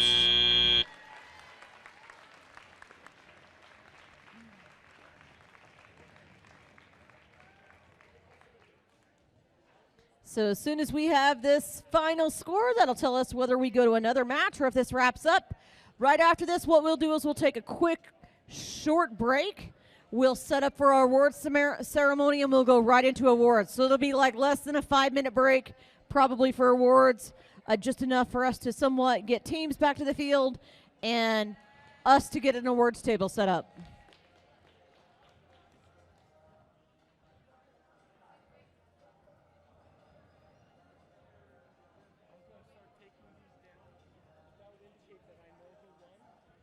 Correct. Can't do that. Even though we'd love to.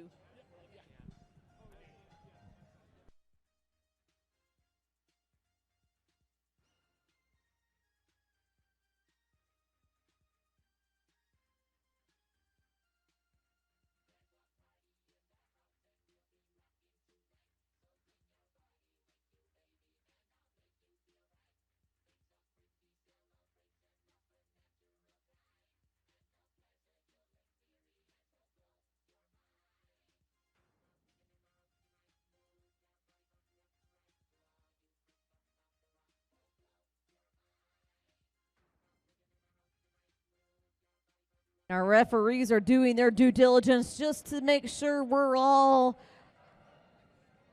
having the highest competitive event that we can and following the rules the best that we can.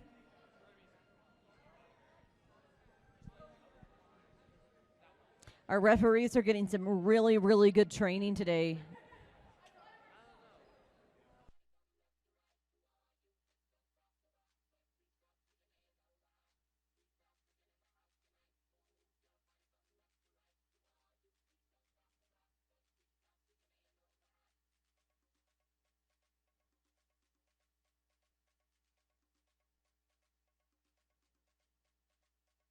All right, we are ready for the drum roll. Red wins with a score of 94-30. So that does wrap up our final selection and make them the winning alliance for this particular competition. We'll move into awards. We have lots of awards to give out that range and that really make first more than robots. So as soon as we get robots can go ahead and probably be taken off the field since we've announced the score. And you can choose to set them all on your pit table as we get ready to move into awards.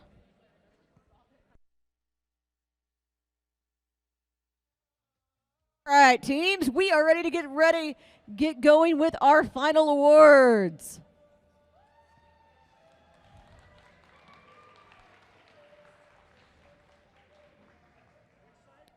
I don't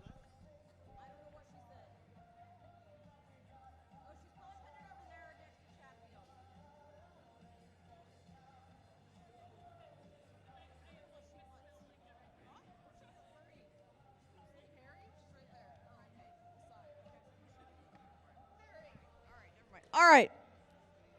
Never mind, we're good. All right. So this is the way it's going to work once we get started in the award ceremony and everything else, just so you know, is you'll come down. Although we're going in the wrong direction for pictures to be over there.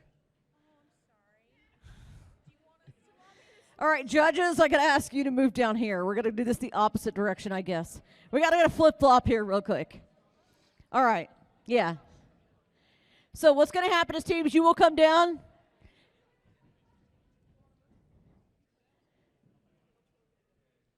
And be presented with your trophy, and then you'll go down the line and shake the judges' hands or do a fist pump, elbow pump, high five. Don't necessarily think you have to shake their hands. Some of them, you know, no offense, you're high school kids and you carry a lot of bugs. I don't miss being a teacher and being sick all the time is what I'll tell you. So as we work our way through, that's the way things will go. And then you'll go down there towards the end on the Chatfield sign where you see the two first signs, and take your picture, and that can be your picture station.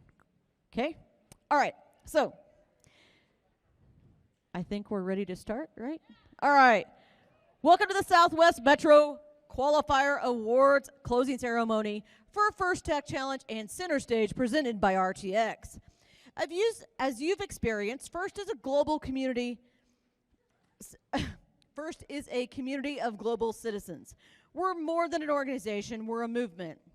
A community of participants, volunteers, and supporters. Programs like First Tech Challenge are essential for creating scientists, engineers, and innovators. This generation of STEM leaders and the next are truly the key to bettering our future, and we must do all we can by preparing and celebrating them. It's time to celebrate the outstanding day we've had and our incredible participants. Before we hand out our awards, let's thank the amazing people who made this event happen, all of our volunteers.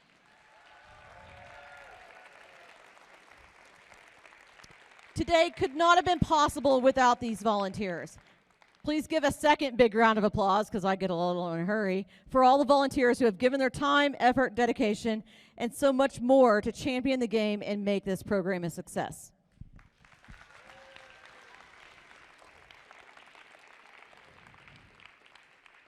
Next, give a big round of applause for our First in Show season sponsor.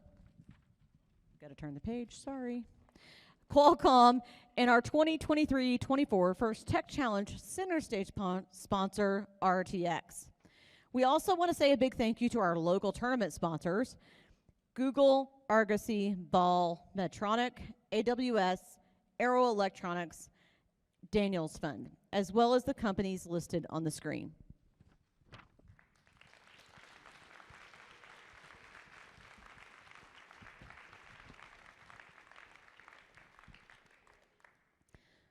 Let's give another round of applause to our judges, referees, and FTAs for all of their expertise, dedication, and hard work today as they make the way up to the front for the presentation. We've already kind of done that.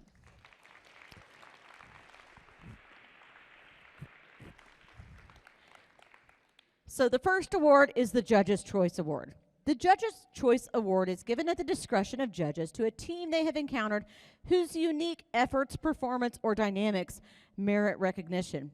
Yet the team does not fit into any of the existing award categories.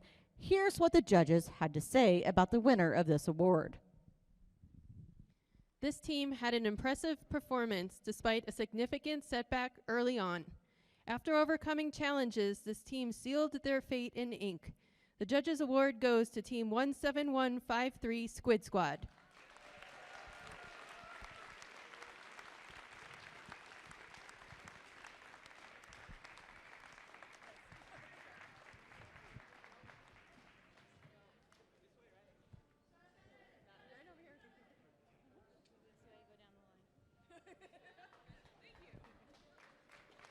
Sorry.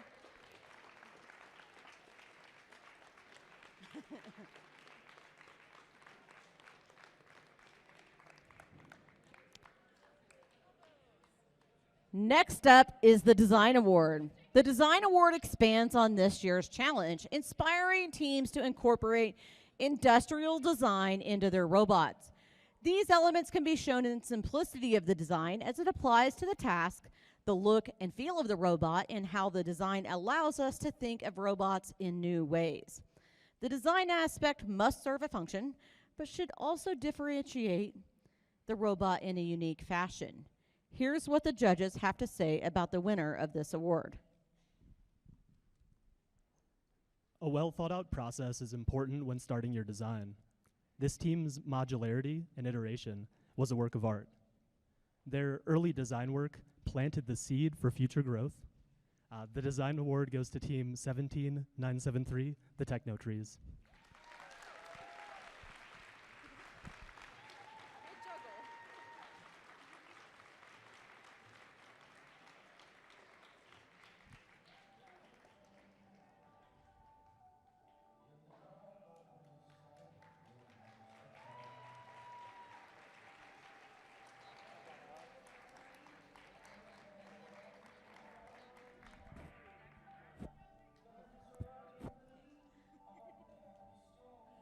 Next up, we have the Motivate Award. The team that receives the Motivate Award celebrates the culture of FIRST and clearly shows what it means to be a team. This award celebrates the team that represents the essence of the FIRST Tech Challenge competition through team building, team spirit, and displayed enthusiasm. This is a team who makes a collective effort to make FIRST known throughout their school and their community and sparks others to embrace the culture of FIRST. Here's what the judges had to say about the winner of the Motivate Award. Talking about sparking others and to embrace the culture of FIRST, this team came in hot, sharing FIRST on a regular basis after school and at community events. Put away your hoses, there's no stopping their growth. The Motivate Award goes to team 23476 Firewall Forest.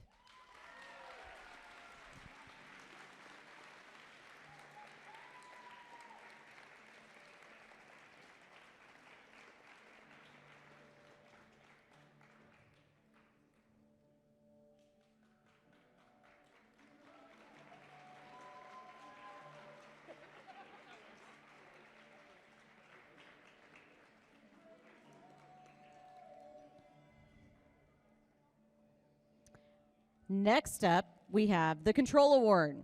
The Control Award celebrates the team that demonstrates innovative thinking in the control system to solve game challenges such as autonomous operation, enhancing mechanical systems with intelligent control, or using sensors to achieve better results on the field. Here's what the judges have to say about the Control Award. An extra set of eyes was not needed to autonomously control this robot. With software and sensors, they killed the competition. They reached new heights in intelligent navigation. The Control Award goes to Team 23477, the Highlanders.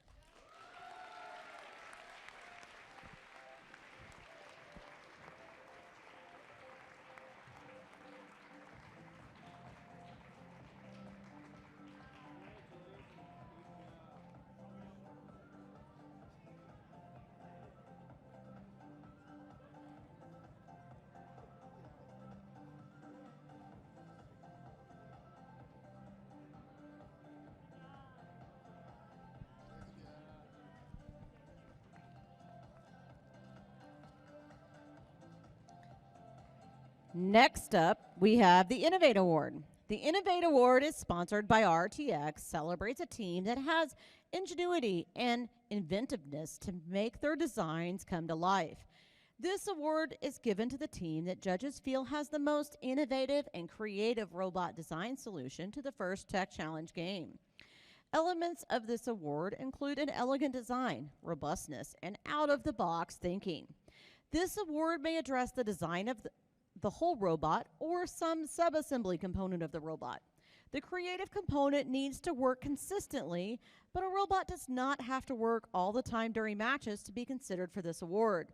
The team's engineering portfolio showed the design of the component and the team's robot and clearly explains how the team arrived at the solution. Here's what the judges have to say about the winner of the Innovate Award. This team surprised us with their innovative approaches to this year's game. Striking the balance between power and consistency was the key to flight. Their drone launcher made everyone go nuts. Congratulations to Team 22913 Hurricane Nuts.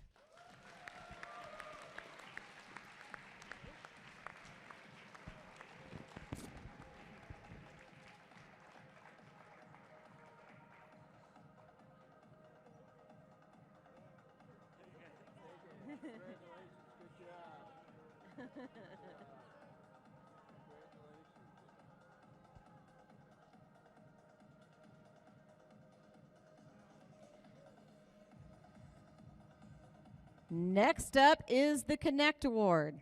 The Connect is presented to the team that judges feel most connected with their local science, technology, engineering, and math community.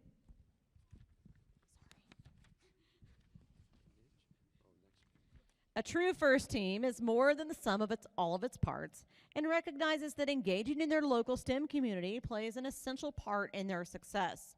The recipient of this award is recognized for helping the community understand FIRST and FIRST Tech Challenge and the team itself. In addition, this team aggressively seeks and recruits engineers and explores the opportunities available in the world of engineering, science, and technology. Here's what the judges have to say about the winner of this award. Connecting to the STEM community is not a black hole. Going out to the community is required. The Connect Award goes to Team 17483 Blackout.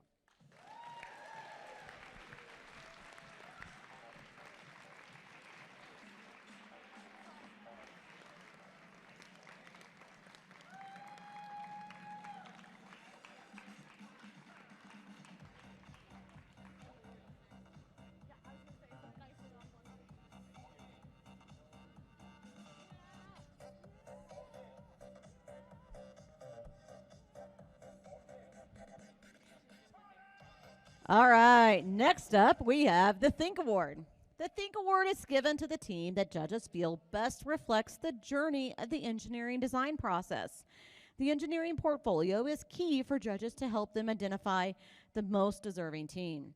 This team's engineering portfolio focused on the design and build stages of the team's robot and exemplified their journey as a team and engineers. Here's what the judges have to say about the Think Award.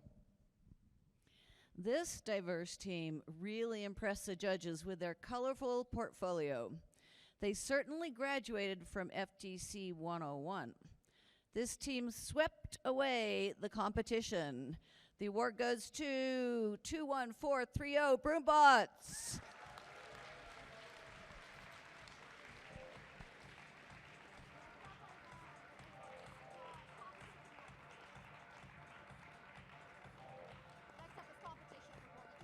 Yep.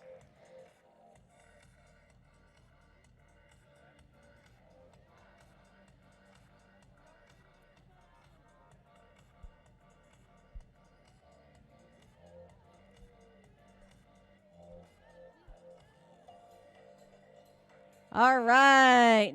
Next, for the next few awards, I would like all the teams I called to come up to the front. The Finalist Alliance. So we'll now recognize the Finalist Alliance winners of today's competition. Go ahead and display those because I don't have them written on here. Oh. The Finalist Alliance captain is Team Broombots. Don't go anywhere. Sorry. 21430 Broombots. They were the captain. And their pick that they had with them is Team 17483 Blackout.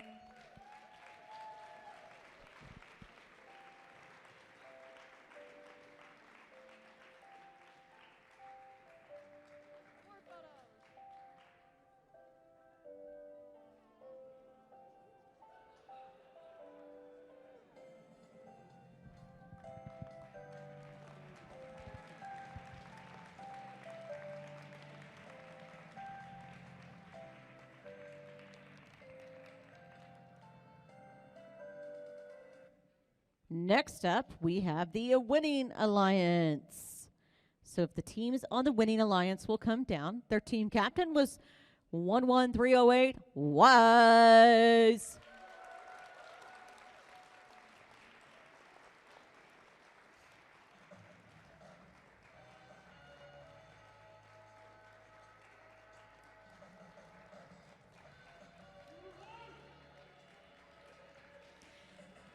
And their first pick was 17153 Squid Squad.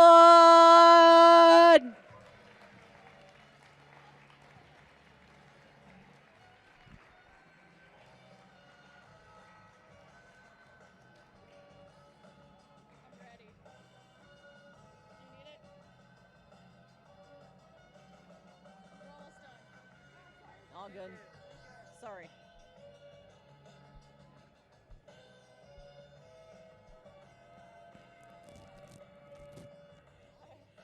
All right. The next award for this evening, which is our final award, is the Inspire Award. The Inspire Award is presented to the team that judges felt truly embodied the First Tech Challenge program. The team that receives this award is a strong ambassador for FIRST programs and works to promote FIRST and make it loud in their community. The team that receives this award has performed well in all judging categories and was chosen by the judges as a model First Tech Challenge team, both on and off the playing field. This team shares their experiences, enthusiasm, and knowledge with other teams, sponsors, their community, and the judges. Working as a unit, this team will have shown success in performing the task of designing and building a robot. Here's what the judges have to say.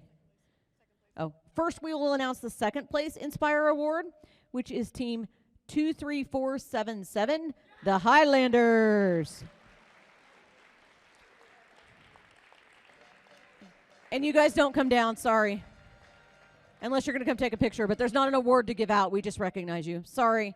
It's one of those, it's weird in First Tech Challenge, believe it or not. Second place Inspire is like one of the highest awards you can get, but you don't get a trophy for it.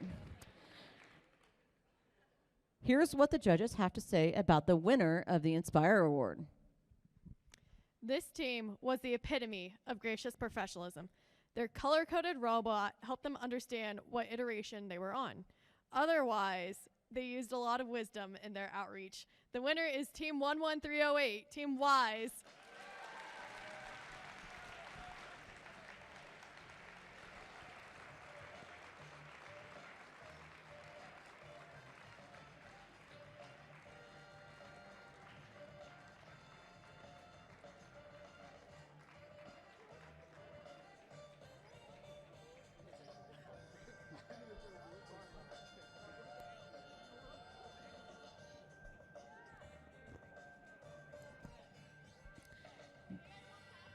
This also means, as we kind of wrap up this evening before I do kind of the final announcement, I think we probably want to do the, do we have a slide for advancement?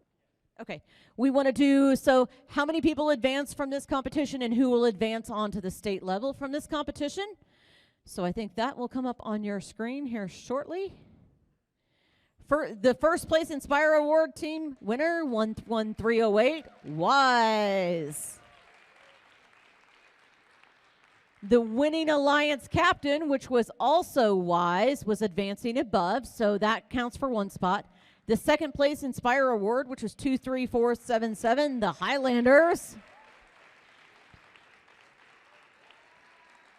So the third team that will then go on to the state competition is the first winning alliance first team selected, which was 17153, Squid Squad.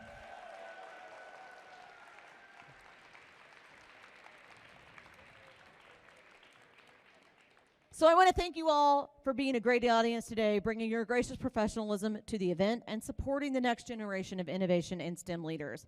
And thank you to everyone for making this an excellent competition, celebration, and First Tech Challenge season. Look forward to seeing you the rest of the season. Be safe driving home tonight.